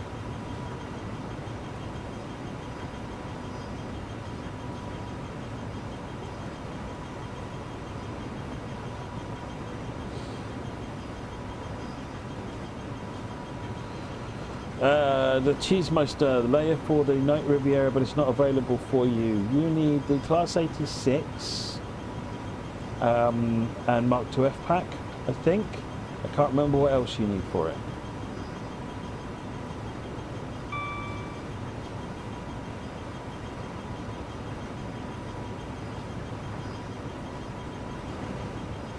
JP, find me a good Gronk scenario service, and we'll have a look at a Gronk service after the 166. Hey there, Neil, how are you doing?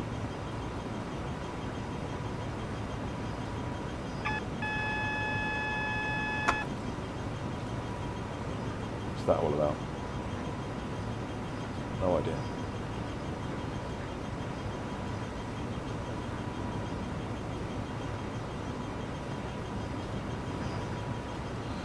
Looking into a bit of doing a rep fest when things aren't as busy. Yes, Derek, I would love to do that. I need to just basically I need to get up my backside and organise it.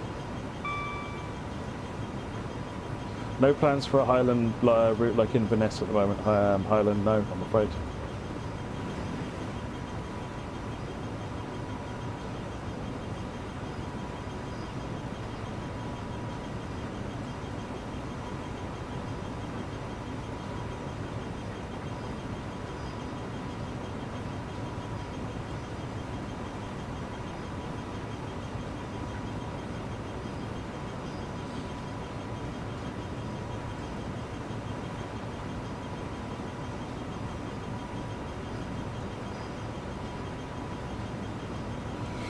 Neil, enjoying the GW Remaster. Excellent, excellent. What have you been playing on the GW Remaster? What's been your weapon of choice?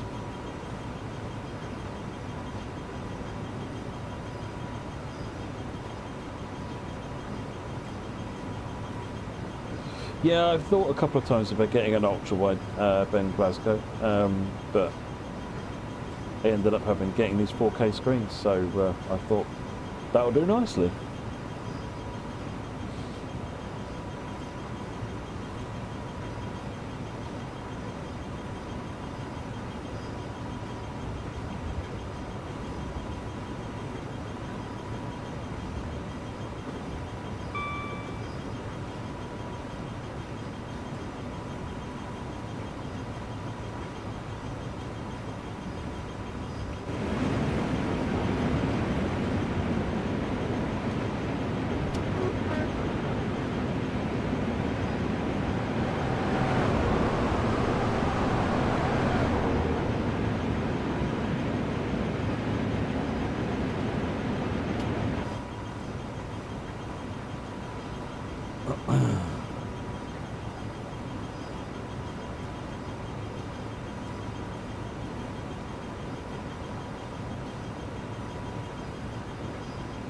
Where's that track outside of West Drayton go to? Where, remind me, that's Maidenhead. Where was West Drayton? Where are we going?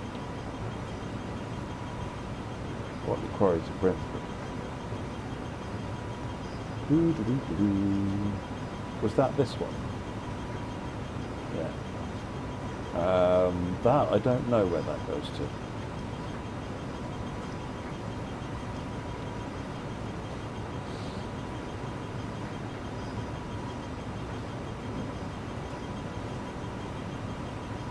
Yeah, I've got 3 monitors. Not all cable won't reach, but yeah, I've got 4 because the streaming PC has got 2, and then I've got the 2 on the gaming PC there.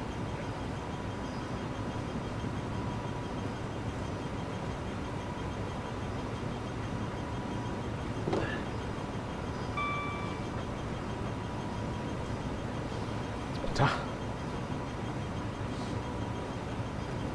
13 miles.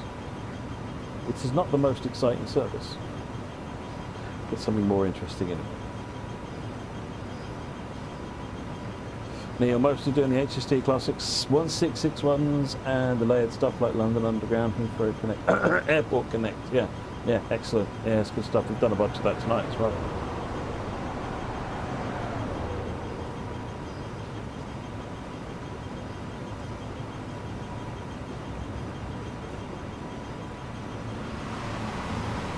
Daisy, you've got one of those really huge ultra-wide monitors, haven't you?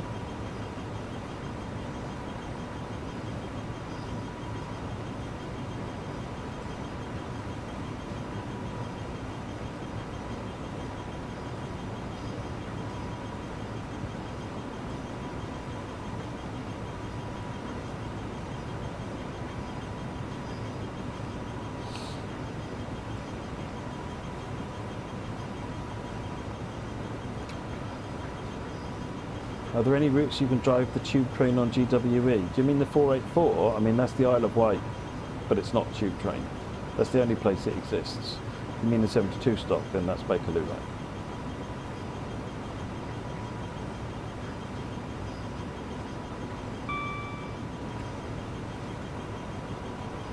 Oh, we've just been talking about monitors. That's all Pro Capsule. Daisy. 12 miles.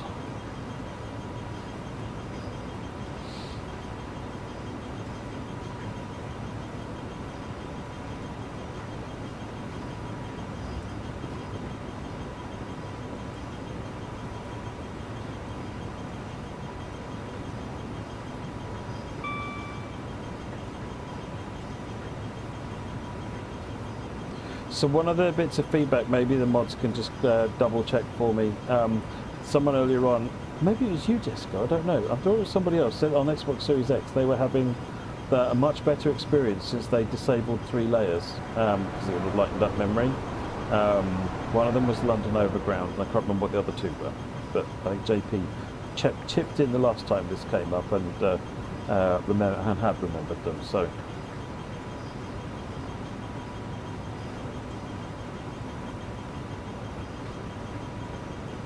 Yeah, the 484, the only other place you can drive the 484 is on Isle of Wight itself, Cody Harrison. And it's Island Line livery.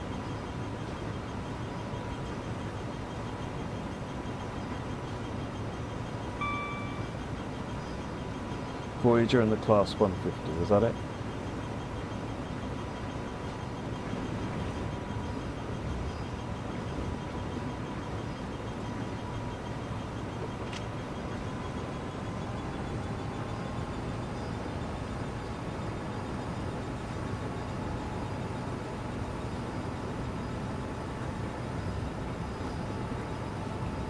Yeah, sure, by all means, Ben, yeah.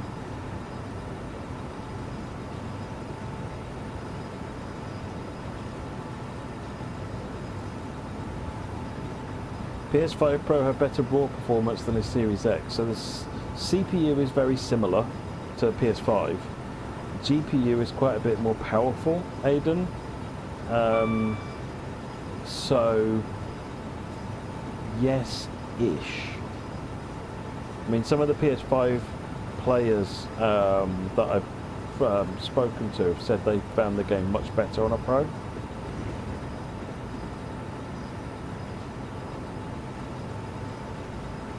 Jesco, it's because of how busy the timetable is. Although we hadn't seen that much crashing, which is odd. And we were testing it with all layers. Blurring, yes.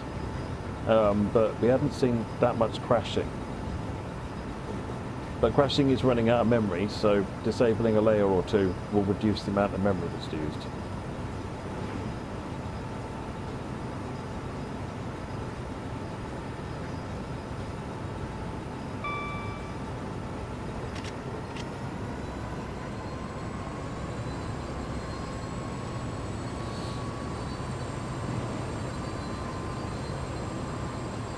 Bad time to build a PC at the moment, Jesco.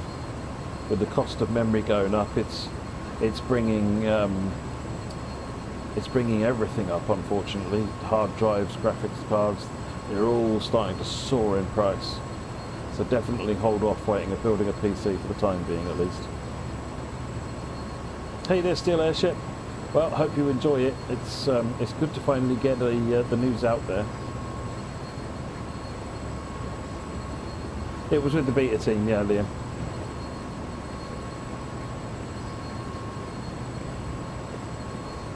I spent a fair bit of time with the beta team, actually. I tried to get it out to them as soon as I humanly could.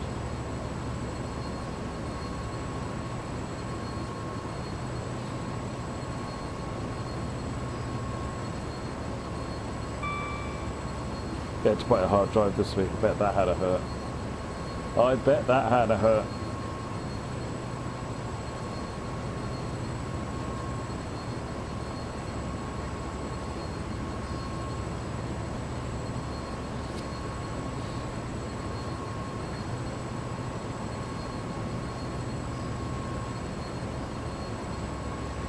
£174 for a terabyte. Whoa. That is pretty. Is that an M2? I'm assuming.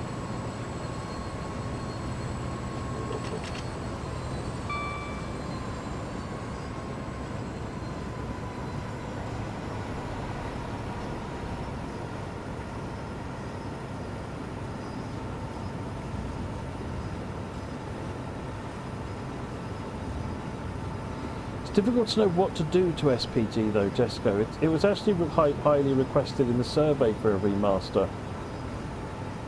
But other than some work on the timetable to lengthen the trains and maybe put some wagon varieties in, the route itself is in a pretty good place. So I'm not sure what to do to that route.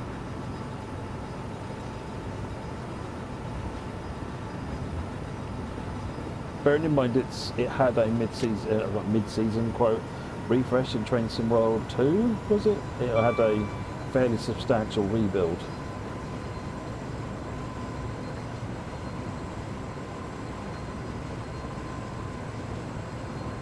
Yeah, the prices are going to go up more to go.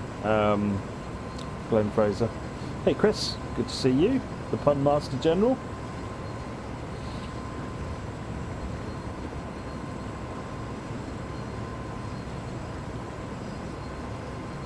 The GP40 is long gone in history, Nicholas. I did ask our team what would it take to bring the GP40 back, and they basically said building it again from scratch.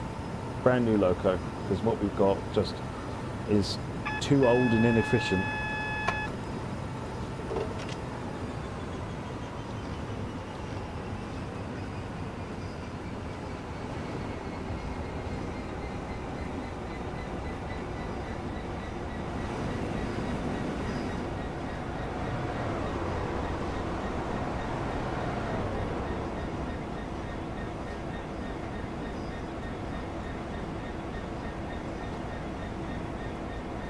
Daisy, I don't know if how in touch with it you've been, but there were three manufacturers of consumer memory, one of which was Crucial, which was backed by Micron. Micron have completely exited the consumer market, so Crucial is gone. That means there are now only two companies that supply PC memory. they have dropped their supply down to 10%, about 10% or something like that for PC consumer use, and with a view that the rest of their manufacturing capability in the fabs is going to be used for creating server class RAM for AI data centers. And with the likes of Elon Musk's wanting to put 1 million AI data centers into orbit, let alone all the data centers being built on terra firma, I don't see it going anywhere anytime soon. I don't know. I think it's. I think the pessimist in me, admittedly, is concerned we might be at the start of a long storm. Bluntly, I don't think they care at all about the consumer market.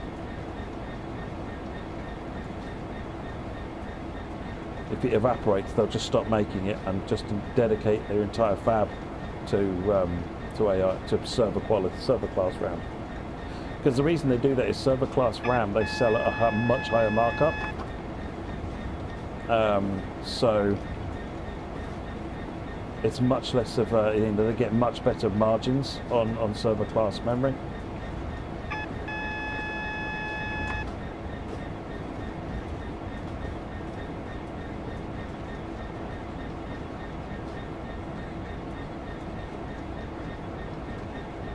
You heard correctly, supposedly a massive Chinese plant is about to try and restock the consumer market. That's what would help it. That kind of thing would help actually if there's something like that happening. But I guess I'm not sure why they wouldn't do server class memory and make 20 times more money.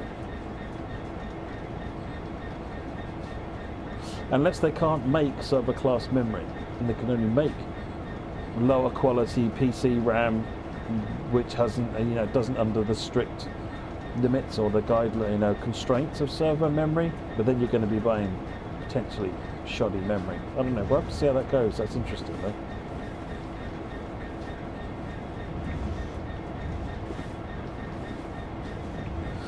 I mean, the Bitcoin mining thing did eventually end. So who knows?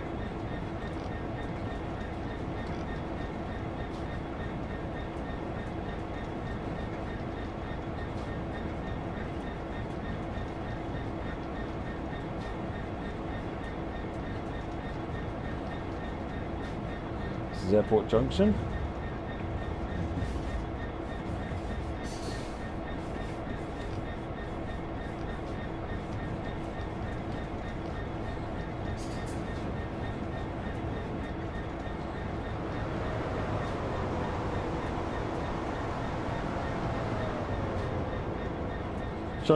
Sonic Shogun, no plans to do Eurostar. That doesn't mean it won't happen, but no plans.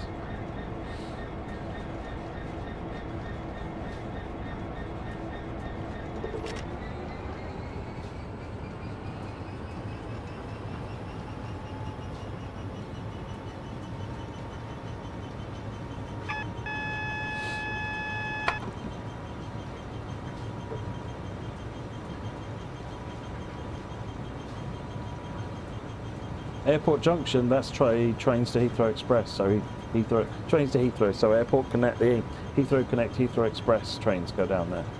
That's the this bit here, going down to the airport.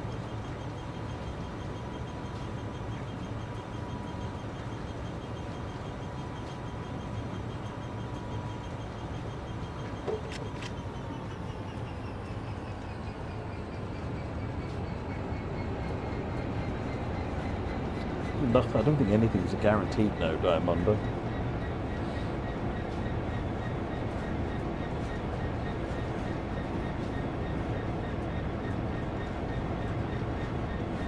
You and the rest of the community, I think, Bogman, given the memes about the 373.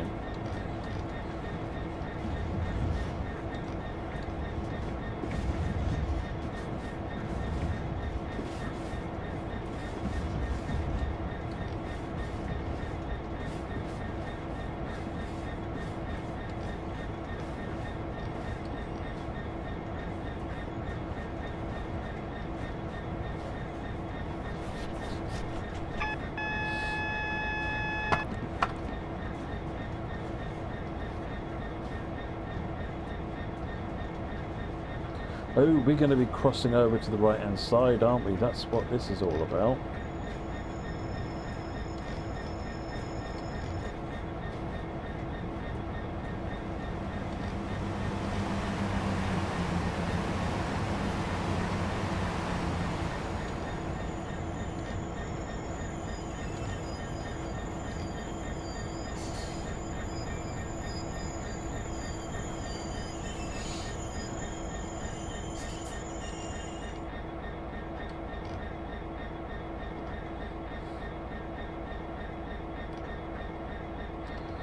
Getting the loco brake on, release the train brake.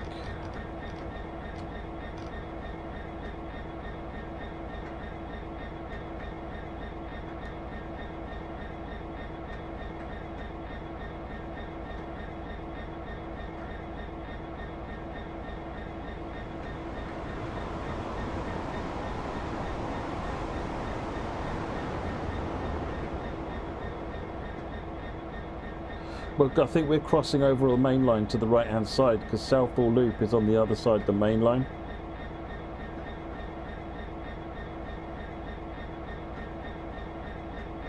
My favourite train on this route, William Watson's always been the 166 because I like that style of gameplay. I'm quite pleased the 350's on there because I do like the 350.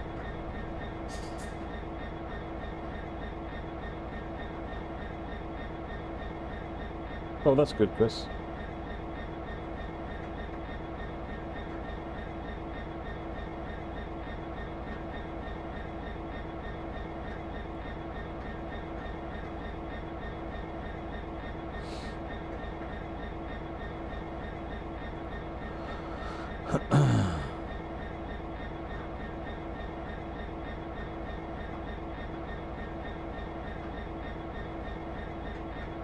Oh, we've got a light.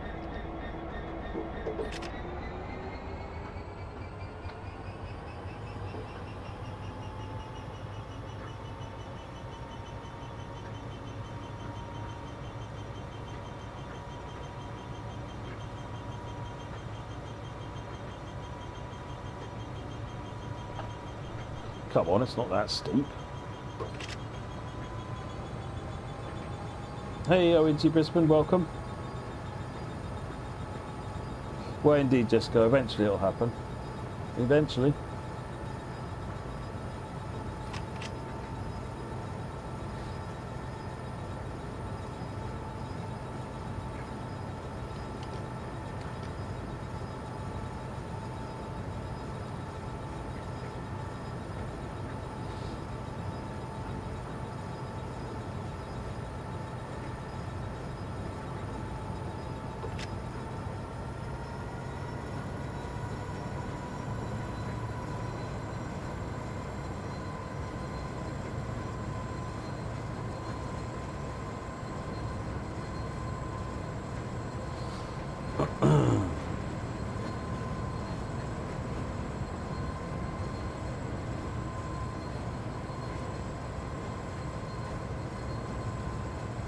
Yeah, that's true. HDR is a good shout, and man, I really need to get the team to have a look at that at some point.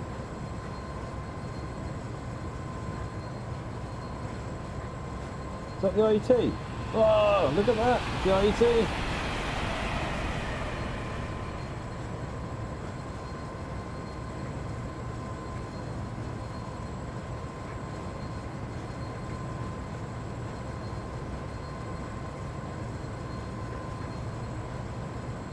Woody, what's the dial on the left? Which dial do you mean?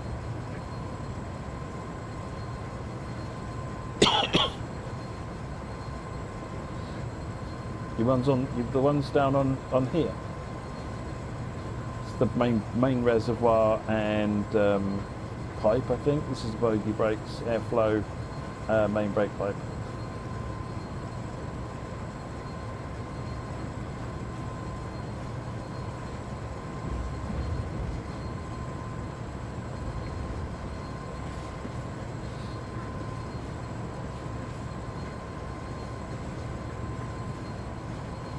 So when I operate the loco brakes, you can see it on this one, which is this lever up here. Hey Paul, how are you doing?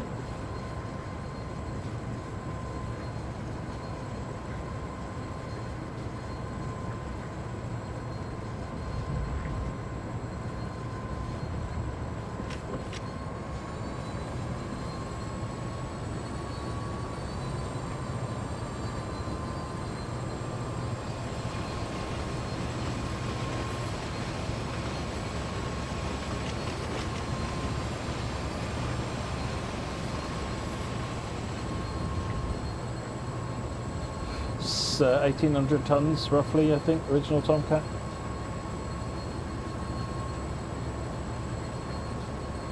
Well, we're doing the 166 next, then possibly Gronk, and we'll see what sort of time it is. It's 11:15, so time is marching on.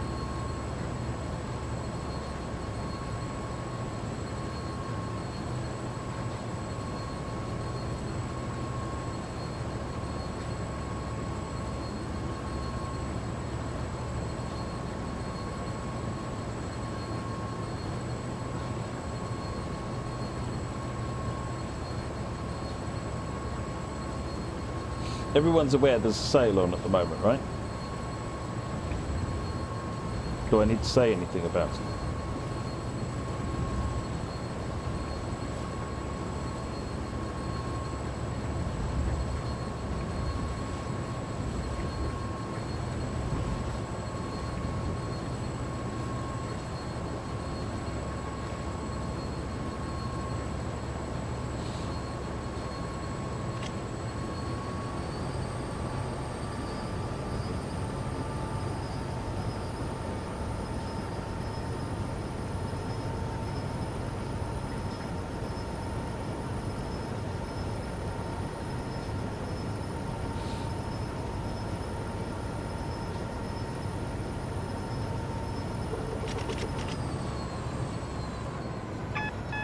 After buying that hutch, I can't afford it. That's fair, that's fair.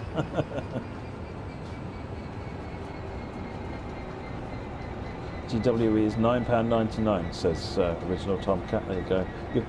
I think you'll probably find that all the stuff required on the layers has probably been discounted quite well as well. It's just a hint.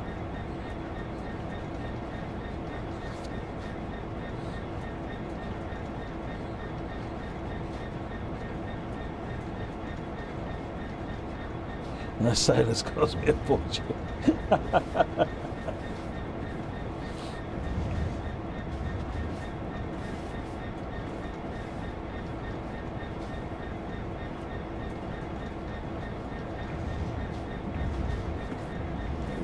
Crossing over for Southall West Loop.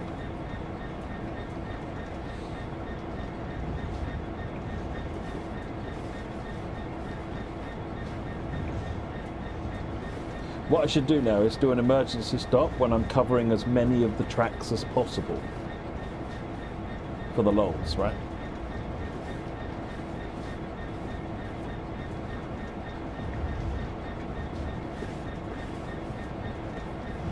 There's an essentials pack for the GWE layers. Oh, excellent. I was talking to JD about doing a pack like that, and he was going to look into it. That's cool. Is that a complete your collection type pack?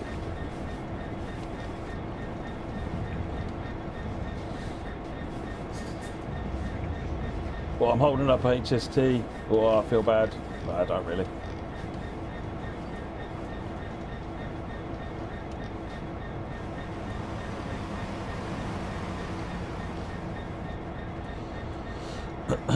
The Stuttgart route, I really like the Stuttgart route, Jesco. I really do. It's they're really interesting trains to drive, and the track just goes all over the place. It's no straight line route.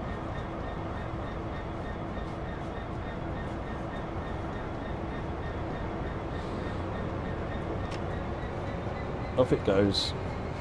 I'm out of everyone's way now. Sidelines stuffed in a yard.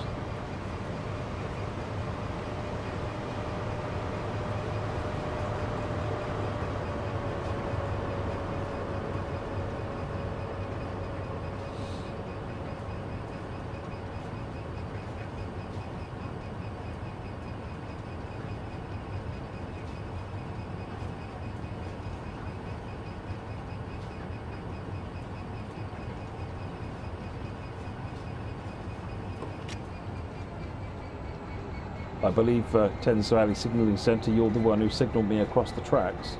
So, I just here to do as I'm told, right?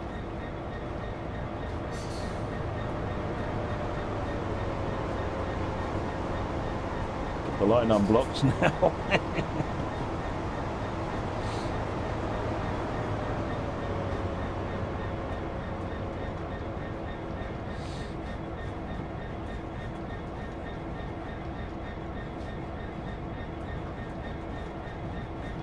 Welcome, Snowco Elevators.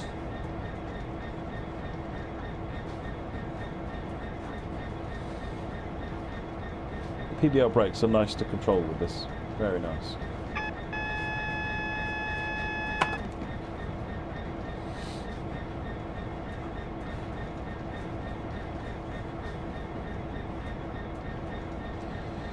Tufnell, I would like to do something like the 4 camera on Train Sim Classic. It's not that simple though, without risking it looking trash. I'm going to spad this light.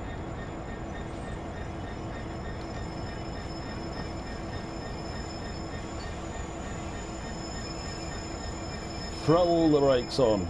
There you go. We did it.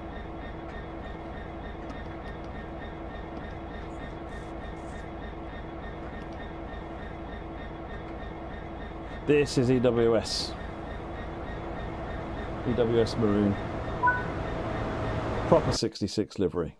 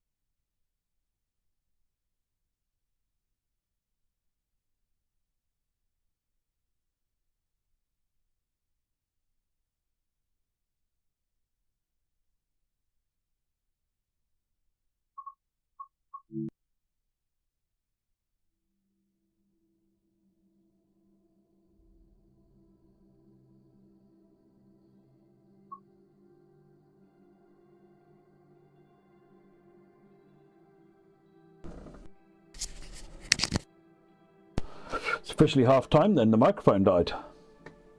Are we back? Yeah, we're back. Excellent. Right, okay, so 166. We'll do it in blue, yeah? 166 in blue. And we'll do a run into Paddington. We've just done a run into Paddington, but yeah, let's do that one. No, not at 5 AM though.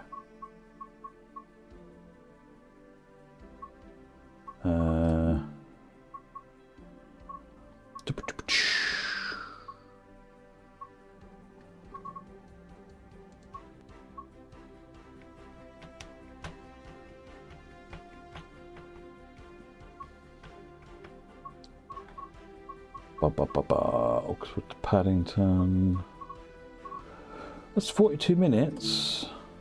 It's a 1, so it's express. I don't want to do nothing though. I'm here to drive a train. Maidenhead to London Paddington. It's a 1p again. I want a 2. I want a 2.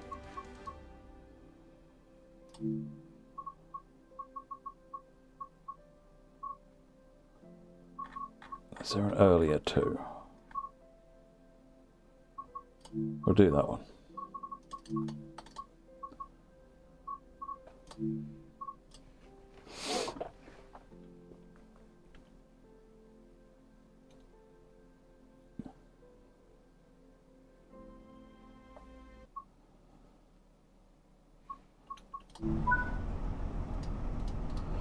Let's put that on, put that on.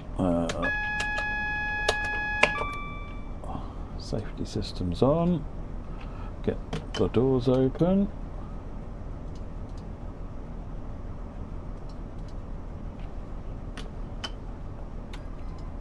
Oh, hang on. I forgot something very important.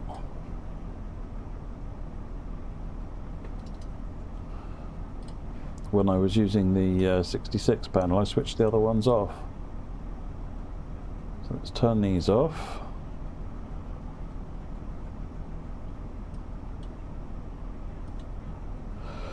Door panel, and there it goes. Look, blinky blink. I'm not using anything else, so should. There it goes. There we go.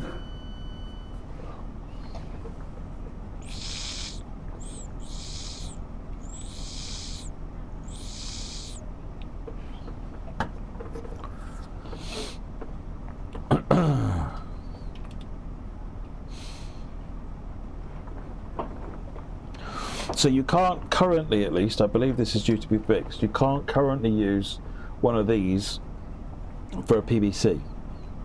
I believe that's something TSControllers are going to be fixing though. Otherwise I'd be doing that.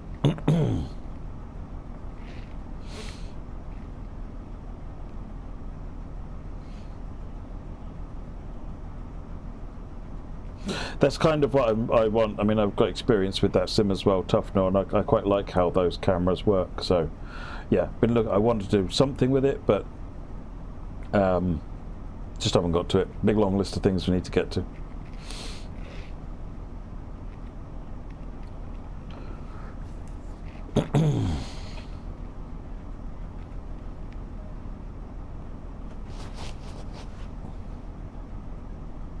You want to take the train all the way to Reading, Pennsylvania. Taking the Reading line's a bit too far.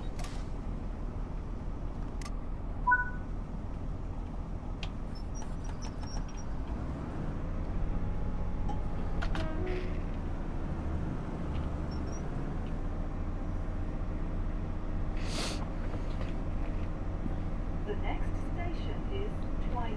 This is a Great Western Railway service to Twyford. London Paddington.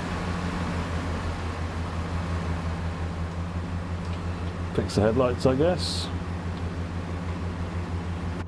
If I really must.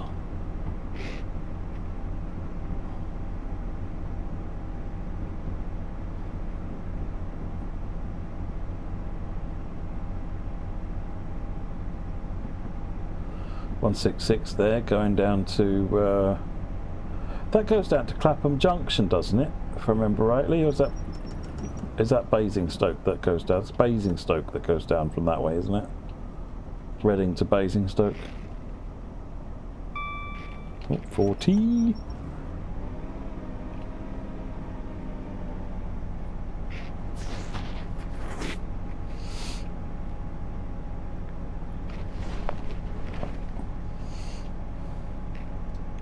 No, you can't unfortunately open the windows on the turbos. So I want to hear what people's feedback is of the rail singing when they get you when they're experiencing it actually in the game. It has limitations in the way that it works. If no one notices the limitations, then we'll put it everywhere. It is on the East Coastway route. I've asked them to put it on the East Coastway route. Oh look, we're running parallel with it.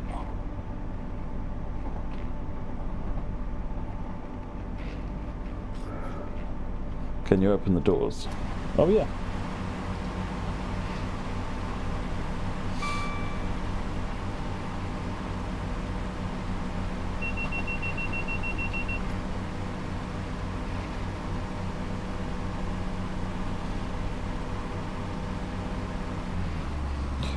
Rail singing, Liam. Allow me to give you a small demonstration.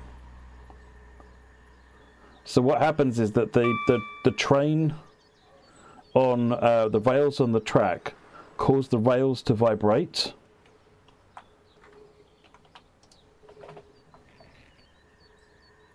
You hear them singing?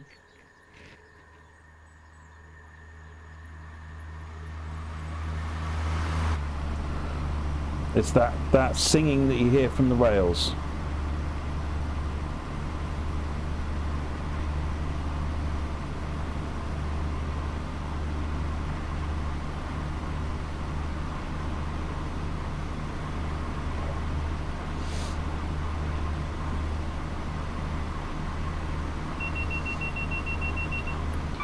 Believe it or not, it's actually been a feature in TSW since CSX Heavy Haul. It's just never been used. Because the audio team felt that the problems it had outweighed the potential gains. So basically, Liam put it onto this, or researched it, I think, put it onto this, and it's so that we could be re-reviewed. So if everyone likes it, then yeah, we'll turn it on for all routes going forward.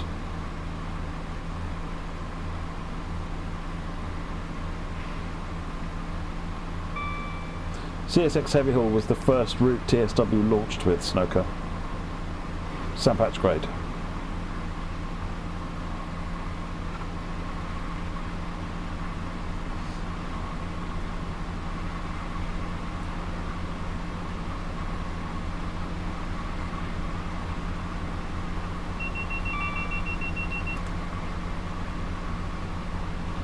One and a half miles to Twyford.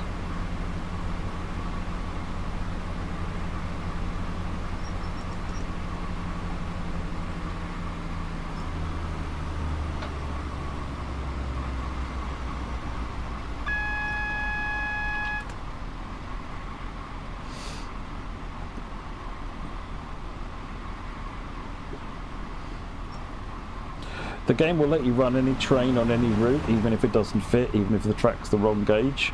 And in Scenario Planner, you can put it in off the rails mode, then it doesn't even matter if the power works, so that would let you run like a 1972 stock underground train, electric train, on Sandpatch grade. So there are limits to that. Not every mode is off the rails, but yeah, you can. But it won't clash with the scenery; it'll just overlap with the scenery. I remember when we first did free roam mode.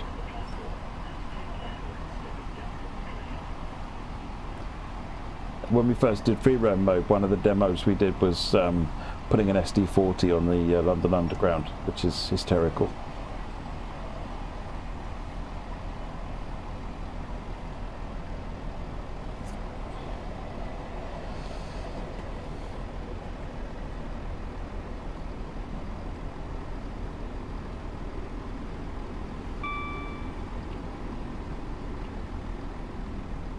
Jessica, will there be any potential plans for TSW's 10th anniversary?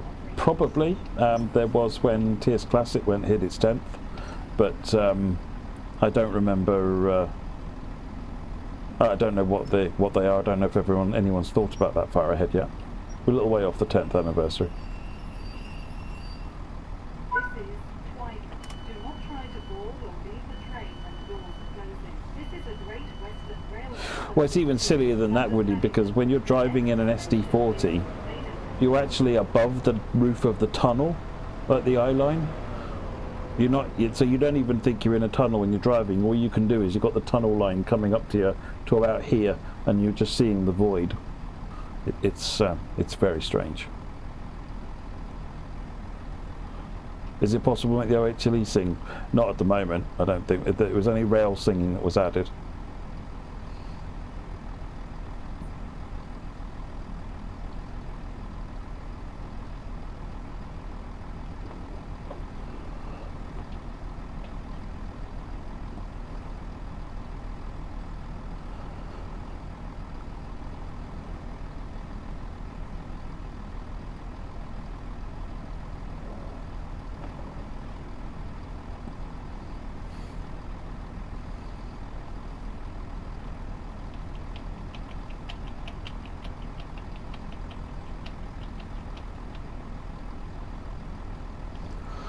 Come on, folks! Don't forget to press the like button on the stream and sub the channel if you're not already subbing the channel, and all those usual boring YouTubey things that people say. Because liking the stream, what it does is it means that we bump up the charts, and we're more likely to get presented to other like-minded souls that can be introduced to us. But obviously only like it if you're actually liking the stream. I think that goes without saying. The next station is Maiden. This is a Great Western Railway service to London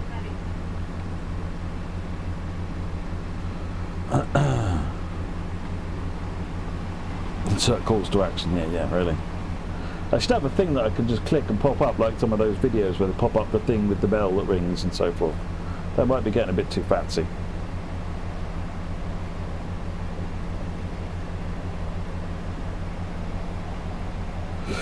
Daniel, actually somebody earlier was asking about an Irish route. No plans. We haven't any licenses, and Ireland is not high on the other countries' requests we get from people. I love the idea personally. I used to work in Dublin, so the idea of doing the Dart I think would be cool. I used to work on O'Connell Street. I think it was O'Connell Street. And similarly the Enterprise, north and south, I think would be good. Along with the more regional trains, I used to one of the owners of one of our companies, the company I worked for at the time, he was from Tullamore, and so we get down Tullamore a couple of times for things, and I like the trains going down there, so I'd love to, but no plans.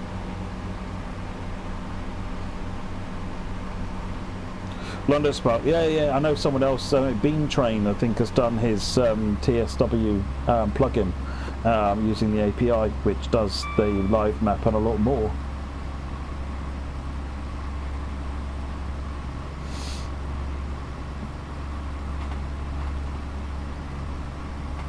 That's a really good plugin. If someone finds a link to it, share it. It's a very, very good plugin. No plans for Marshalink at the moment, Kim Murtaugh, but I like the idea of going over to Ashford, Hastings and Ashford, and sort of completing that loop almost. That's not completing a loop as such, really, is it? But yeah, extending the line so that you can run from Eastbourne to Ashford via Hastings, I think would be pretty cool, but no plans. Well, it's an interesting eclectic mix of trains that are over there in Ireland, Daniel. So, and that appeals to me. My dad's got a couple of Irish. I think one of them is it a 201? The one that looks a bit like a 66. Yeah, we've got a little bit of Irish stock on the model railway.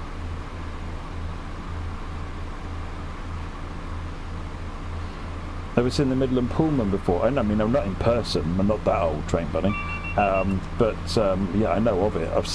My dad's got a model of it, and I've seen photos. And obviously, you've got the new HST version, but I do quite like. I love the look of the original Midland Pullman.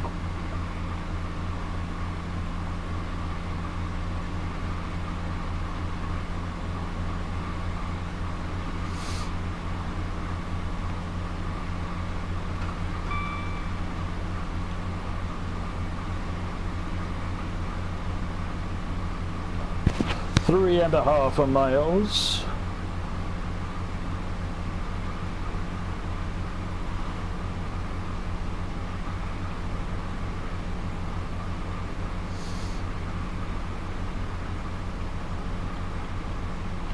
Have authentic announcements been looked into? We spent a long time looking at that Down Under, and it was one of the things holding up doing announcements. We just haven't been able to come to agreements and contracts and so forth that let us use the official announcements in a commercial product. Either because it's too complicated, because usually in a lot of cases you'll find that there are multiple rights holders for announcements. So you've got the person who recorded the announcement, whose voice is on there, the railway themselves. You've got the people who manage or build the signboards or the announcement systems, and you end up trying to get permission from all three, and multi-party licenses are a nightmare to organise, because everyone's just like, it'll be easier to say no, so let's just do that. And in other cases, either they've wanted things which are impractical, like us doing a load of work for them for nothing, which won't help the sim particularly, or they've wanted just excessive amounts of money because they've misunderstood who we are, I think. So would love to, but unlikely. And I didn't want to hold up announcements anymore, so we went back to text-to-speech based ones that we generate ourselves. Creates a lot more flexibility and means we can get on and do it. Hey, Rochester Rail Productions. I mostly stream on YouTube now. In fact, I only stream on YouTube now. I haven't streamed on Twitch in a long time.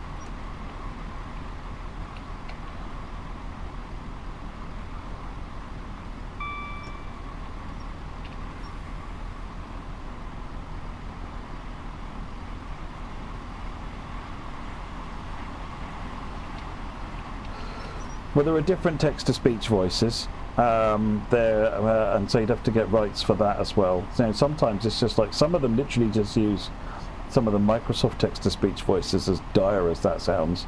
Some of them use voice libraries.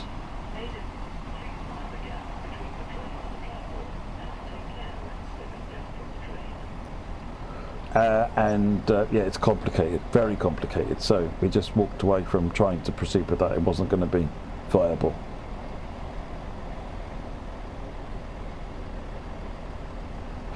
Every license always remains, with very few exceptions, in perpetuity, Kim Martar. So any license that that you think, you know, isn't there anymore, probably still somewhere. Like the old GNER license, for example, from the East Coast Main Line, that's still there. It used to be owned by Sea Containers, believe it or not, and then I think it got transferred somewhere else a good while back. So I don't know where it is now, but every license, with very few exceptions, always exists. So you still need to get a license agreement with somebody.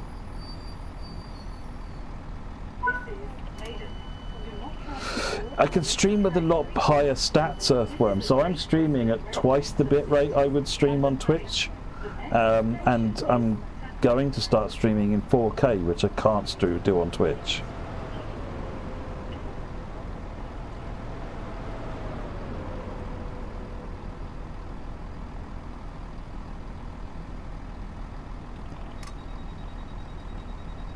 The other thing that we found on the main channel is that, bluntly, there are a lot more viewers on YouTube. There's an official stream gets something like 10 to 20 times more. Well, not even that. It's like 90% of the viewers on a stream are on YouTube.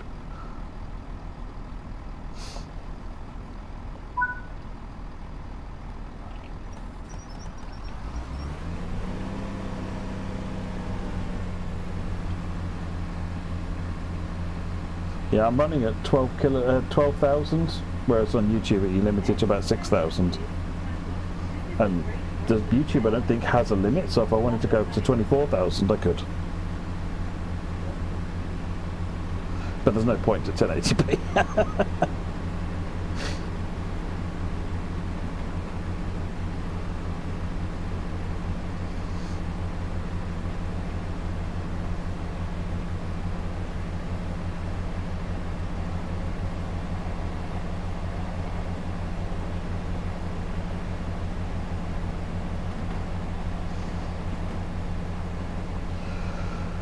Has anything apart from suspension changed on the 166? I can't remember, Sergeant Salt. I believe audio has had an overhaul on it as well.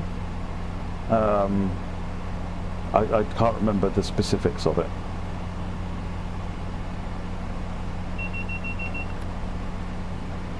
Yeah, I've heard a lot of the same sorts of things, Train Simulator Driver. Not that have affected me directly because I haven't been streaming on Twitch.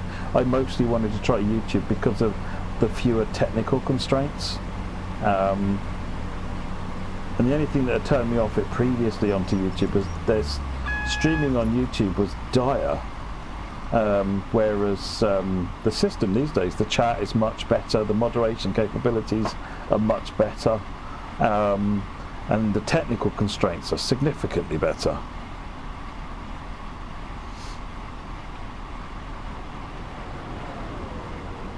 North Wales coast would be beautiful, wouldn't it? Life is like a donut. It's one that I'd like to see at some point. No plans, don't get your hopes up for the moment, but it is one that I'd like. It's a lovely route.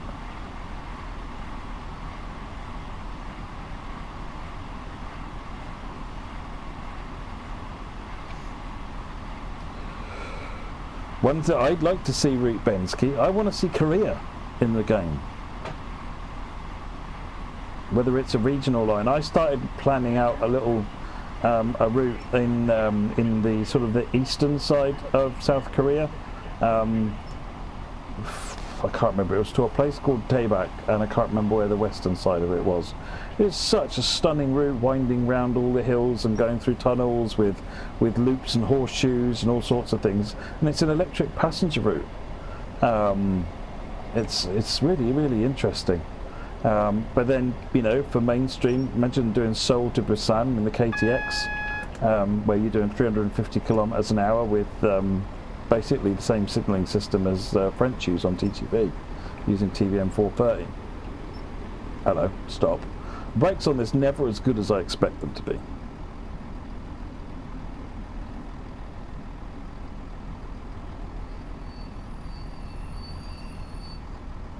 is Tatler.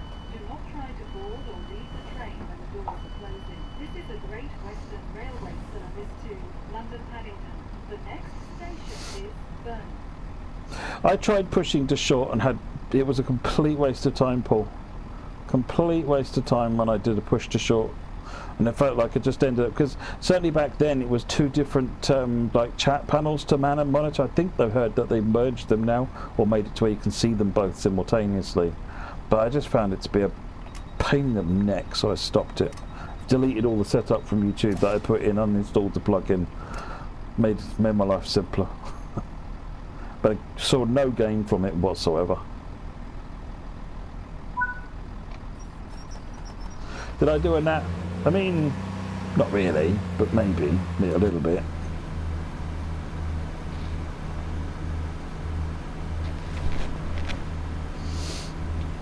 The next station is Burnham. This is a Great Western Railway service to London Paddington. Chatham Main Line's another good shout. There's some really interesting track work and so forth there as well.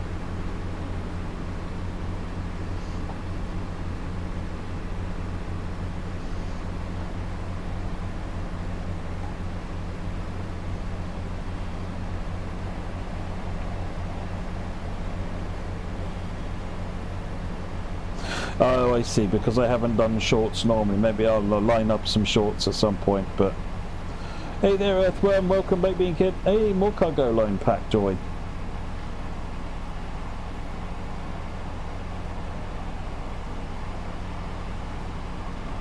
1.1 miles to Burnham.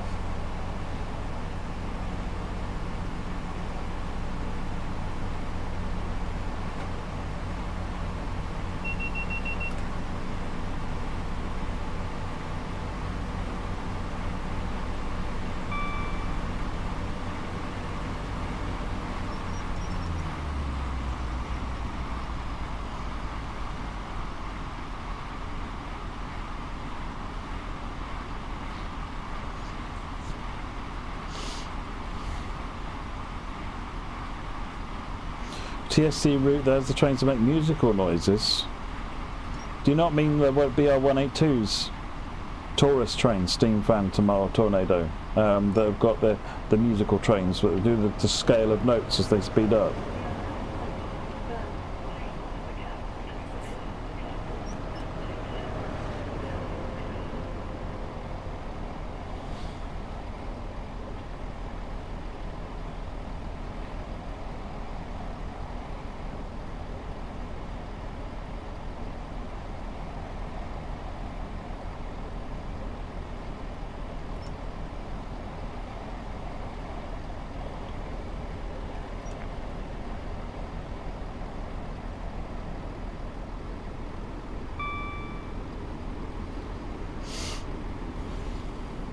What British steam? For me, 9F.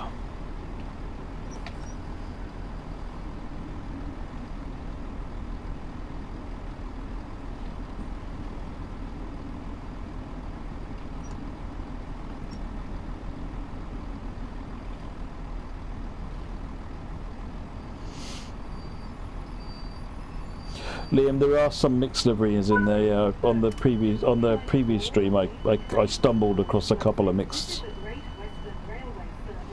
Ironically, when we were trying to look inside the interior of a blue one and half the coaches were green. It's a whole new timetable being kit from built from scratch, so should be alright. Certainly not seen any issues.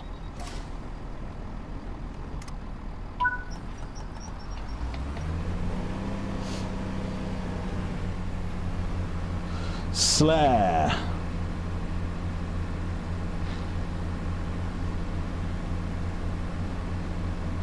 The next station is Whatley. This is a Great Western Railway service to London Paddington.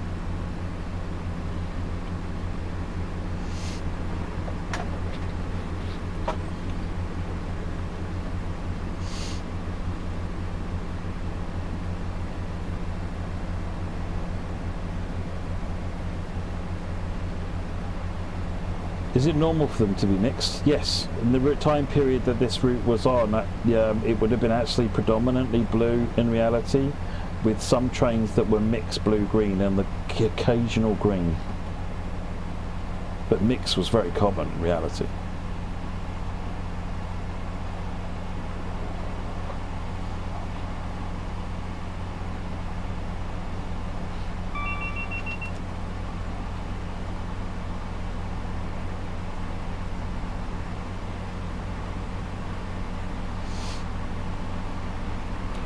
I don't think the interior has been touched, Bensky.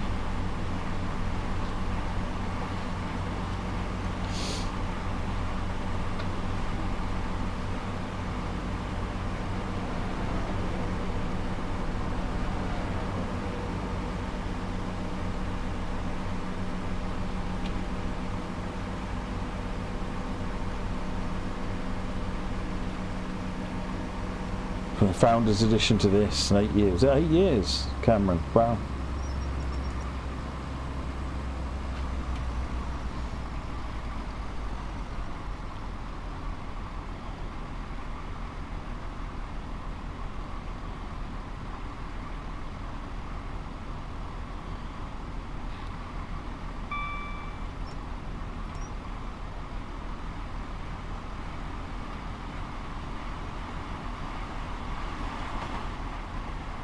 You'd think in 8 years we could have convinced you to appreciate shunting, Baked Bean Kid.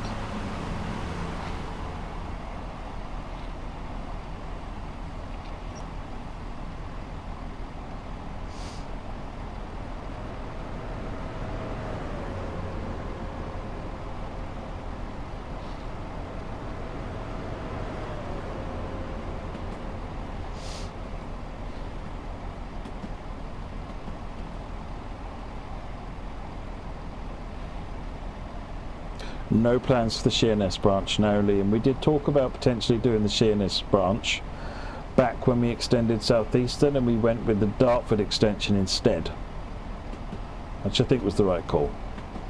There's more interesting stuff to do on that bit than they would have been putting Sheerness on.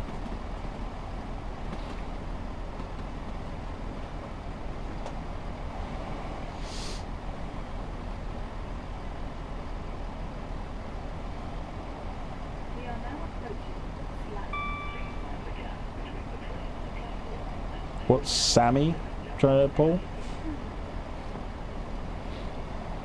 Oh, is it a bit like Streamlabs or something like that?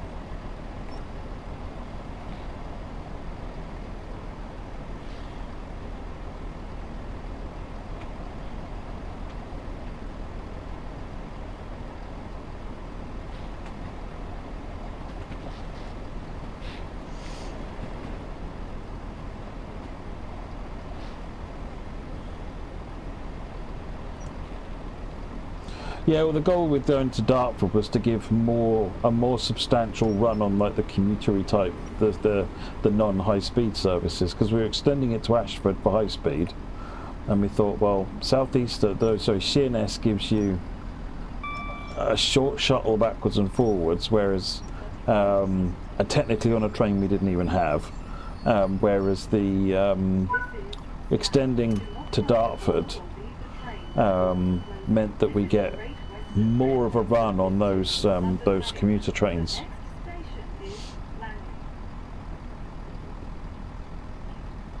ping us a link, Paul, on Discord.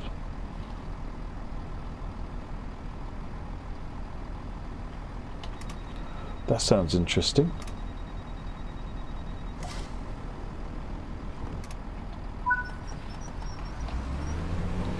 Off we go to Langley. Wow, we're going all the way to Langley.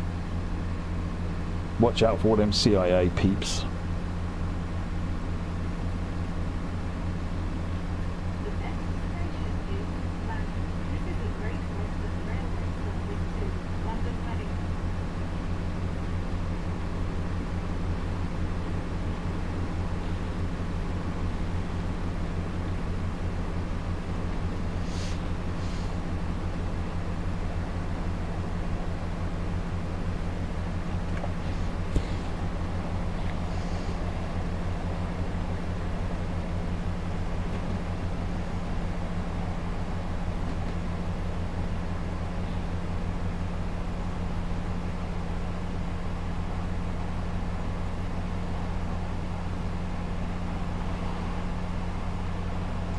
So the 166 is subbing into something on the Mildmay, is it?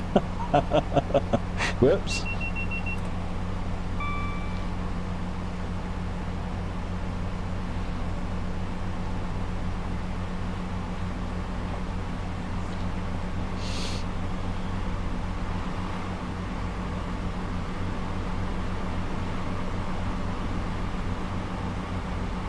Oh, I do love an HST.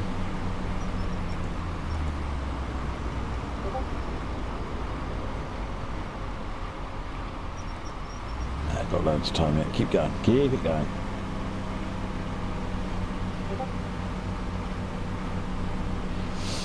Thank you, Paul. I'd love to know how to turn Discord off from doing those messages in the top left corner. Good night, Rob.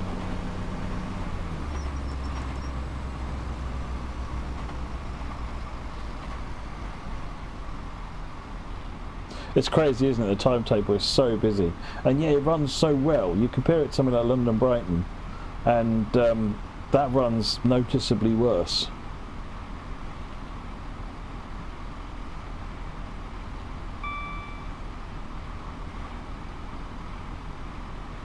The Liebrecht route is really good, Bensky. I was having a play with that last weekend. Very impressed with it. Yeah, but I'm not streaming. Can you turn streamer mode on when you're not streaming on that PC? Because this PC is not streaming. The streaming software is on a different PC.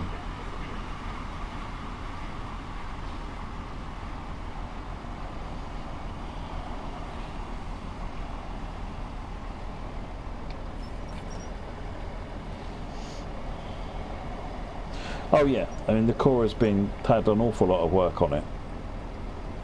We've spent a lot, for as much as people rag on us saying we can't optimise the game, we've spent so much time optimising the game.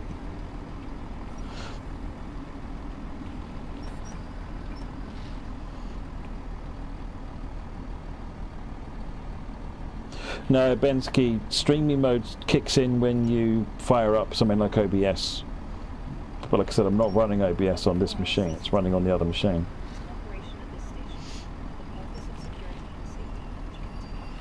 Let's have a quick look. This is London. Do not try to board or leave the train when the doors are closing. This is a Great Western Railway service to London Paddington. The next station is Ivor.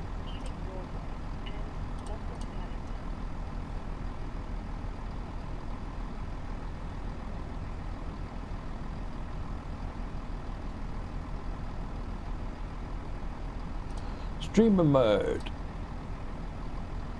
There you go. It's now in streamer mode.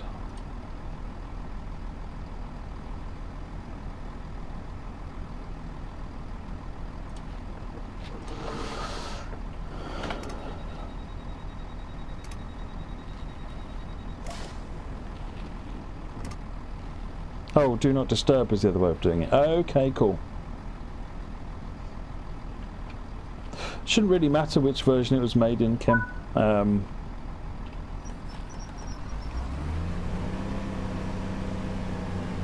Don't know. Don't know. Needs looking at. There are a number of things not quite right. The next station is Hyde. This is a Great Western Railway service to London Paddington. The GW remastered timetable. I think I got to the point that where did I get to with that? I don't recall. It was a Lear remastered timetable I was working on, Long Island Railroad, that I finished, got all working, and then I couldn't release it because there's a problem, and that's so many problems with the signalling on the original Long Island route, that basically you just crashed into all the other trains all the time because it was then so busy.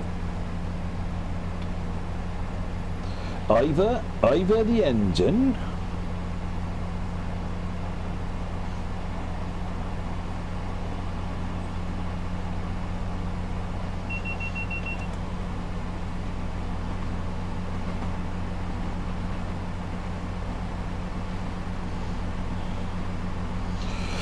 Alright, Mr. Grump Dog Games, everyone. Can we get some GGs for Grump Dog Games? Liam himself. We're up to 5 hours and 6 minutes so far on this stream, Liam, and it's been flawless. My driving, however, nearly flawless.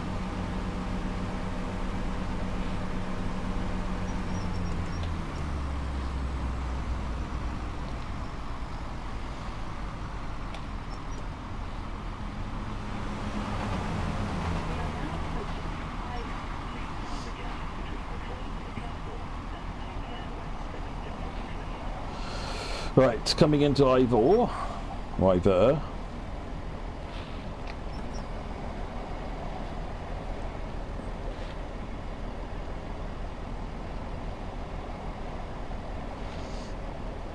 Some of the feedback GTA Sandman from other Xbox players is they found that disabling 2 or 3 of the layers has helped on Xbox, so if you do run into difficulties, try going in and turning off some of the layers which don't add up to lots of playable services. You know, there are some options there like the London Overground, the Voyager, things like that might take a little bit of load off that allows it to work better.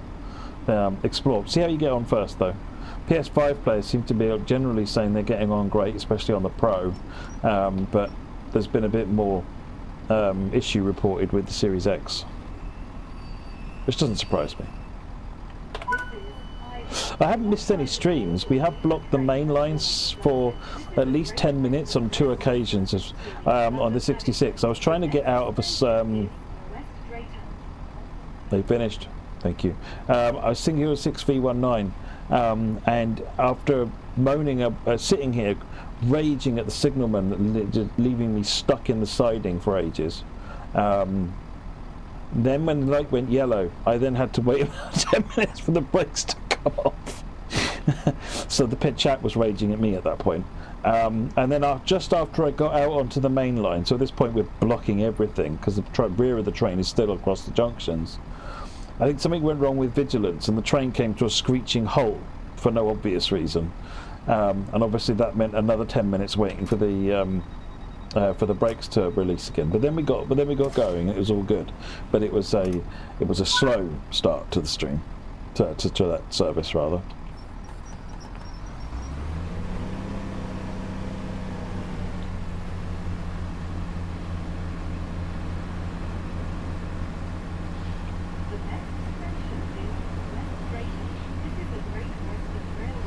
Yeah, texture blurring and the life is like a donut is something that I don't want to say you're going to have to live with for the time being, but it's something that we are working on.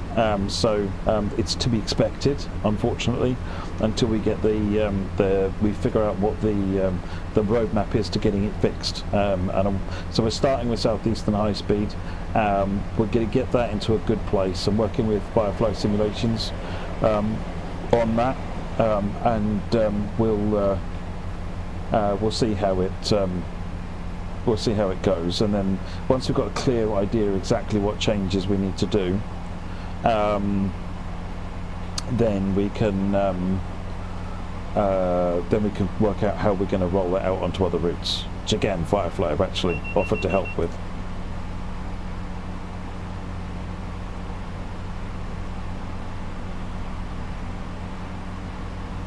So actually we're working with Rivet on the East Coastway remaster, but a little birdie tells me that Grunt Dog actually did a bunch of the work working with Rivet, Kim. So, but it's not a 2-year project, the East Coastway remaster. So just to set expectations, the East Coastway remaster has been a simpler, quicker project.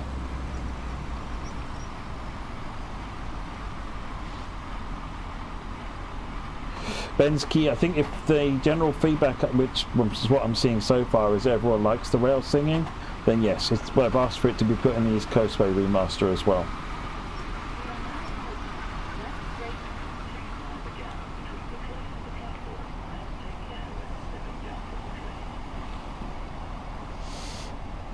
Dean plays, no idea, I've not been tracking it, so at some point we'll be doing the usual streams and stuff. I'm not the owner of TSControllers, no, I am a big fan of TSControllers.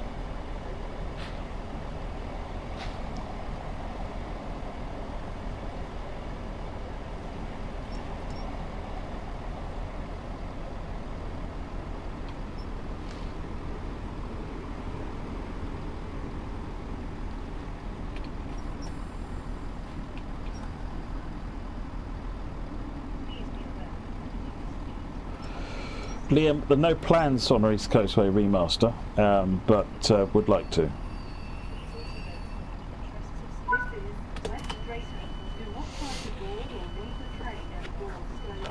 is a Great Western Railway service to London Paddington. The next station is Salisbury. There's 2 announcements waffling over each other.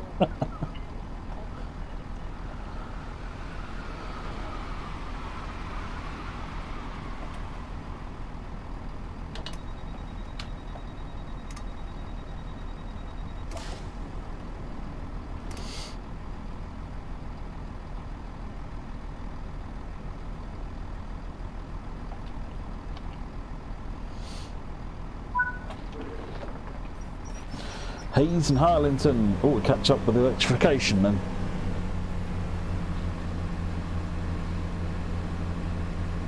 Nat is doing very well, Liam. Nat has been leading on the Wonders of Sodor project.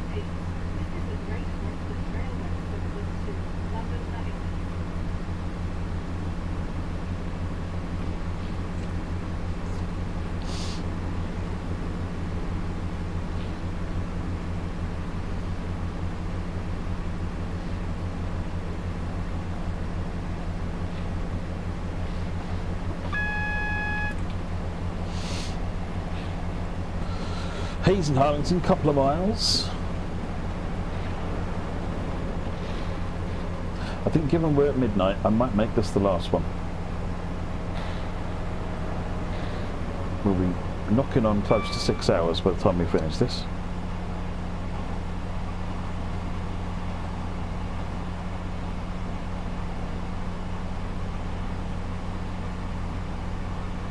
Diesel Legends timetable is the same, GTA Sandman, but I do need to. I'm currently working on fixing the derailments related to the 08.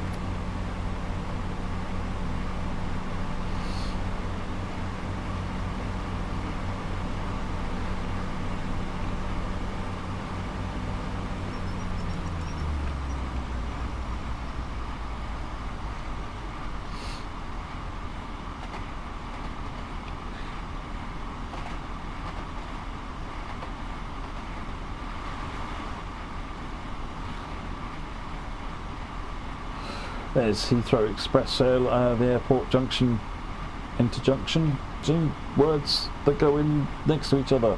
Airport junction, flyover, thingy. Apparently words stopped working now.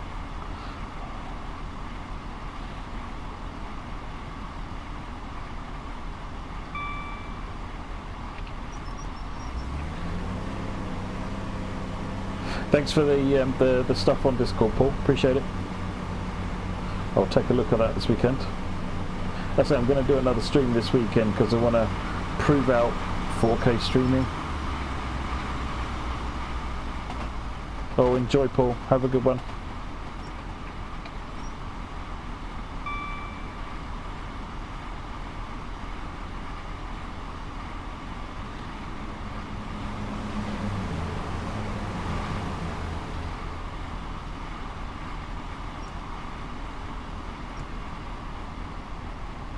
Mouth.exe had a malfunction and should have been closed, Daisy.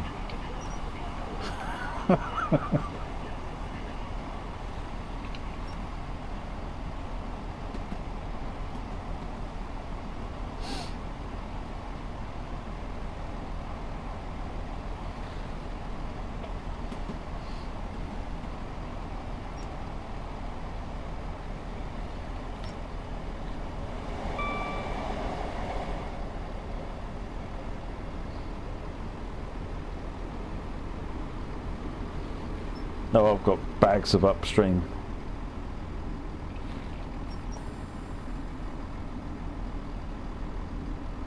And as long as my wife can watch Netflix, probably be fine.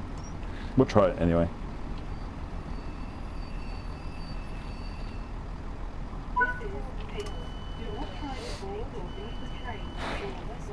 This is a Great Western Railway service to London Paddington.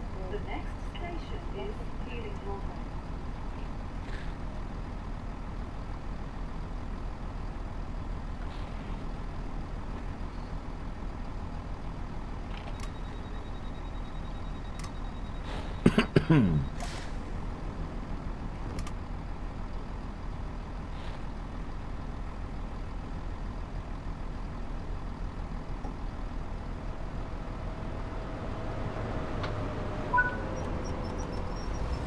So many trains.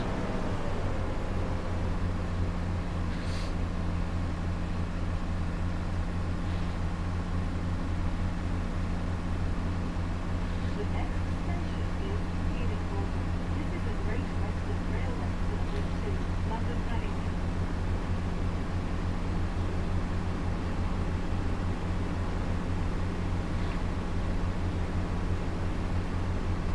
Yes, please, Daisy.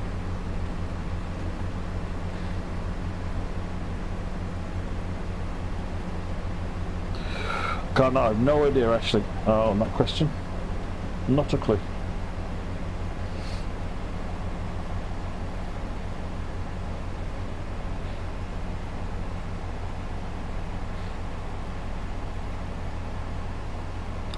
What's 0077 ML?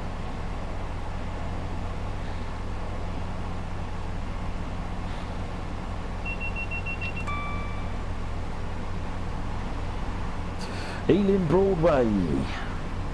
Tube trains. You ever come to the area? Ealing Broadway is a great place to do some train spotting. Really great place to do some train spotting. I remember when we were making the route, I came down and just sat on the end of Ealing Broadway platform and just watched trains for a bit to try and just soak up the atmosphere. Oh, I like HST Power Car Run.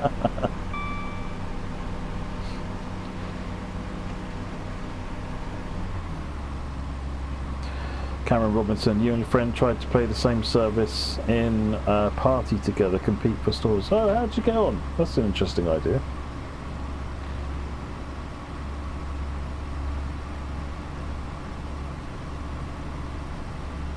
Maybe that's something we should try on a stream at some point. We'll all run the same service.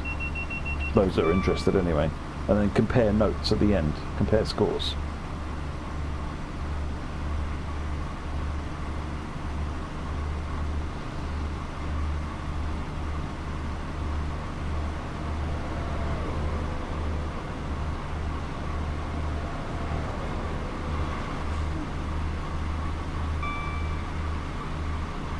Was that Class 2 HS2?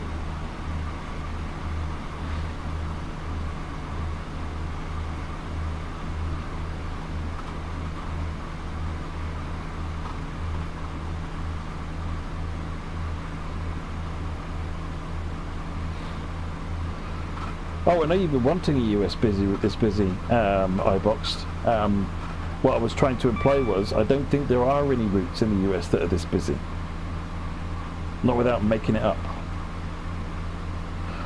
Northeast Corridor is about your only option. I think Trenton has a fairly complete service set, mostly.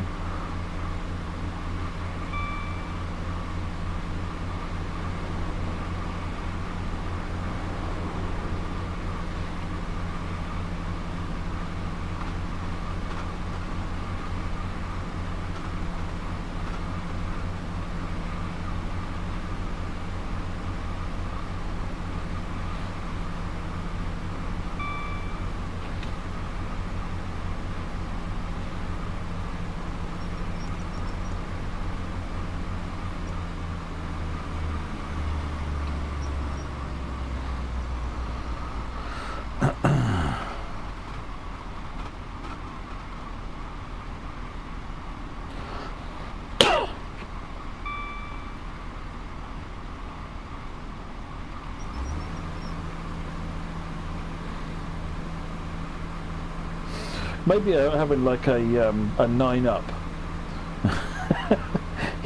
get people to send in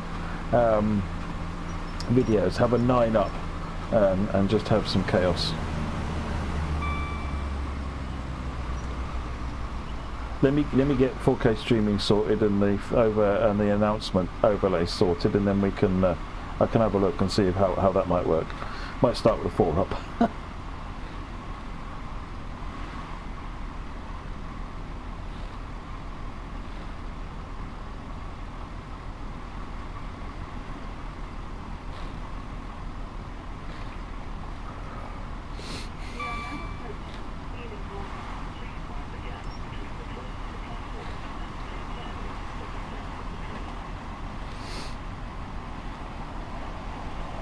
But didn't do the previous streams and promotional material. Would you download the branding patches for the game?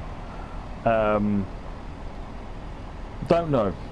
I used to, back when I played Microsoft Train Sim, I modded the heck out of it, and I played The Sims 4 and I modded the heck out of that. But I must admit, I kind of found I got to a point when I was playing Microsoft Train Sim, even I think it was Microsoft Train Sim, might have been TS Classic, where I burned out hard on modding trains, because it felt like every time I wanted to play a 40-minute scenario that was interesting, I'd spend 2 hours downloading, installing and configuring mods to play a 40-minute scenario that would probably crash somewhere. And I burned out hard on modding, and that was kind of more what stopped me using mods rather than anything else. Yeah, I used to run UK Train Sim, which was a modding site.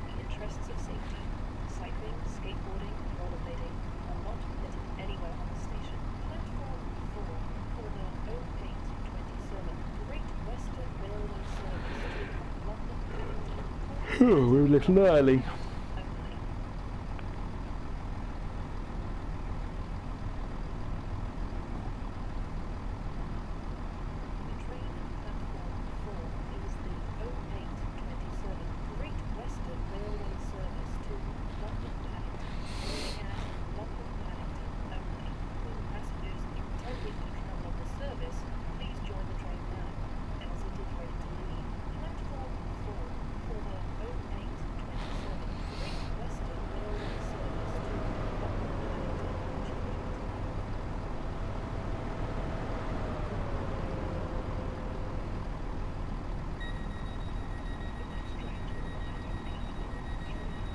I miss UK Train Sim. I miss the days of UK Train Sim as well.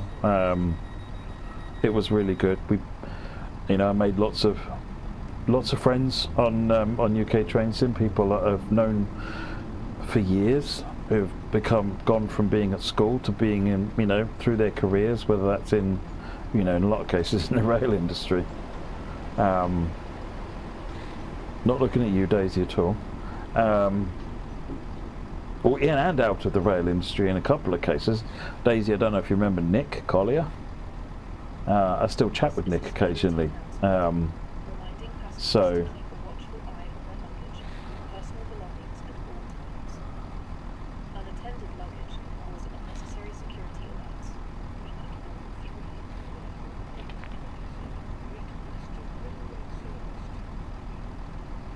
that was it. Yeah, we used to do lots of CDs, Ben Glasgow. £4.50 is what they were. Covered the costs and the postage. No, mostly. In some cases they didn't. It was fixed postage, so if someone ordered it from Australia, I made a loss.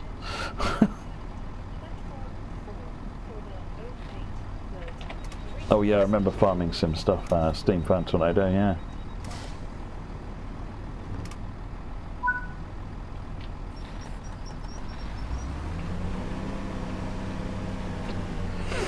Dad still has the CD duplicators and possibly a small stock of whatever was left of the CDs, I think. Well, he might have got rid of the duplicators now, but only recently.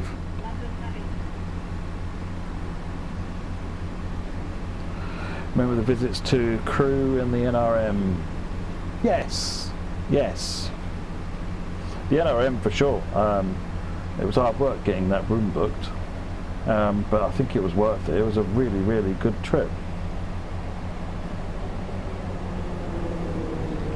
Crew was really good as well. We got to sort of see lots of faces and our little troop walking around looking at everything. That was a really good day.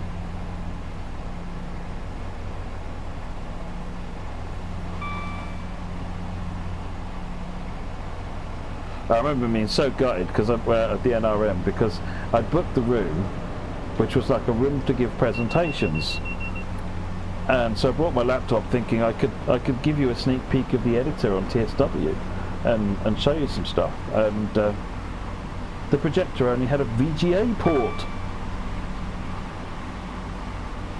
It's like, what the heck is this?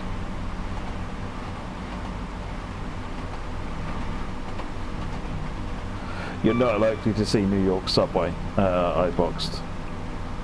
The station density is so tight.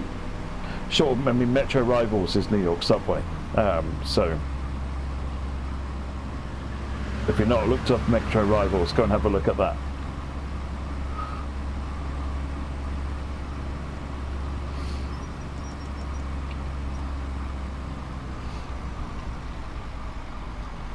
Yeah, we did, Londo, all huddled around my screen in the end.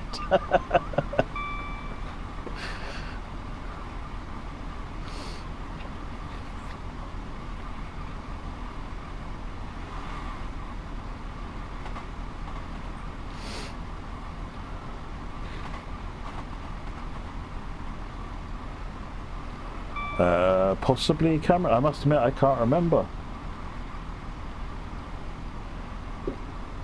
You know, I've got from some of the photos that I took from there, still pop up on my TV every now and again. You know, on the Fire Stick slideshow.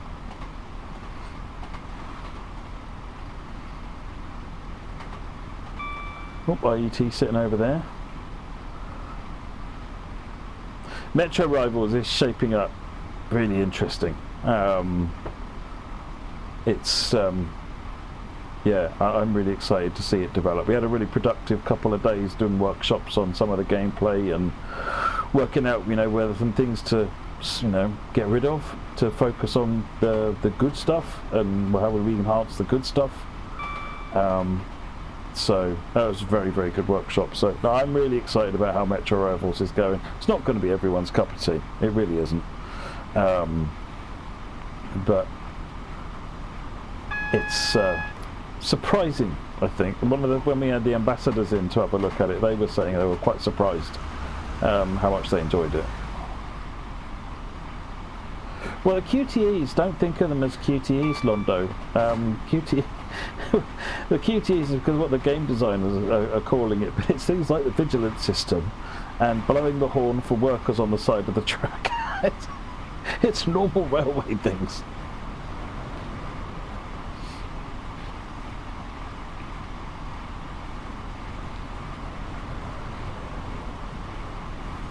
Well, it's not 4K, no. It's HT gone over. It's 1080p. I'm running at 4K, but it's streaming at 1080. Oh, it's already proved that out many times over, Ben Glasgow. We've learned an awful lot and continue to learn an awful lot.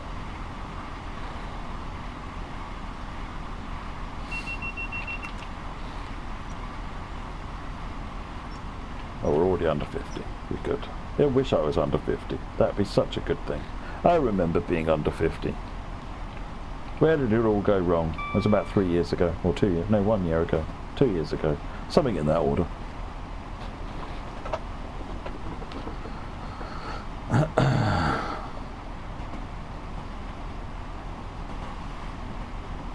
Yeah, you'll get over it, Londo, trust me. It's ignore the game parlance and think about it for that.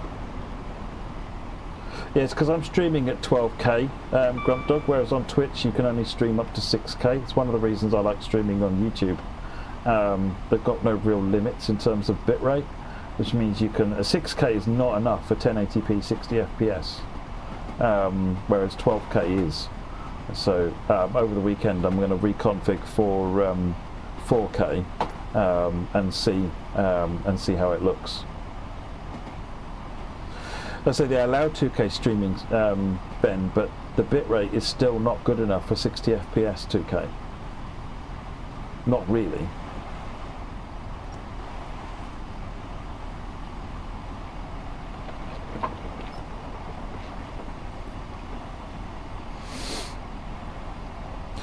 I'll talk more about Metro Rivals nearer the time I boxed. Keep an eye on the page, wishlist it, and you'll get all the updates and things as there's stuff to talk about, which it won't be for a while, to be fair.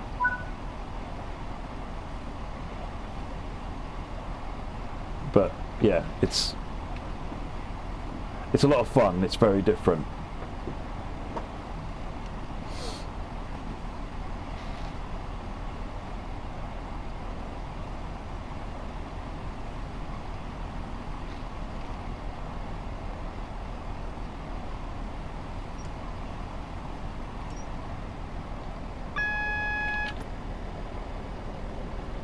Oh, poop.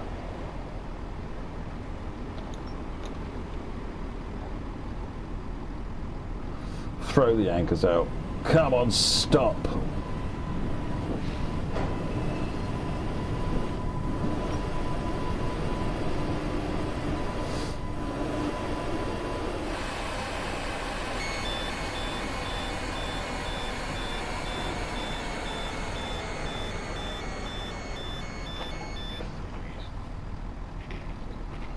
Major core updates of what, Cameron?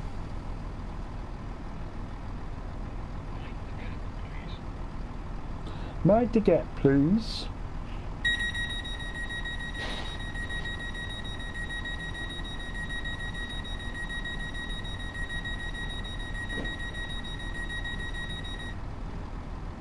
Green, so green, please, so green.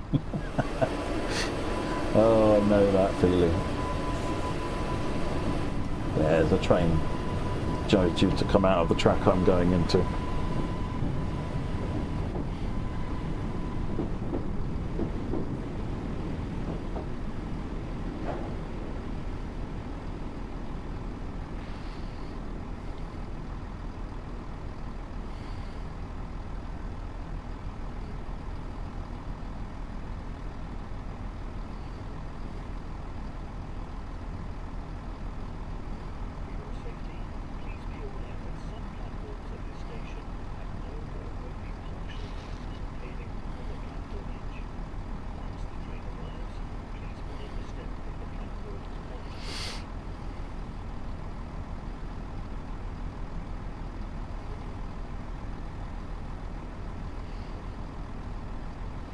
Yay!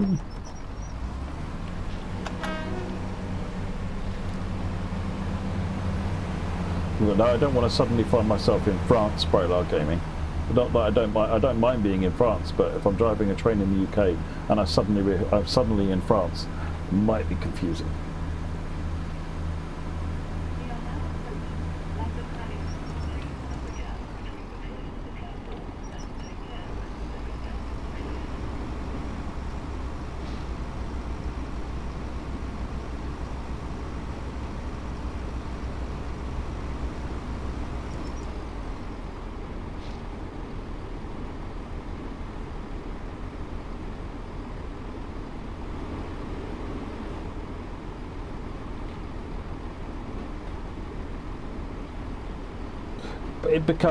It's almost done in waves a bit, Cameron Robinson.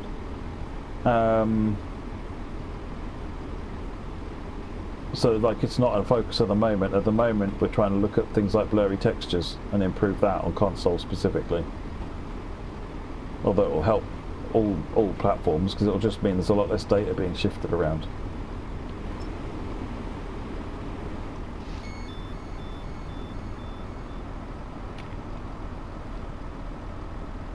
Oh, hello Candice, how are you doing?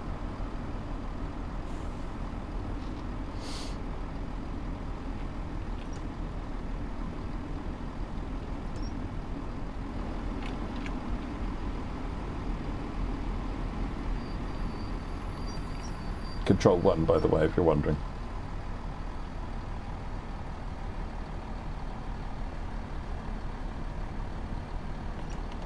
Oh, hey Rateaway Productions, how are you? Up late? Yeah, I've only been streaming for 5.5 hours though. It's a short one.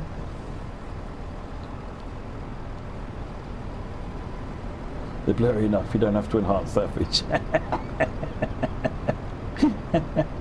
We're working on blurry textures. We'd like to present our new super blurry textures.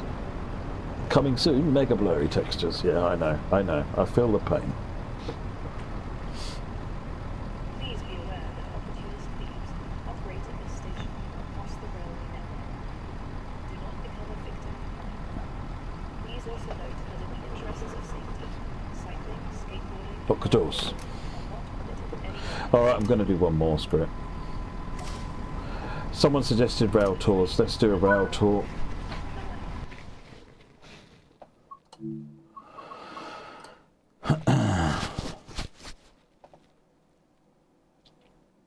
Oh, you asked about some of you asked about layers on this route and what you need to do. You can tell in the game. So if you go into the timetable, there's a layers button up here, which will tell you what layers there are and what's involved in each layer to make it work. So yeah, you can find that information out. Right, okay, so if I'm doing a 47, then I get to play with my toys again. So 47 we were going to do, weren't we? Let's put keyboard over there. Get my Westinghouse brakes over here. Yep, good. Throttle. That goes in there. Put my door panel on. Right, okay, we're all good. Now I need to remind the TS Connect app that I'm using all of this stuff. Flexi lever, flexi brake. And that's it. Yes. All connected and working. Yep, that's working. Good, good.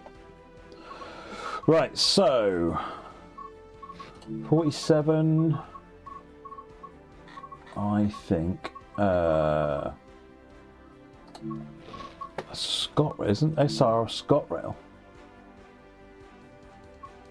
Intercity Executive. I mean, come on, it's got to, really. So the rail tour then is 1C9. No, I'm not doing. This is a night rail service, not a rail tour service. Is it this one for rail tour service? No. Yes. No, that's night rail as well. Is it just steam for a rail tour then?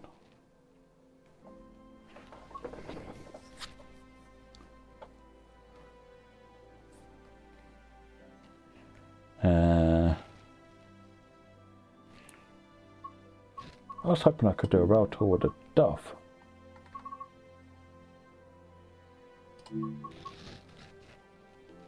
Yeah, they're night rail services. Don't want to do a night Riviera. Put me asleep driving at night. Oh, well, maybe it's got to be Flying Scotsman then. Oh, the Scotsman and a 66 rail tour. All right.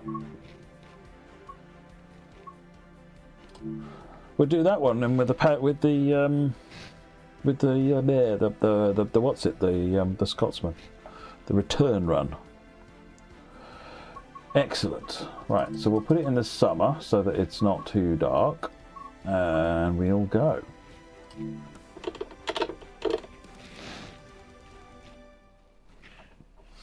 Now, I don't know if this works with Steam. Never tried it. No, that's not the one. And get started. Oh, look at that. That's going to be lovely.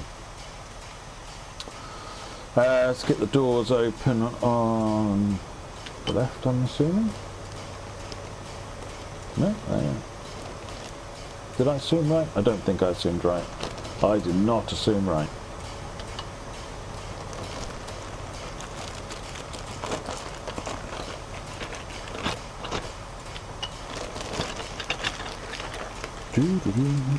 Not 5, not 7, not 8. I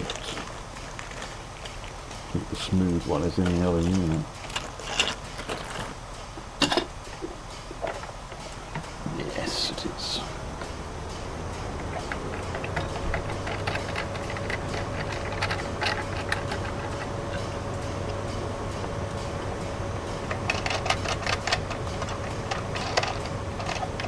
This is changing over the notching pattern.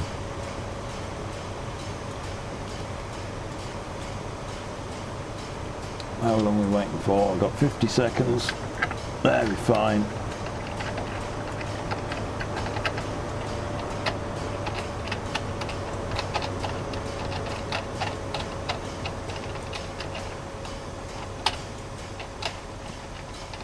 So, try and get it in the screw thread.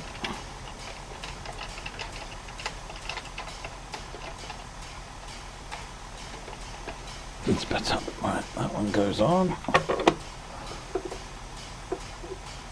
Probably find it doesn't work after all this. Never tried it with steam engine before. Don't know why. That feels like a big oversight.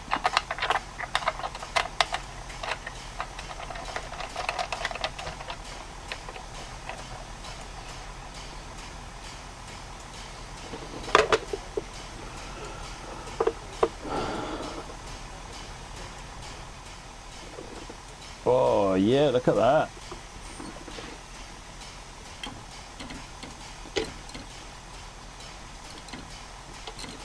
Close the doors.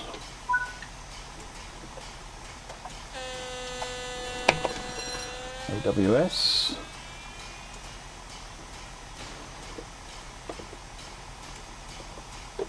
Oh yeah, we should probably put the reverser at full forwards. You know what would kick ass? Is using the other lever for the reverser. I'm going to have a chat with Dan and see what we can come up with.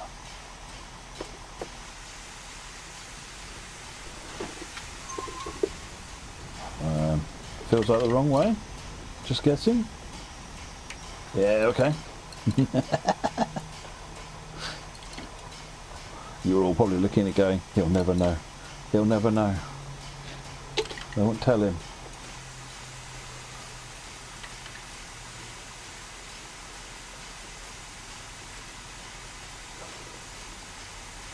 It's about where we're at.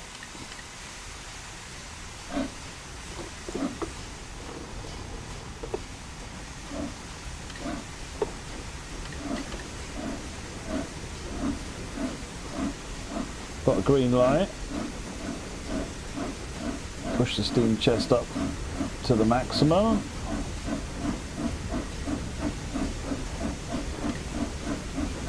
Straight through to London Paddington. Yeah, close the drains. Give it a bit more juice. Pull the cut off back.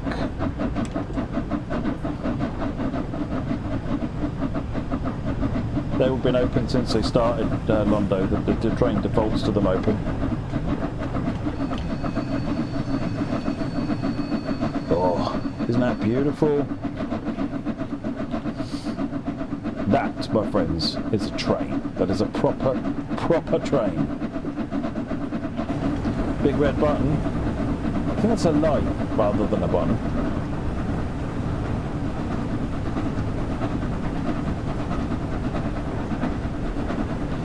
Maybe it's emergency stop though.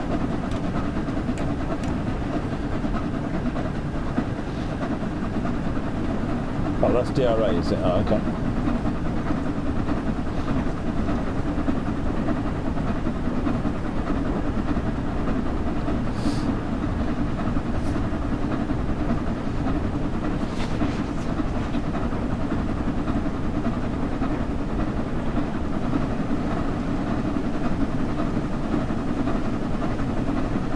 This way around, I can keep an eye on the steam chest up here and the boiler pressure. Yeah, kind of on that one.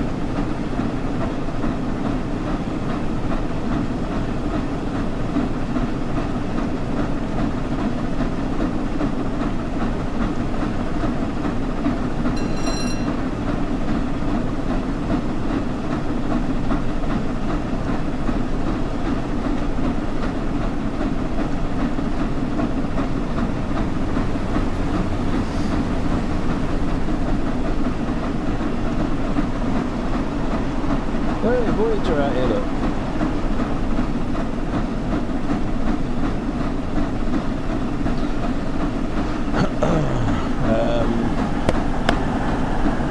Yeah, Scotsman is dual brake back in air, yeah. What were you saying about layers before I joined? Layers. I was showing you in the, once you put the timetable, there's a button called layers, and you can use that to see what the layers are and what content activates those layers essentially.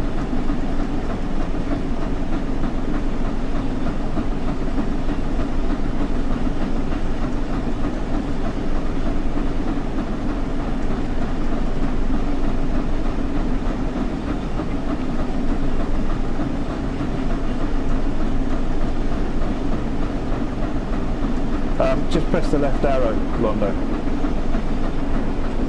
and then look up.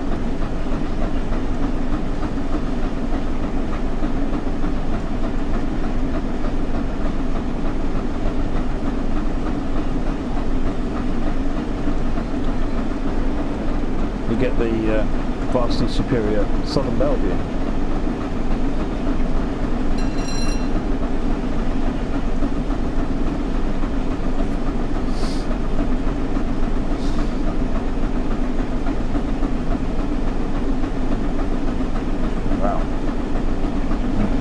Balanced out the steam chest.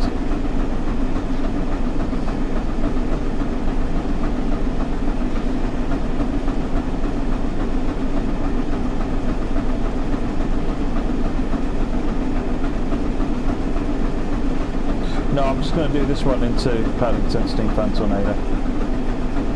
This should be quite nice actually. In the next sort of 30 minutes or so, the sun should go down.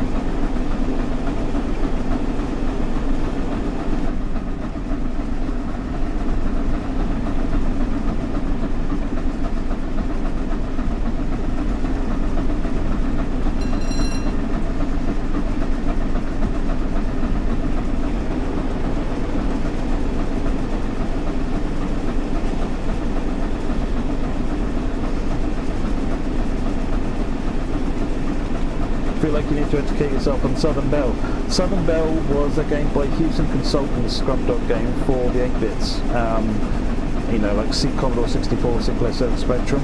I played it on Spectrum, obviously it's far superior. I'll let you all argue amongst yourselves, you're all wrong. They made Southern Belle, which was London to Brighton, in a schools class, if I remember rightly. And they made the Somerset Dorset with a 9F.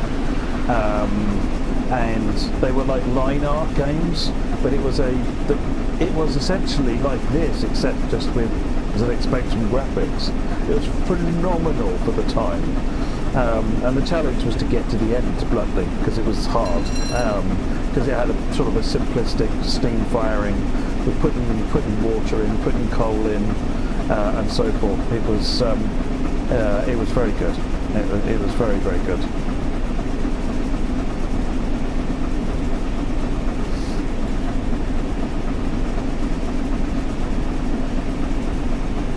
Hi Train, you're clearly new here, and welcome. But when I say it's the last run, it doesn't mean normally anything, because when I get to the end of the run, I'm just like, oh, I fancy another one. And this is how I get no sleep. Yeah, it's only a little run. There's 30 miles to go.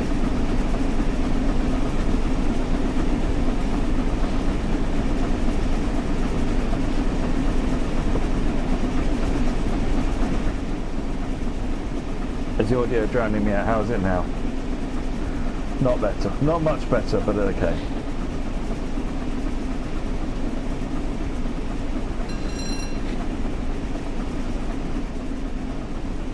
Maybe that'll be better. Yeah, you can hear me a bit better now. We're only about 6 hours in, yeah, about halfway.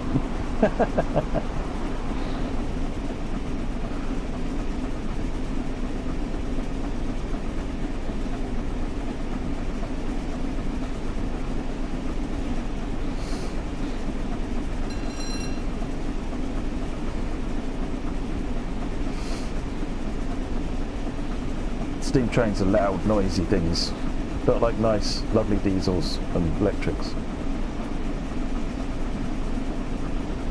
You're here for the last run stream. Just keep adding another one to it. You know, I fancy this. You know, I fancy this.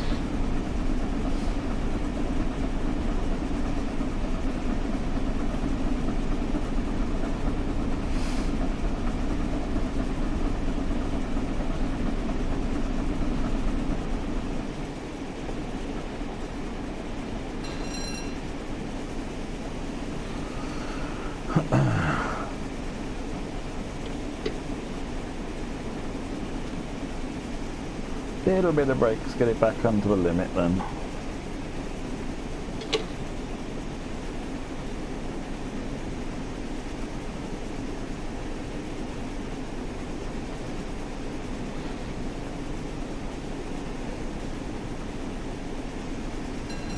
Yeah, I'm sure when most people, or certainly people that have been around for a long time, because I've been streaming for what, 12, 14 years now.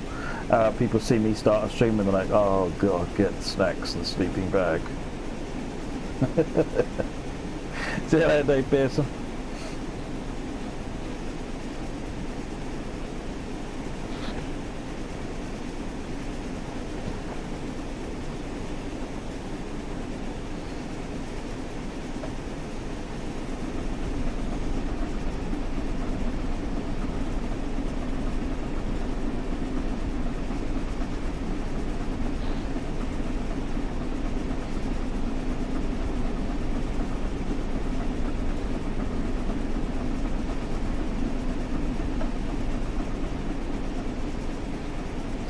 Ease it up.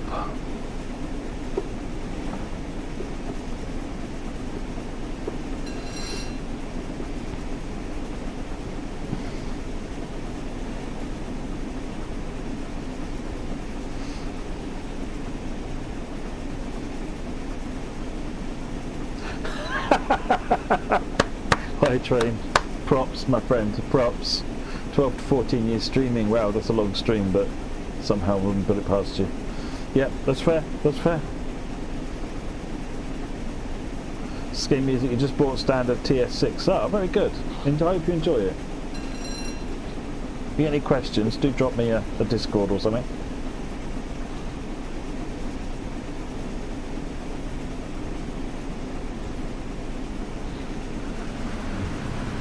What's that? Oh, it's a turbo.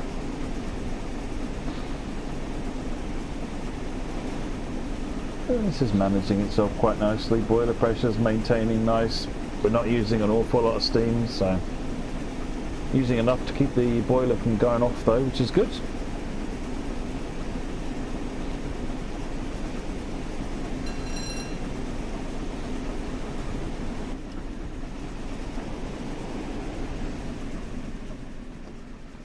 Oh, those purple plants really look nice in this light.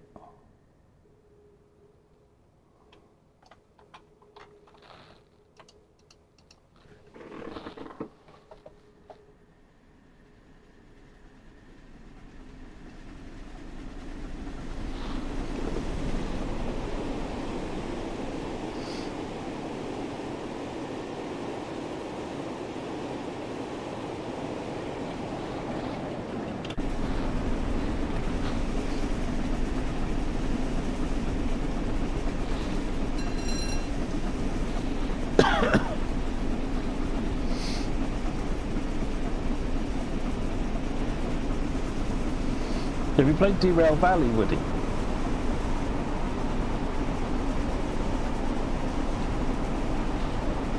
Oh, we've got one overtaking on the right there.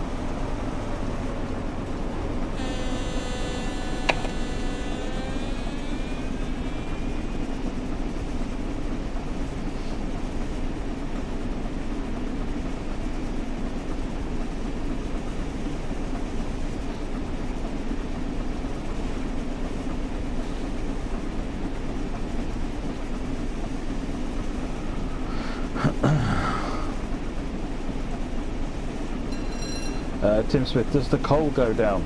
So fuel simulation is a little bit faked on steam engines, so I don't know if it does.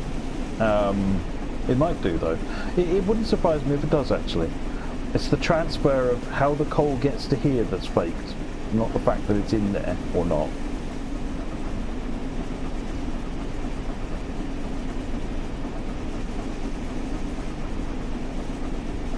I must admit I've not tried VR with this Ben Glasgow. That is an excellent point. I might have to do that.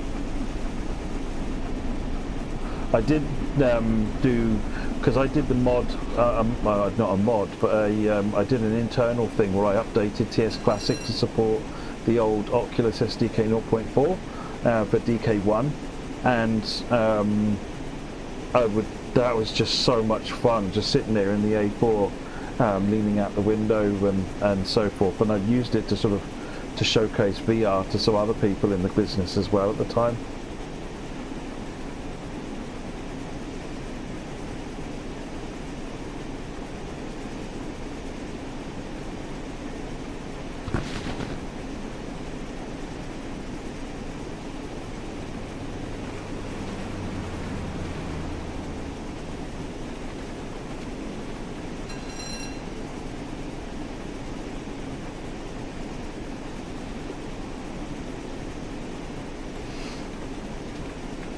Here, Jumbo Train. I'll tell you, I think I told you, it took 3 recording trips to get all the sounds on Scotsman. The last one was actually a mainline preserve run, where we actually were able to get it up at 70 miles an hour or so.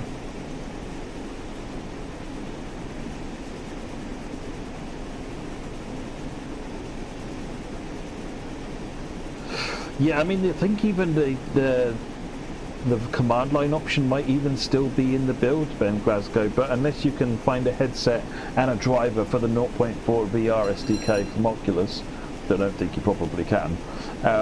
Although I've got DK1 sitting up here, actually. I've got a DK1 sitting up there in its original box from the Patreon or whatever it was when they did originally do it. But yeah, if you can find a let me see if I can find it. Yeah, if you can find that, then you're laughing. I'm going to have a limited amount of mobility here. Where'd it go? Where'd it go? Well, there it is, up there. Up there. Not paying any attention to the train, merely going on faith that it's not a complete disaster at the moment.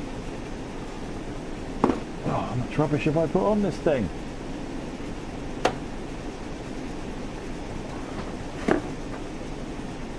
Oh. Hey. Who remembers one of these?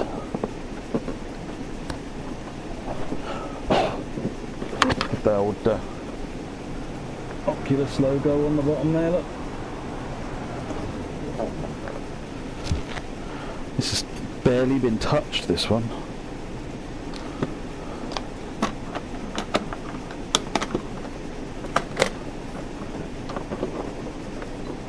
Oh, look.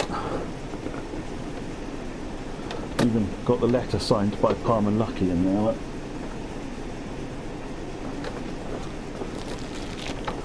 And that was the headset and all the gubbins. This was in the days before there was such thing as a VR controller.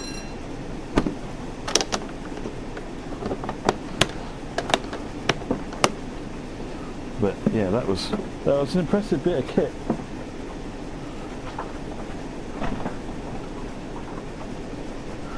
Prototype Magic Science helmet, that's the one. Original Tomcat. So there was the yeah, DK2 came in a cardboard box. I've got DK2 up there as well, albeit not in its box. But so that was what they called. That was the Oculus Dev Kit 1, DK1, which is the first prototype VR headset, which you know, back into the sort of the dawn of the new age of VR, and that was that first prototype dev kit, which I got working with TrainSim Classic, and then upgraded to work because that was like 0.2 SDK. 0.4 I think was around dev kit 2, so I got the dev kit 2 headset. The box is amazing though. You've got to wonder how they made any money.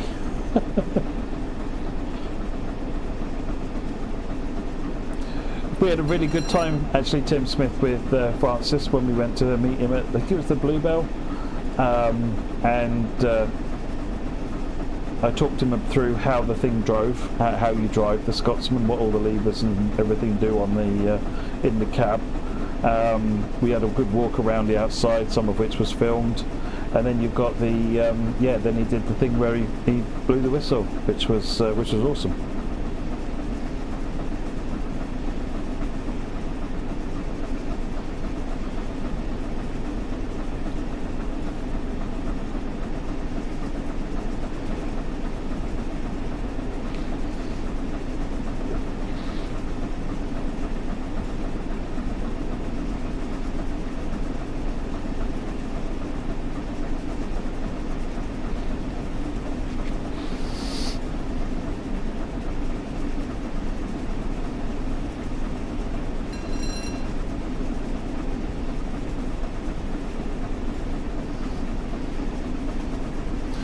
Please tell me that Francis has more personality she shows on camera. I really enjoyed chatting with him. The guy is a real trainer. You know, we were exchanging for a while there, completely, you know, unsolicited. We were exchanging train photos, and he was showing me videos he'd taken of I can't remember which steam loco it was, and it's just yeah. I had a good time chatting with him. So.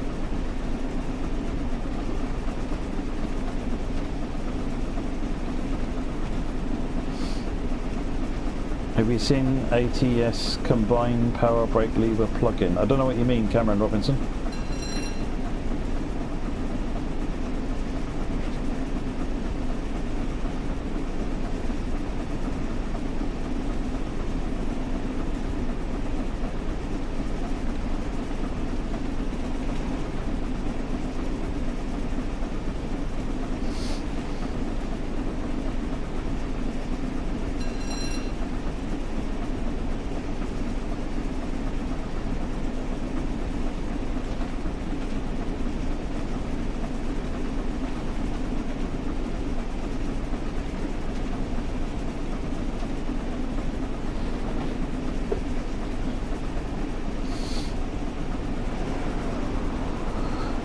Miles. Back off on the steam.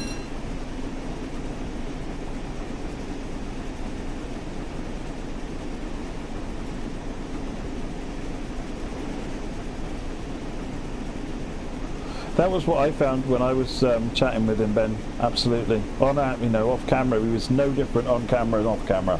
Absolutely no different. We had Michael Portillo in the office, original Tomcat, at one point. He was a nice chap to talk to.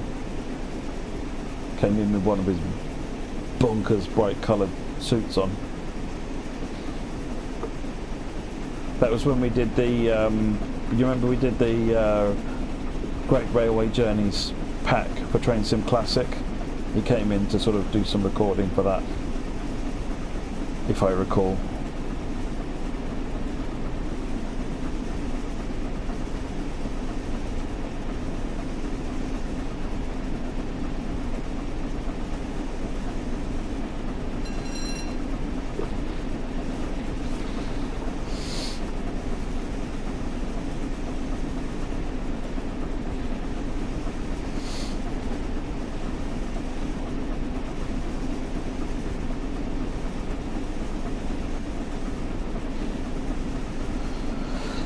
Miles. Oh, we're at 6 hours and 6 minutes now. Yeah, I saw the GWR pannier tank mod. Looks very good indeed. Bonken, good evening. Looking forward to playing GW Remaster tonight. Thank you for doing the remaster. Well, Grump Dog Games is here, so sling him a GG. That's Liam, and if the GW Remaster is all credit to him. But yes, thank you for joining. Welcome.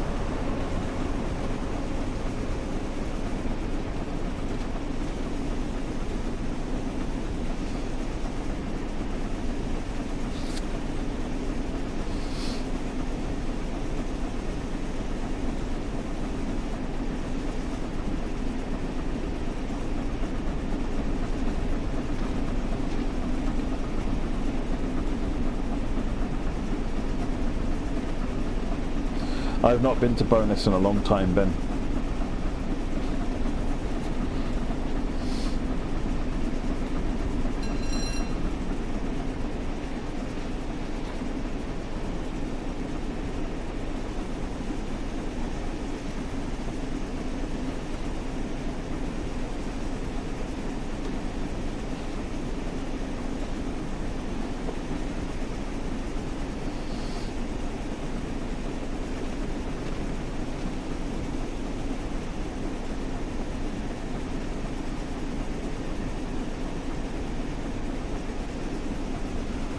There are people who don't understand what it means to burn a CD, yeah, really. And the feeling of whether you're going to bugger the CD, pardon my language, and lose it, because it's unrecoverable if anything goes wrong. You kind of want to switch everything off, take it off any kind of network, shut anything then down that doesn't need to be on there, press the burn button and pray.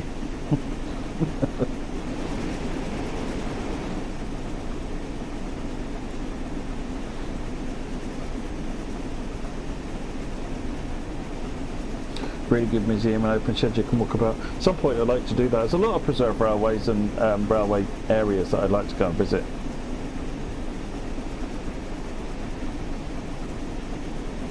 Yeah, indeed, Londo. Everybody stop breathing for a minute. Hold your breath for the next half an hour.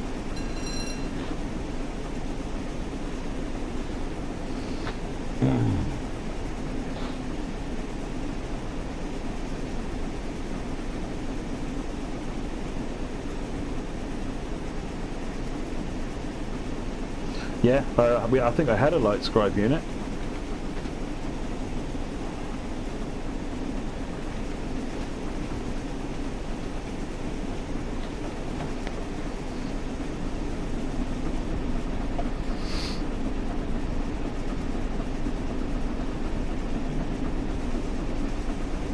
LimeWire. LimeWire was what replaced Napster, wasn't it?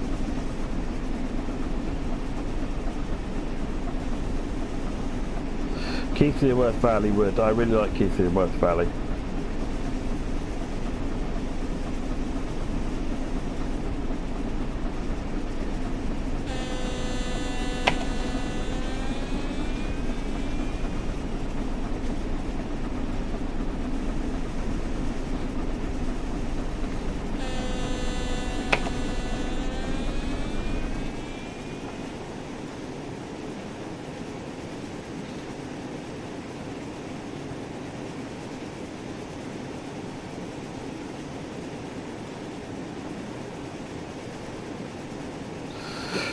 Nick, my first flight sim was a cartridge on an Atari 800 and it was Jumbo Jet Simulator.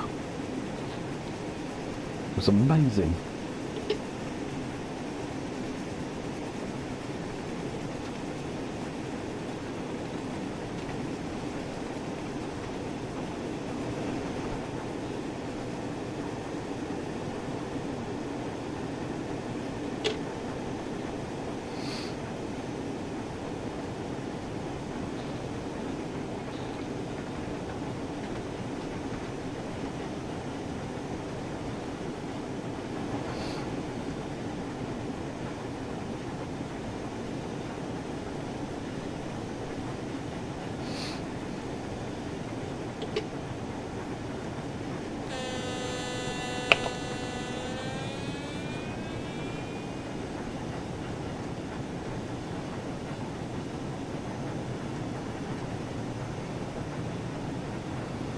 How did it fit on a cartridge? Well, it was really basic.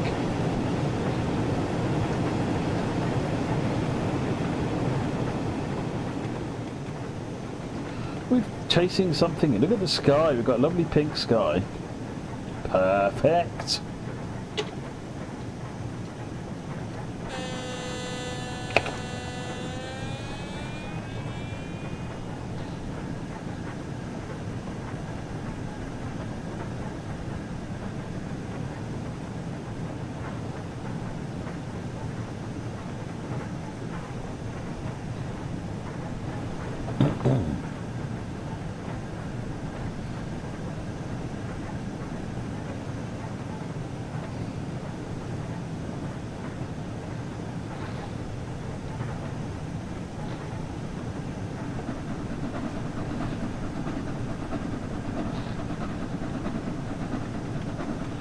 Build a little speed back up, but not too much.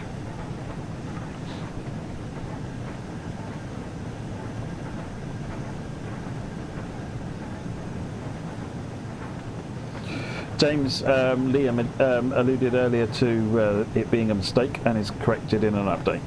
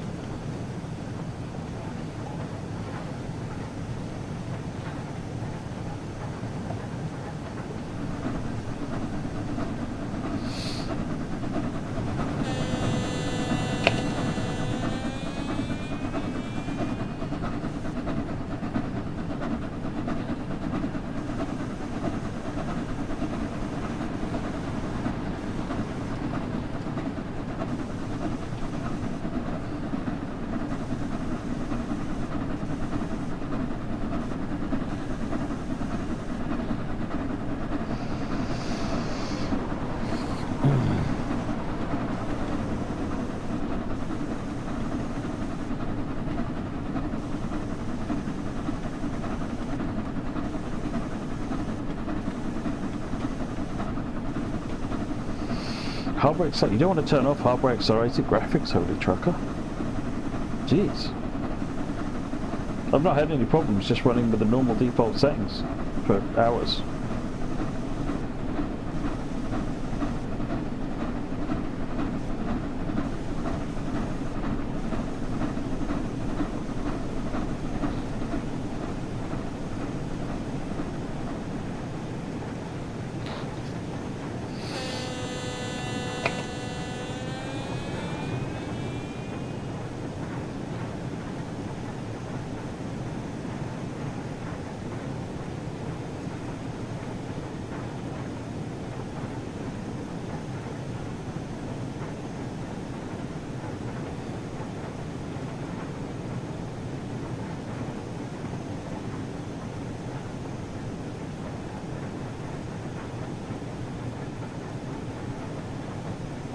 Alright, I've not had a look at that, Londo.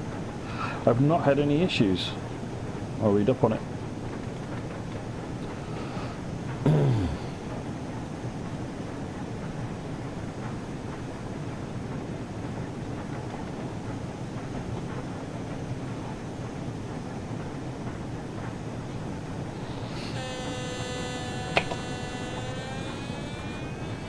Do you remember the old 3DFX and Voodoo 1 and Voodoo 2 cards, Ben?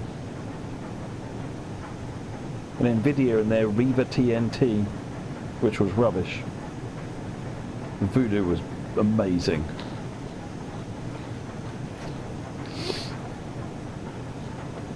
I had a Voodoo 1 and a Voodoo 2. I remember getting the Voodoo 1, plugging it in, and after looking at one game I was like, I have to play all of my games all over again.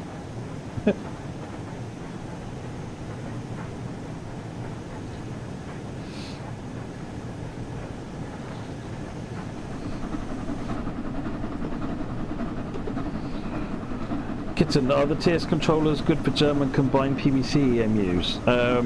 Getting there. The TS controllers are doing a bunch of work at the moment, or looking into how to make the controllers work really well for German audience. So if you join their Discord and you know, you can keep up to date then with what they're doing and so forth. They've got the PVC in progress at the moment, and they're also looking at what they can do with the Flexi Levers as well.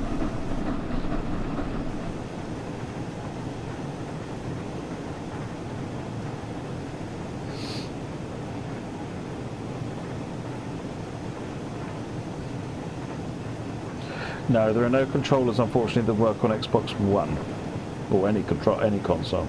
The lighting's stunning.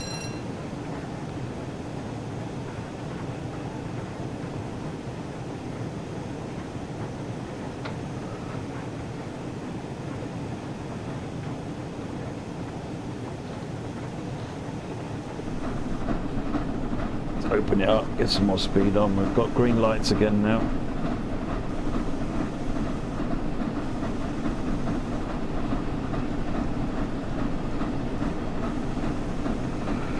Game music, no. GW Remaster didn't get any extra track added, but because it's a remaster, not an extension.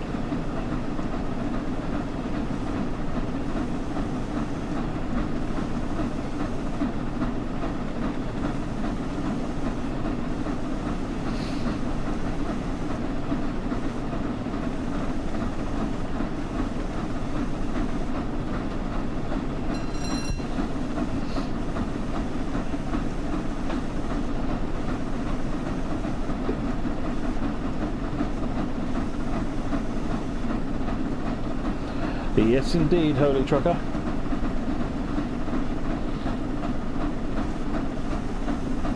.9 miles to go. Blasting down the line.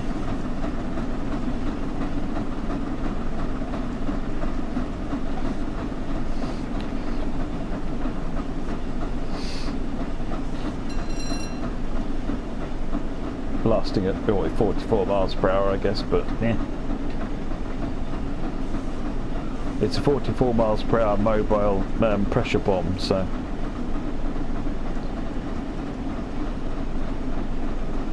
Yeah, I need to give that a try, Holy Trucker. I've not tried the VR mod. I might do that this weekend. Don't see why it wouldn't work.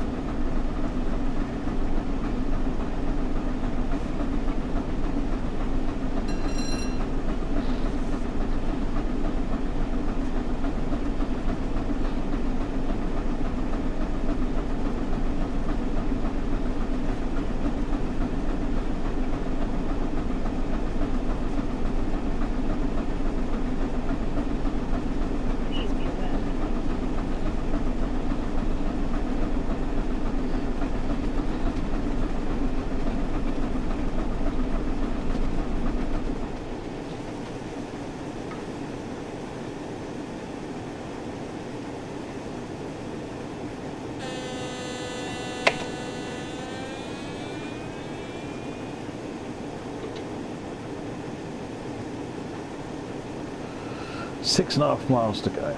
We start getting speed reductions shortly. I think the next one will drop us down to 50. Red light, that'll drop us down to 0.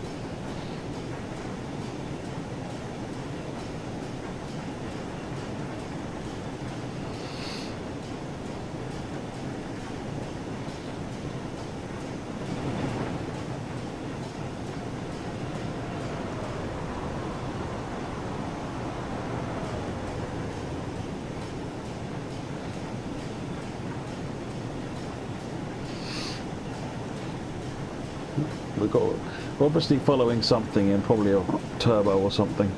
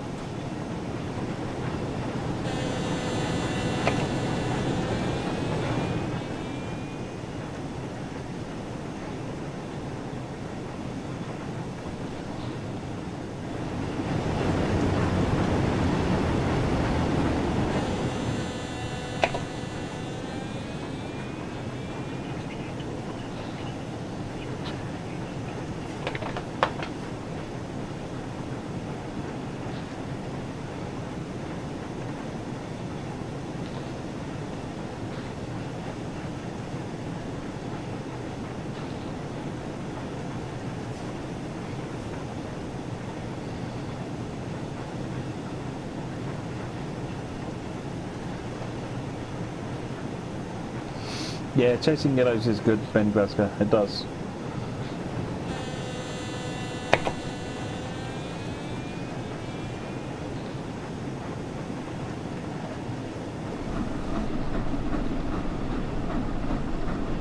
got green, so we can speed up.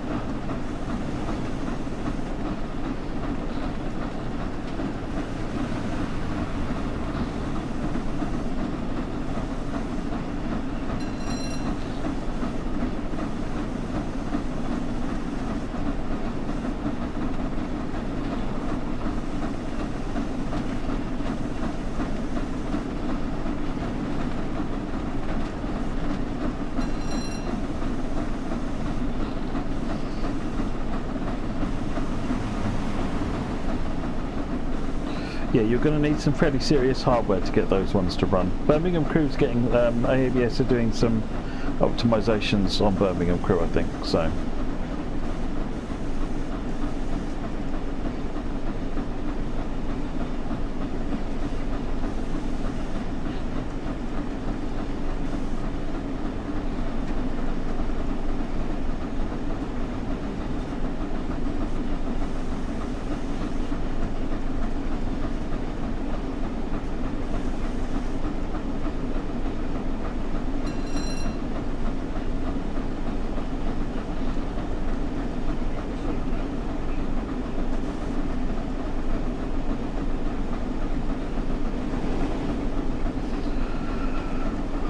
I mean, probably both, to be honest, Londo, but for VR you're probably talking more GPU, because VR, remember, you're rendering 2 scenes simultaneously, so you need double the render power. So probably GPU is probably the biggest thing you want to be loading up on for VR.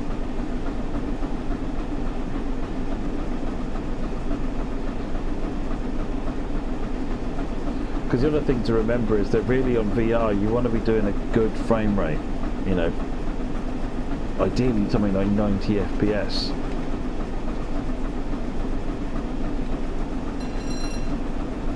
But with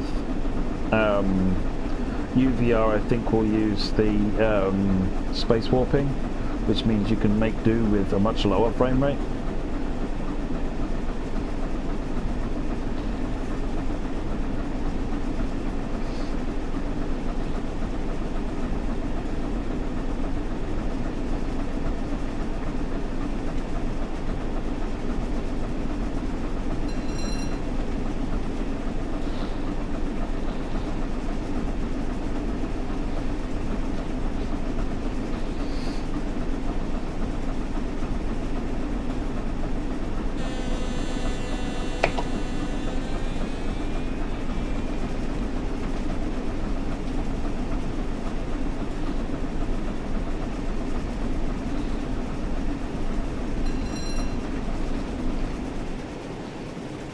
Oh, got a train running over the top there.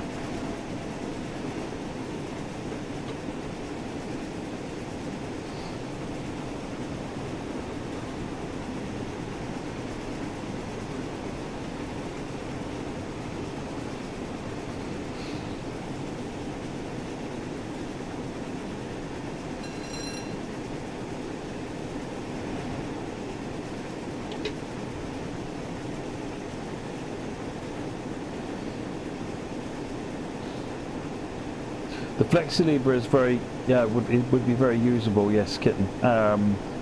It needs some software tweaking to make it work properly, and it's mostly a software thing, because there's the PVC that's coming, there's the Flexi Levers, which would work as as your train brake and electric brake in some cases, or your train brake and your throttle in other cases. You know, the PVC controller can also act as a third Flexi Lever, essentially.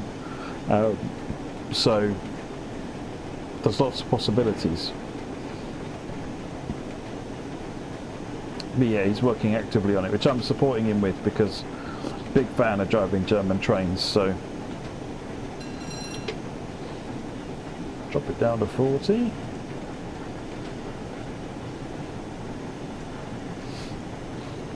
Peak Forest expansion, unfortunately life happened. There was a third-party developer, and various things happened, including getting a new job, a day job, which meant that the project was untenable. He didn't have time for it. So it's not been cancelled, but it's been suspended indefinitely, so as good as.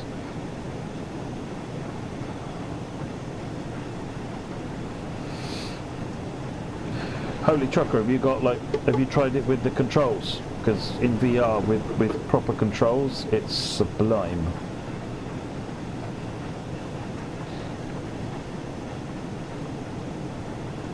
.25 is the end of the Paddington platform, so we'll get clear road in.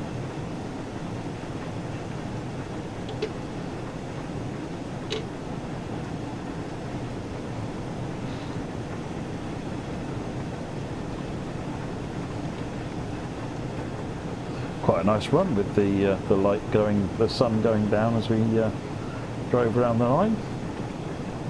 Glad we did that.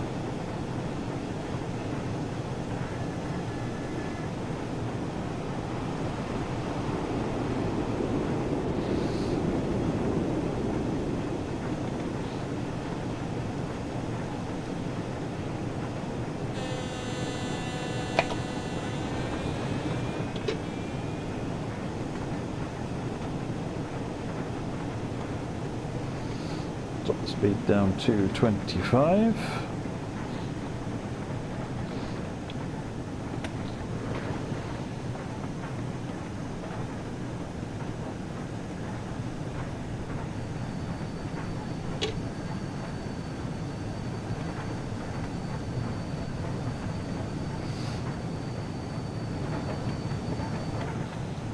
Yeah, the problem is there wouldn't be enough people to buy it. That's the problem, Holy Trucker. VR is incredibly niche, and I say that as a huge fan of VR. It hasn't got the audience.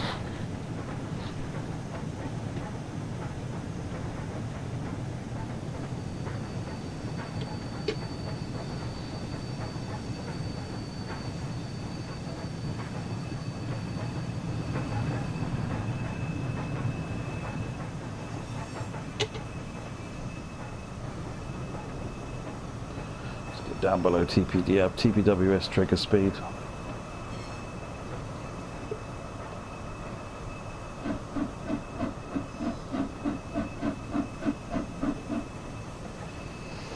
Drains open.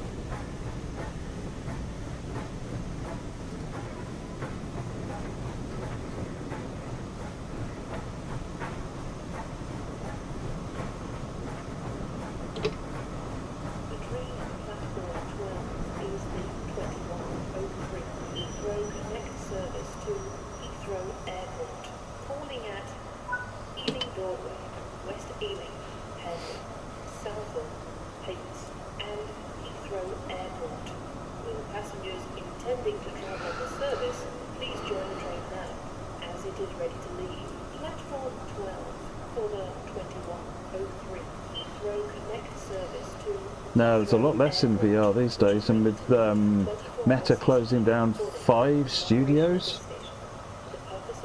a lot less even further.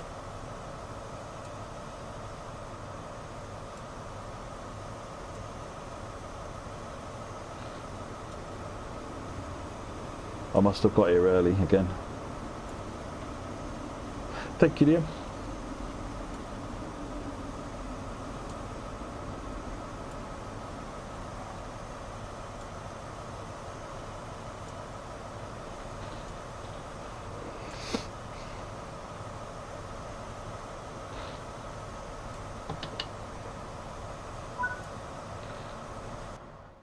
Boom, and we're done. Look at that. Look at that mayhem at the end there with all the bloomin' lights and so forth. Oh, that was really nice. Nice work, Liam. So one more time, Grump Dog Games is Liam, responsible for the GW Remaster.